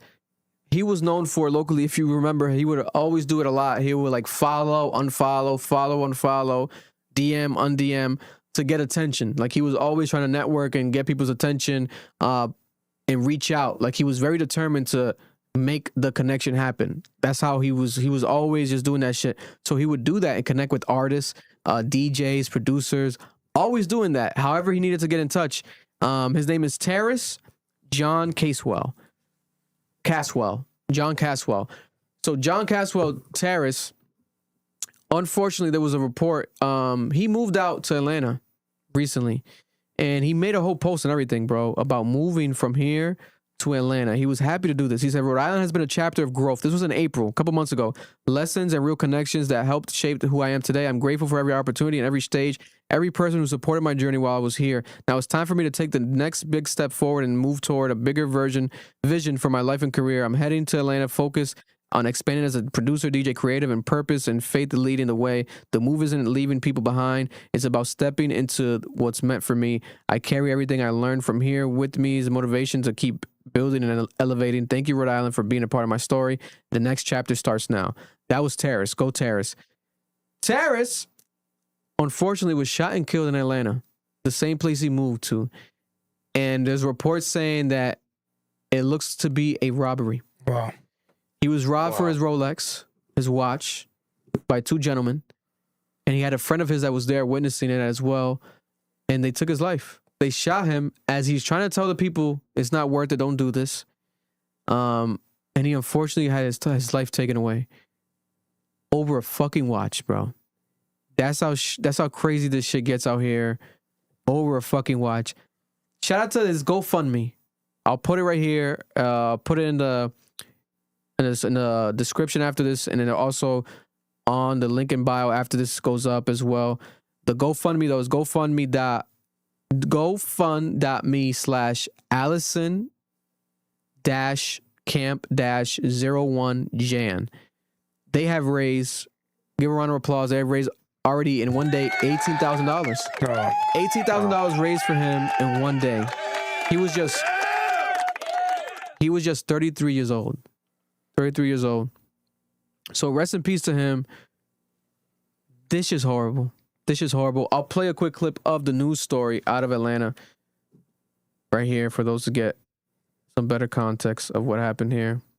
That's crazy how our podcast ended up on Twitter randomly. Rest in peace, yeah. Rest in peace to him. God bless, man. That shit tough, bro. It's like you work hard for certain stuff. In 2 days shit, at an Atlanta apartment complex. Next thing you know, Police say there's an people out attempted there taking robbery led to the most recent one. We took you to the scene on Channel 2 Action News this morning, and Channel 2's Tom Regan is joining us live from there right now. Tom, you spoke to one of the victims Horrible, bro. who says he was held at gunpoint. Show the camera real quick. It's not on that TV. What an incredibly frightening Oh, it's not on? ordeal My for bad. this guy with the Oh, but you can hear it? Oh, my bad. It disconnected by itself. Flying through It does that low-key after like an hour and a half sometimes. Now we can't hear it. The audio's not on. All right, 1 second live. So this is Channel 2 in Atlanta. Shout out to our Atlanta followers and supporters. Here we go. Channel 2 in Atlanta. Channel 2's Tom Regan Southwest is joining us Atlanta. live from there right Deadly now. shooting and Tom, robbery. You spoke to one of the victims who says he was held at gunpoint. Yeah, Karen, what an incredibly frightening ordeal for this guy with the deadly shooting here this morning and stray bullets flying through windows like this yesterday morning. A lot of folks who live here are very, very nervous. People being murdered in the neighborhood is never a good thing. Neighbor Fair Noir says gunfire is a familiar sound in her apartment community, like a flurry of shots that pierced windows. Anybody, that's really dangerous. I just genuinely, This is a friend. I'm glad I'm This terrorist's friend. Ricky Cooper doesn't live here, but became a victim of the violence. He says he and a friend, along with two teenage acquaintances, were in a car about to head to a recording studio around 1 a.m. Friday. He says in what was clearly a setup, the two teens drew guns and demanded jewelry, wallets, and cash. They were in the front of the car having the guns to my head. He started to drive and put his hand up like, hey, y'all don't need to do this. Literally just saying like, y'all don't need to do this. And then in a split second, all of a sudden, you just heard the shot. He says his wounded friend slumped over the steering wheel, hit the gas pedal, causing the car to crash into another vehicle. He jumped out and ran. Put the gun to my face again, basically over the top of me, and was like, give me everything. He says he handed over jewelry and cash. The robber left. He ran for help. I'm like, my friend is up the hill, like he is dying. Cooper says his friend was a well-known DJ in Atlanta, but didn't give his name. Food delivery driver Ashley Howard makes frequent stops here. Last month, she heard a flurry of gunfire. Just shots ringing out from this apartment complex. This is horrible. This is horrible. Gun violence. So we want to start our prayers and thoughts. Rest in peace to terrorists. He's done a lot of music with J Deuce, a lot of local rappers. He's produced for a lot of local rappers. Him and J Deuce have a lot of music together. I saw J Deuce post about it. Unfortunate. Very unfortunate. Especially he's trying to pursue, all he was trying to do is pursue his dream. Yeah. Left the state to pursue your dream, and then your life gets taken away. Horrible. Horrible. Horrible. All because you motherfuckers want a chain, a gun, or whatever, a Rolex, a watch, money. Oh, y'all, because y'all broke. Because you broke. And you're going to get caught. You're going to get caught. It's 2026. You're going to get caught. And when you get caught, your life's done. Because now you committed murder. Like. Over a watch. Over a watch. You're giving trauma to a family, an innocent family in Rhode Island. Random trauma for the rest of their life. Because you guys want to fucking. Let me not get started, bro. Piss me the fuck off. Rest in peace to him. Here we have also a local news story. Did you guys see over the weekend there was a big free beach party in Rhode Island? Yeah. Because of this millionaire. This millionaire threw a big free beach party. He goes by the name Joseph Healy. Joseph Healy, every decade or massive birthday, like every 10 years, milestone birthday, he does this. This year, he hired Maroon 5. That's crazy. There was thousands of people on the beach watching Maroon 5 for free. That's some legendary shit. Facts. That's some shit I would do if I was rich. I'm not gonna lie. What'd he do 10 years ago? So let me see. I think they had it here. The celebration was third of its kind as Healy turned 60 years old. In 2006, Healy hosted a performance by English musician Sting. Oh, in 2006, he had Sting for his 40th birthday. In 2016, he had Lenny Kravitz for his 50th birthday at the beach. And now he had Maroon 5 for his 60th. Yeah, now we gotta wait 10 years for another one. I wasn't able to go. Fuck. May God bless you and give you many more years. And I'm not just saying that because we want another free concert. I'm saying this because, that is very beautiful, the fact that you are willing to do that. You know what I'm saying? Yeah. That's cool. It's part of Share with everybody. Yeah, that's crazy. That's fire. Yeah, no, shout out to him. He is actually as a Rhode Island native, but he's a New York hedge fund founder. That's why he has all his money from hedge fund founding. He has a hedge fund, and he does it out of New York. He's up millions of dollars, a.k.a. he's rich as fuck. Is he living here, or he just does it because of RI? He's a native, so I guess he might still live here, too. Should message him and be like, oh. But it is it's let me see, was it a beach house? Narragansett Town Beach, at the Town Beach, near like a beach house, so... We'd love to interview you. Let's interview you. Let's talk about your story. Let's talk about more about what you do here on the podcast. That's fire. Why not? We'd love to interview you, Mr. Healy, because that's beautiful. That's amazing. If you need any suggestions for 10 years, who can we get here? Let's get Drake. Why don't you bring Drake in 10 years? Let's make that happen. If you need any recommendations, let me know. And it was beautiful. He started off the concert right before Maroon 5 went on. He came out, Joseph Healy, and he said beautiful words. He told everybody in the crowd, everybody out there, I'll just ask you to do one thing. Be kind to somebody out there today. Be kind to a stranger, because if we're kind to each other, we all can make the world better. Wow. I almost started crying. I don't even fucking know the guy. I almost started crying. Yeah. Beautiful. And that represents Rhode Island to the fullest. So I love that right there. So shout out to him. Speaking of Rhode Island, we have Rhode Island Energy with some news here for Rhode Island Energy. Rhode Island Energy is saying that Rhode Island customers, pay attention, Rhode Island Energy, $107 million in relief. They're saying that Rhode Island Energy customers could receive more than $170 million in bill relief over the next year. This applies to everybody. Listen, the money will not show up primarily as credits directly. Would show up, my bad. The money's going to show up primarily as credits directly on customers' energy bills rather than just checks of money receiving. The relief is intended to reduce the financial pressure of high and rising energy costs on Rhode Island households and businesses as a part of an effort to make energy bills more affordable while energy prices continue to fluctuate. Customers are going to get the money not necessarily in cash, but instead as bill credits, effectively lowering the customers what they owe and that bill. The credits are expected to be distributed over the next coming year rather than just all at once. And it says here, throughout the next year. Do you have to sign up or anything for it? So just give it to you. So pretty much giving back the money that they've been overcharging motherfuckers. So that's what it is, so right? They just made all the money they needed. Yeah. Now they need a smooth little tax write-off. Now they're like, little tax write-off. Let's give back to the community, which is the fucking money that you've been charging the fuck out of us. Yeah. Listen, if anybody from Rhode Island Energy is watching, we would love to have you on the podcast. Let us know directly from the horse's mouth. Let's have the CEO on. Let's have the boss on. Break it down to the people. Let's be transparent, because that's all the people want. Yeah. Transparency. Okay, why does delivery cost more than the electricity? I'm not gonna ruin this for you. Hundreds of dollars for the delivery. Something's not adding up. Yeah. Explain to the people: are you robbing our money, or is give us a good reason? Who do we blame? Beat your ass. Who do we blame? Who do we fucking blame? Terrace spoke about Boeing, Maroon 5, Rhode Island Energy. Yeah, there we have it. That's it. Love you guys. Appreciate you guys. We'll end it with the clip here from Big Tony's Pizza, home of the gangster raps, as well. Make sure to check them out. Big Tony's Pizza, ri.com. You know. And also shout out to Sacco. What's this? I have it written down here. Sacco and Dalton, Facebook couple, viral Facebook couple. They have officially been divorced. That was breaking news today. I was a bit sad because I'm a fan of them. You know, this black lady with this hillbilly white guy, buff guy. They have been divorced. But is it for clout?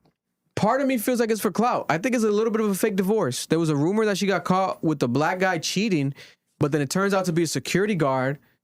But then the security guard is getting very emotional about this, calling out Dalton, like calling him a bitch, etc. Talking about this girl has been nice to you. Sounds like you fucked her. Yeah, he was rambling. You're very emotionally involved for a security guard. You know what I'm saying? So Dalton, what the fuck is going on? But I would recommend people to tune into that if you guys want some drama to escape your drama in life. They get millions of views on Facebook. Random, just them talking, bro. They have like a pond, and like he'll do a clip right here. So me and Sacco got divorced, and he stands over here, another side of the pond. Simple videos getting millions of views. You probably watched it. Yeah, and he dyed his pond, and like it was like a pond drama. People were making fun of him. Yeah, and he had like a case with the state or some shit, the city. But listen, Dalton and Sacco broke up. If they broke up, everybody out there, if you got a girl, if you got a man, if you got a partner, hold on to them tight. This world is crazy. And she's denying that she cheated with the security guard. We'll see what's happening. He gave her the grace. He let her upload on the channel. So I don't know if they share access to the channel, but yeah, he was like, I filed first. It's just some juicy tea. I'm not gonna lie to you. It's just pretty funny. But shout out to everybody. I love you guys. Appreciate you guys. Rhode Island to the world. Here's Big Tony's Pizza, home of the gangster raps. The clip at the end. Make sure when you put it more real quick, the desktop might be muted still. So just unmute it in case it is. That way people can hear it. But we love you guys. See you next week. Yeah.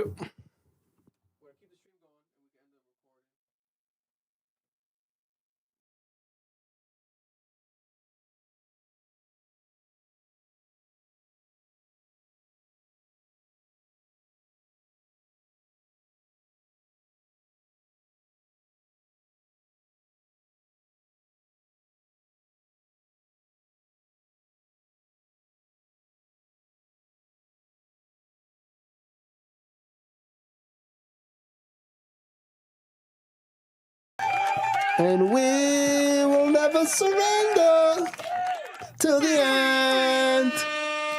3, 2, 1. Mic check. We're and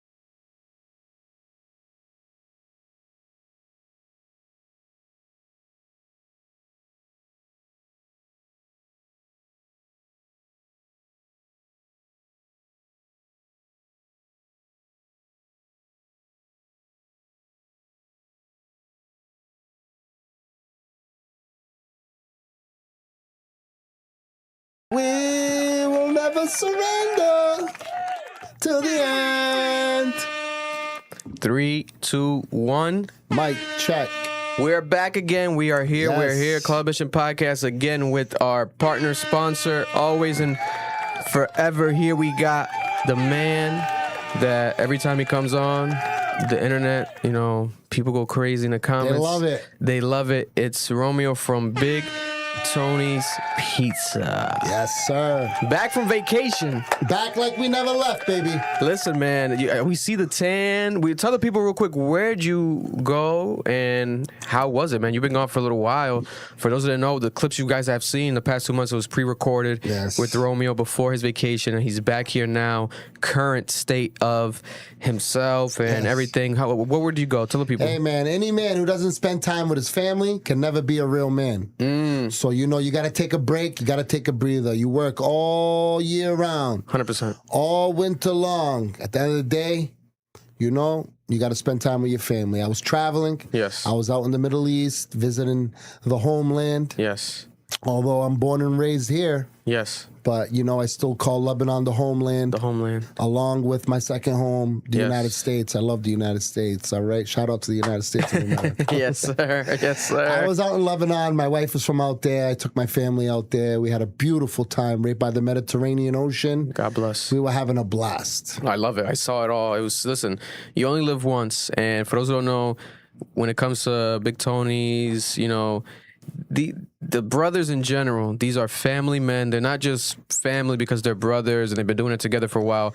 They have cultivated and created their own families. And Romeo, congratulations again. You know, he has his son who just got teeth. You know, it was crazy just seeing him grow along with my daughter as well around the same amount of months. You know, both of our, you know, women just actually gave birth. So it's been beautiful to see. So talk about Lebanon, right? So Lebanon, what is a big culture clash and difference, you know, visiting Lebanon, being from Lebanon, being there out there for 2 months on vacation with your family, but then also being an entrepreneur, successful businessman here in Rhode Island from the smallest state in the country.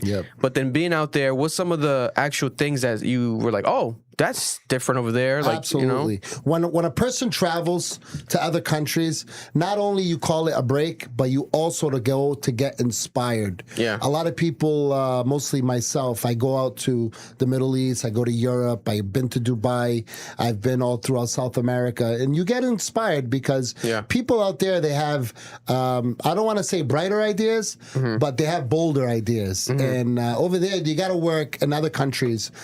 You got to work, you got to be as creative, twice as creative to be able to make it somewhere other than the United States. One of the things I've noticed out there is that a lot of people have businesses, they take it easy. They don't work as hard as Americans. More relaxed. More relaxed. I feel like there's a cultural difference in the pursuit of success. A lot of people came here, especially my family, to achieve that American dream. Yeah. We come here, we're workers. 100%. We work hard. 100%. We don't have maids. We don't have chauffeurs. I mean, you can get them here, but it's not like a homestead thing where everyone has a maid, everyone has a chauffeur. Out in the Middle East, everybody's getting, you know, They have really services. And everyone is taking it easy, you know? So you saw a bunch of like maids, chauffeurs, and everything? Maids, chauffeurs, people getting catered to. And, you know, the labor is low out there. Yeah. You know, and the labor laws are not as tough as the United States. So you have immigrants from all over the world migrating to Lebanon to be able to search for opportunities. Here in the United States, we're workers. We get up in the morning, you know, we get knocked down, we get back up. Yes. This is how we were brought up in the United States, to 100%. achieve that American dream, to get up, to hustle hard, to obey by the law. And do the right thing always. Yeah. In the Middle East, people have it easier, I feel. Yeah. That's my point of view. And then when it comes to like, give us a specific example that you can say, maybe like a meal. If someone was to go to have dinner with their family out here, like, you know what I'm saying, whether they go into Big Tony's, you know, shout out to Big Tony's, go stop on by. You guys can have breakfast, lunch, and dinner over there. They have it all at all hours of the day. Yeah. Also, you know, just in general, going out for a date, right, with your family. What were the prices like in comparison? Well, in comparison, I believe they're the same, if not a little bit more expensive out there. Really? Although they don't have as much bills as we do here in the United States. Okay. We have high labor. We have property taxes. We have payroll taxes. We have a lot of things that we must pay to contribute to a functioning society, a functioning community. Yeah. A lot of things need to be paid back to the state and to the federal government. Although over there, they don't have those. So they don't have taxes in general. You know, they might have a sales tax, but that's about it. They have low labor and they have low rent, low costs. Wow.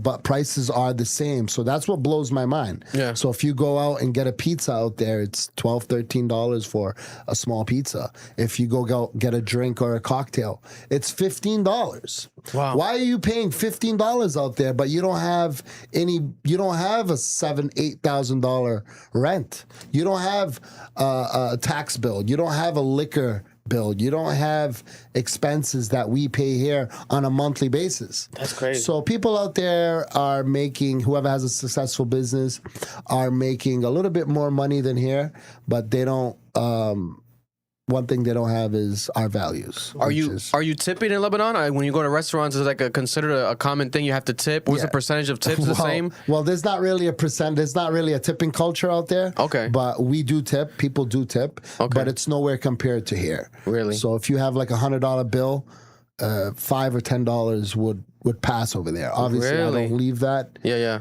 But $5 or $10, no problem. Even if you didn't leave a tip, they don't look at you weird. Wow. And how about like the living style? So people, is it a common thing for people out there to be homeowners, having their own houses, or there's a lot of people with just apartments everywhere? Well, apartments everywhere. I mean, people are homeowners. There's no real estate tax, which is huge. Wow. So if you own your house, you own your building, you own your hotel, you own any kind of commercial or residential property, there's no property tax. Wow. So they're charging these people $300 for a night in their hotel, which is what you would pay here. Yeah. Right? Yeah. But here they have property tax. Yeah. Over there they don't. So they're making more money. But in regards to if everybody owns apartments, housing, there's not really a housing market out there. Everyone's most likely renting because rent is only $200 to $300 a month. How about like homeless people? You see a lot of homeless people out there? No homeless. Zero homeless. Really? Zero homeless. Zero homeless. Zero. I'm not going to say zero crime, but the crime rate does not exist. There's no police out there. Wow. Would you believe that? So it's not like you go out and you see like a common There's cop no car cops. everywhere? There's no cops. Wow. There's no cops. There's no violence. There's no muggings. Damn. There's no public intoxication. There's no homeless people on the side of the road. There's no drug addicts. Damn. I mean, every country has those, but it's not like what you see here. Yeah. It's not like San Francisco or downtown Providence or Kennedy Plaza or anything like that. And where did you go in Lebanon? For those who don't know, where did you go specifically? Is there like a... Oh, we went to Byblos. Okay. We went to Baalbek. We went to... Byblos is my town. Okay. And this is the oldest functioning city in the world. Really? So let me rephrase that. It's the oldest city in the world. It's the home of the Phoenicians. Wow. It was one of the first civilizations. We created the boats. There were no boats before there were the Phoenicians. And we created the alphabet. Wow, damn, everything. Yeah, everything. God, Look them up. So The is Phoenicians it from very Byblos. touristic then? Very touristic. Really? It's an international blue zone. It's beautiful. It's right on the coast. You look it up, Byblos, Byblos. Byblos. That's the name of my town. Byblos. Beautiful town. Fishing God. town. Coastal town. That sounds amazing. Chill town. You eat fish. Fresh fish right out the sea. Out the ocean. You fresh fish. My brother Joey's out there fishing every day. Shout out to Joey Zaza, baby. We see your fish. Catch of the day, baby. Joey, that's fire. So how is the family? You have a lot of family still actively living there as well? Yeah, for sure. That's amazing. I got cousins over there. I'm first generation, born in the United States. My son is second generation. Yes. But yeah, I have relatives out there. My father's family and my mother's family are all out in Lebanon. Shout out to them. And is there any like common Lebanon festival, cultural events that maybe you were there and it was happening? Do they do anything, any traditions, annual things like that? There were a lot of concerts out in Lebanon, but not really this year, not with everything that's going on with the Middle East right now. Yes, yes. The controversies out in the Middle East, not really major events. Yeah. But there were still a lot of local artists and local events going on. Wow. And we had a beautiful, beautiful, beautiful summer. If you had to recommend somebody out there watching, visiting Lebanon and you are Lebanese, what would be a common dish that you could recommend if you're going to Lebanon to check it out? Even if they go to specifically your city, right there where you're from, what's a common thing which they have to, try it out, like something? What would describe it? Victor, that's a tough question. Really? So that many options? You said a common dish? Yeah, like something like it, or let's say your favorite one. Your recommended one, if it's not common. I'm a big seafood guy. Seafood, okay. I love seafood, man. So what they got over there? And they make a delicious, delicious octopus. All right, mixed with garlic, lemon, and oil, fresh olive oil, garlic and lemon, and it's just phenomenal. That's my go-to dish. I love the octopus. A lot of protein in that. Mm-hmm. A lot of protein in that. Yes. And then when it comes to the pizza culture, what's the pizza culture like in Lebanon compared to Rhode Island? You guys being the number one here in Rhode Island with the pizza. When it comes to pizza, no one's gonna. There's a saying in Lebanon. Yeah. It says no one says that their olive oil is no good. Okay, because a lot of people have olive groves out there. No one's gonna say, "Hey, my olive oil is not good." I got the best pizza in Rhode Island, and I'm gonna make that known, and I stand by that. I stand by that no matter what. But in Lebanon, do they have a pizza culture? They try. And they do have delicious food. One of the top food. But when it comes to authentic New York style, thin crust pizza, there's only one place and one place only. Only one. And that's Big Tony's. Big Tony's Pizza. Listen, last time Romeo was on here as well, we gave you guys that large cheese pizza special, and you guys have been going crazy about it. Some people on TikTok were commenting saying that they don't believe it. Is it true? And I'm like, yes, go check it out and let us know. A lot of people Make came sure. in. A lot of people came in. They got that $10 large cheese pizza.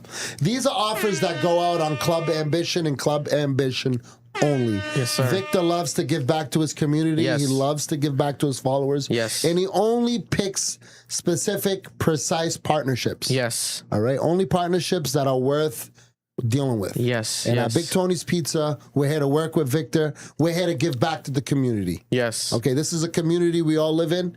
We want to help out because at the end of the day, we're all on the same boat. We gave out that large cheese pizza for $10. Yes. Today, we got a new deal for you. Ooh. Victor, you want to rip it up? Yes.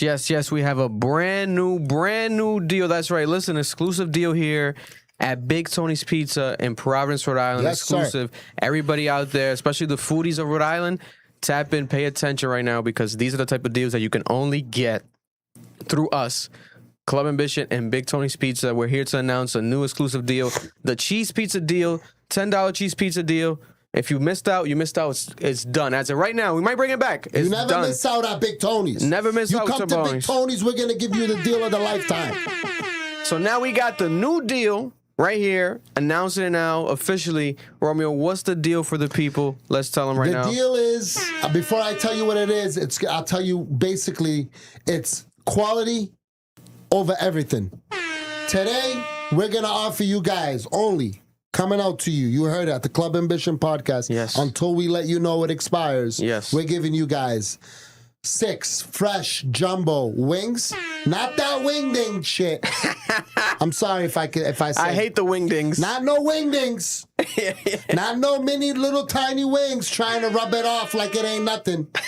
I'm letting you know now. I'm giving you 6 fresh, daily made, every day jumbo wings. Yes. An order of fries and a can of soda for $10.99. A lot of places tell you, come on down, come see our wings. And then they smack you with an order of wingdings. Yeah, I hate Frozen wingdings from Cisco or from Restaurant Depot. Nah. At Big Tony's, I'm giving you the fresh jumbo wings. That real only chicken. For you. That real chicken. Jumbo. The real deal chicken. We got sweet chili. We got honey barbecue. We got spicy honey barbecue. Oof. We got garlic parmesan. Oof. We got buffalo. We got smack your mama sauce. Oof. We got teriyaki. Oof. You come on down. We got the spicy boom boom. Come on down to Big Tony's and let us treat you like a real gangster. Yes, with sir. nothing but respect, Yes, of sir. course. Yes, come sir. on down. Come on down. Yes, sir. The classic phrase right there. Come on down. Come on down. Man, shout out to your brother. I love seeing the posts online anytime people visit. And if Shout you out guys to haven't Big yet, yes, follow their social media. Big Tony's Pizza, especially on TikTok and Facebook. They are going crazy. Tony always posting clips. They have people, guys. It's not a joke. No. They visit from across the world, from across the country to go just eat pizza. Why? Because it's that good and it's that. Because everybody comes to see Big Tony, yes, baby. Yes, it's not a They joke. see Big Ant. Come on down, baby. Yes, sir. It's not propaganda. It's not propaganda. It's not propaganda. You know why they come around from all over the country? From all over Rhode Island, Victor? Tell them why. Why? Because we're consistent. Yes. And we give you a good product. A lot of pizzerias coming up today with respect to everyone's hustle, man. You got it in you? Come up and do it. Yeah. But a lot of pizzerias, they'd be like, oh, Monday, we only got 15 pizzas. Once we sell out, we're done. Yeah. Oh, we got pepperoni today. Tomorrow, I don't got pepperoni. Come on, man. Come on, man. This a pizzeria or what? We're going to get it done, and we're going to get it done right. Come down to Big Tony's Pizza. You won't be disappointed. Come down, get the fresh pizza, get the fresh wings, get the fresh sub, get that steak and cheese, get that steak bomb, get that buffalo chicken, and let us show you how it's done. Yes. Come on down, baby. Yes, sir. The only right way there. You have him right here, Romeo. Any last words for the people, Romeo? Anything you want to say, whether it's about the Lebanese trip, anything you want to say at all to the people real quick? The floor is yours, What always. I want to say is I love you all. Yes. He keeps mentioning the Lebanese trip. Yes. I want to say, once you go Lebanese, life is like a breeze, baby. All right? Listen, come on down. Big Tony's Pizza, open till 4 a.m. Come and get your 6 wings, your fries, and your soda for $10.99. Come on down. There we go. Back to the show. Love y'all. Shout out to Romeo. He'll be back again, like always. Stay tuned, guys.